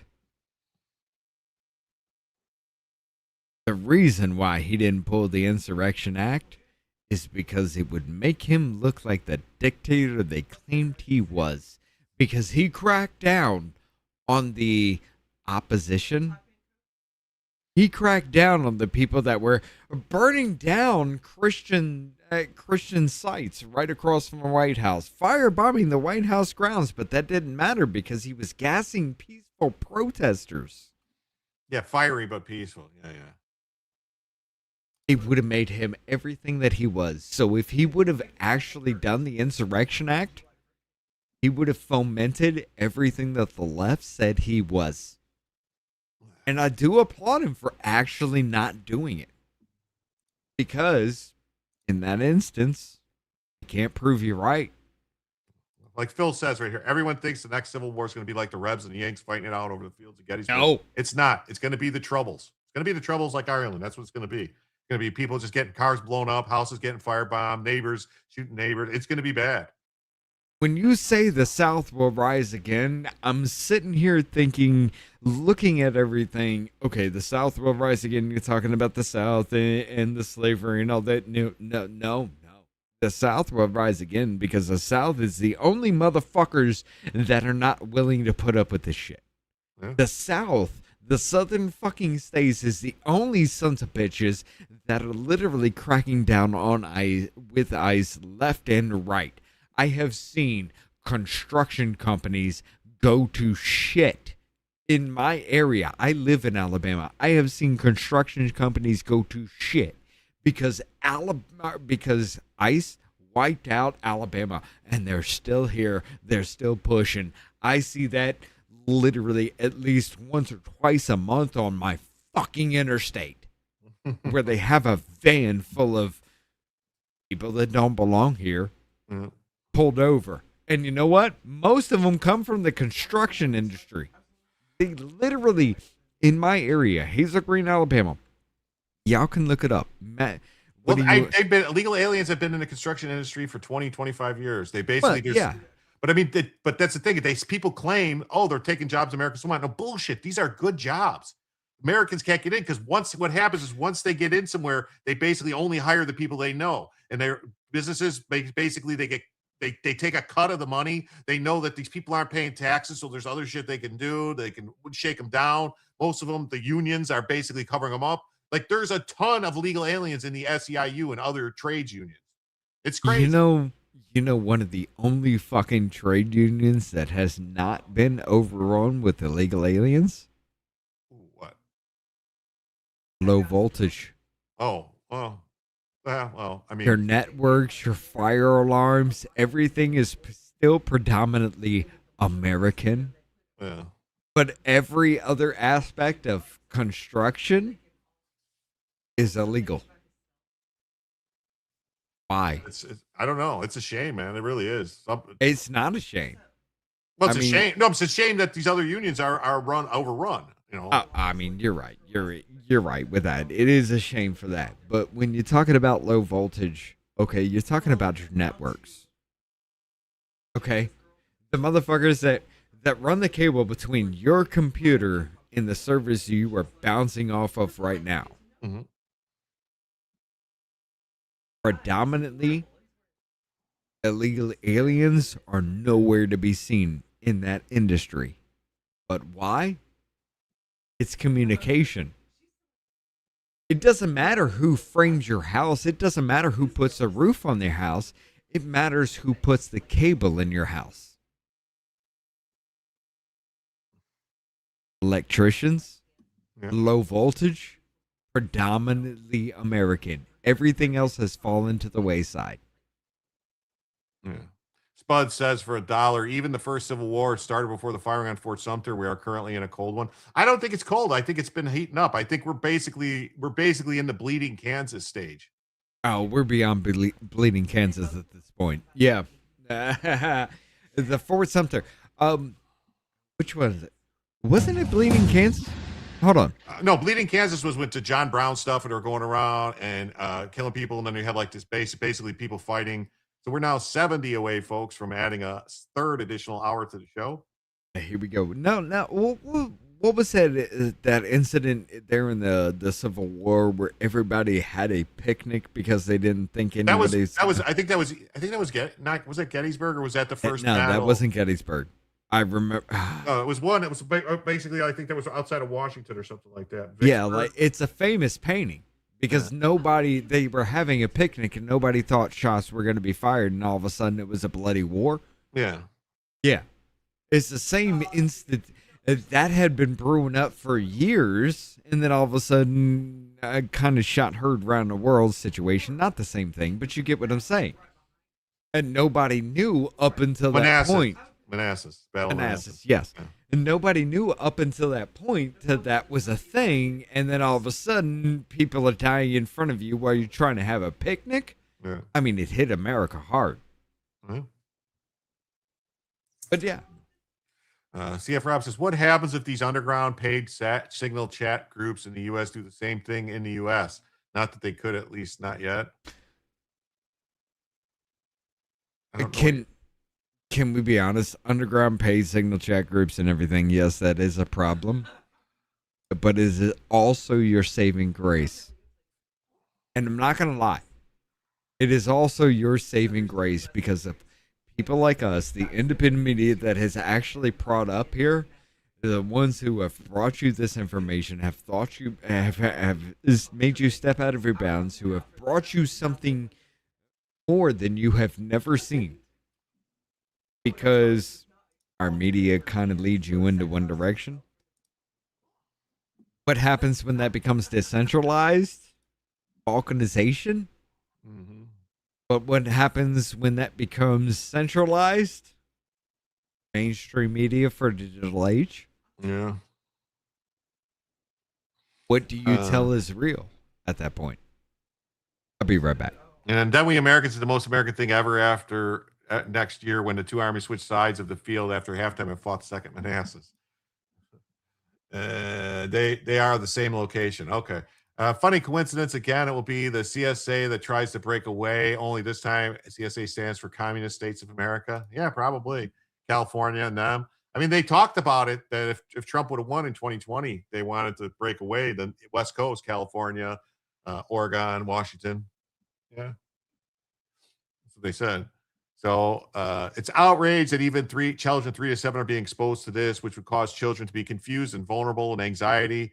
The clear basis of gender dysphoria is emotional trauma caused by ideologues as parents or teachers and counselors. It should be determined whether the project is being funded by taxpayers, which be an added outrage. Yeah. So Minnesota's program director is claiming My Gender Dolls team's prize was solely funded through private donations. Sadly, this is not the first occasion that the trans agenda has engaged in this at the University of Minnesota. In 2024, the university's National Center for Gender Health offered to pay transgender and gender diverse children between the ages of 5 and 10 to play with dolls. Hopefully this will end. They'll end this immoral and inappropriate program, and that for this place that's supposed to be designated for higher learning.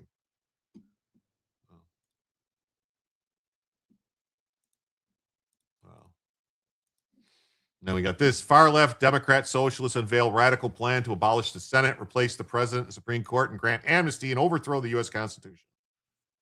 Come on. Where is this coming from? The DSA. They put this on their website. Oh, Gateway Pun. Okay. Well, no, this is the DSA's. This came from Fox, but the DSA put this on their website. No, I'm just talking about the headline in that. That was. No, that's what they said they want to do. They want to abolish the Senate. And they want to get rid of the president and the Supreme Court and have like some kind of commission. I'm just saying, I'm impressed that this is actually coming from the Gateway Pundit. Like, that's your headline? Yeah. I mean, you could soften the blow, right? Maybe. I don't know. So the radical left showed its hand again and even more extreme than most Americans can imagine. The DSA, the far left organization that's heavily influenced the Democrat Party, has rolled out its Workers Deserve More platform. The document is nothing less than a blueprint to dismantle the American constitutional republic and replace it with a socialist superstate run by an all-powerful Congress. They're not wrong. Who is representing people of America on the Hill? They want to eliminate the U.S. Senate. They want to replace the president and the U.S. Supreme Court with an executive and judiciary chosen by a subordinate to Congress. They want amnesty for all immigrants. And they want to defund the Department of War. This is according to a source inside the DSA. Yeah, but the main point is there was this mass. I will say, Fox News, yellow shit. You really are, because you ain't hitting the heart of the issue at all. No. You are controlled opposition. But however, I kind of approve. I haven't seen this clip, but I kind of approve of the way you open this segment. Of talking point that this is just liberal states and liberal districts where this has happened. I'm sorry. This is happening all across the country. And they have some platforms that a lot of young people and a lot of people that have grievances with the rich are going with. It's anti-American, it's anti-Jew, it's anti-Israel, it's anti the foundation of how this country was built. They believe that our country is deeply flawed, and they're winning. Yeah. Like Phil says, so a group of commies want to replace all levels and branches with a commissariat. Shocker. Yeah. That's their own thing. We'll have a commission that decides everything. That's the thing. That's communism. But communism always devolves into one person in charge that basically is the power to kill everybody. Don't believe your lying eyes, right? Yeah, it's like we have this, because even the same, like, think about it. Oh, Soviet Union, where you had Stalin, he was in charge. Then after Stalin, it was what's his name? Well, there was a couple people, and then it was the Nikita Khrushchev, and then same thing with China. It was Mao Zedong, and now it's these other people's. And now it's Xi Jinping. Jim, you're talking about something that Americans know nothing about because we weren't taught that. I was in school. They stopped teaching it at some point. I don't know why. After 1889, when the wall came down, they stopped teaching it. When they completely took over our schools, like Bezimov said. I'm going to be completely honest with you. For my school system, we have you have kindergarten to 8th grade, which is elementary. And kindergarten to 6th grade, which is elementary, 7th to 9th grade, which is junior high, and 9th to 10th, which is high school, depending on the location. Whatever, it doesn't matter. It's all kinds of fucked here in the South. I get you. But I graduated 9th grade. My best female friend my entire life is 2 years behind me. The way we were taught about World War II and the Nazis was different the way she was taught. And the only reason she knows what she knows is because I was like, no, here's my textbook from 2 fucking years ago. It's saying completely opposite from your textbook now. Yes, it's that fucked. Yeah, it's terrible. Let's see what else they're saying here. So you got to have a Republican Party that speaks truth to power on all of it. They don't even want the police. They don't want any borders. One candidate said, I don't care if they committed a crime and they're a legal immigrant. You still should not be able to deport them. So if they're a legal immigrant, you should not be able to deport them. That's just ridiculous. Ridiculous. They need to go through their due process, Jim. We need to spend millions of fucking dollars vetting every single person who jumped the border illegally. No matter the fact that they've had, like Kilmar or Bergo Garcia, they've had that due process multiple times. Yeah, well, it's an issue that exists now. I don't get it. I don't understand it. I don't know why we have to deal with this. Like, it shouldn't be this way. We should not have to, because that's their illegal slave labor. But they changed the laws because of what was happening with the district courts doing it for the longest time. So they had district courts, you can't be involved in this anymore. We got to be able to deport people. And now they're still doing it. And I don't understand why the Supreme Court, I guess the Supreme Court can't fix everything. They don't want to. The shit ruling with this birthright citizenship thing is a fucking joke. Can we admit here in the United States, the Supreme Court has no goddamn teeth unless somebody is willing to uphold what they say?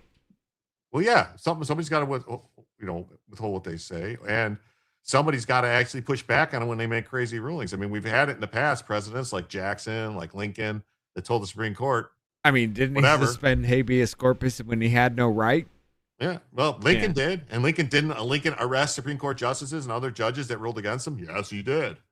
Yeah, but we hold him up in high regard, right? He was antithetical to the United States Constitution. But yet he's on Washington. He's on Mount Rushmore. Oh, he gets a pass. He gets a pass because he freed the slaves. Well, he does. Come on, our highest office literally said, "Fuck you, I'm gonna do what I want," and we hold him up. Did he? Granted, for a damn good reason. I'm not gonna lie. He didn't free.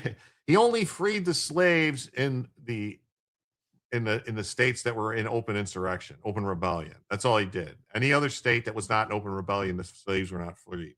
And he had no authority. He technically had no authority to free them at that time. Right. It was like a gesture, just kind of a thing. And, you know, like I always like to tell people when they say that, like, I would say, well, you know, the last state to free their slaves was New Jersey. And they did it when the 13th Amendment was ratified. Not Juneteenth when they stopped all this stuff. It was Fair New enough. Jersey, a northern state was the last one, because the slaves in the North were not freed by the Emancipation Proclamation. No. And there were slaves in the North. There was Democrats in the North. There were slaves in the North. There were more people in the North that were hunting black people down who escaped from the South. But then there were people who were like saying they are human too. Yeah.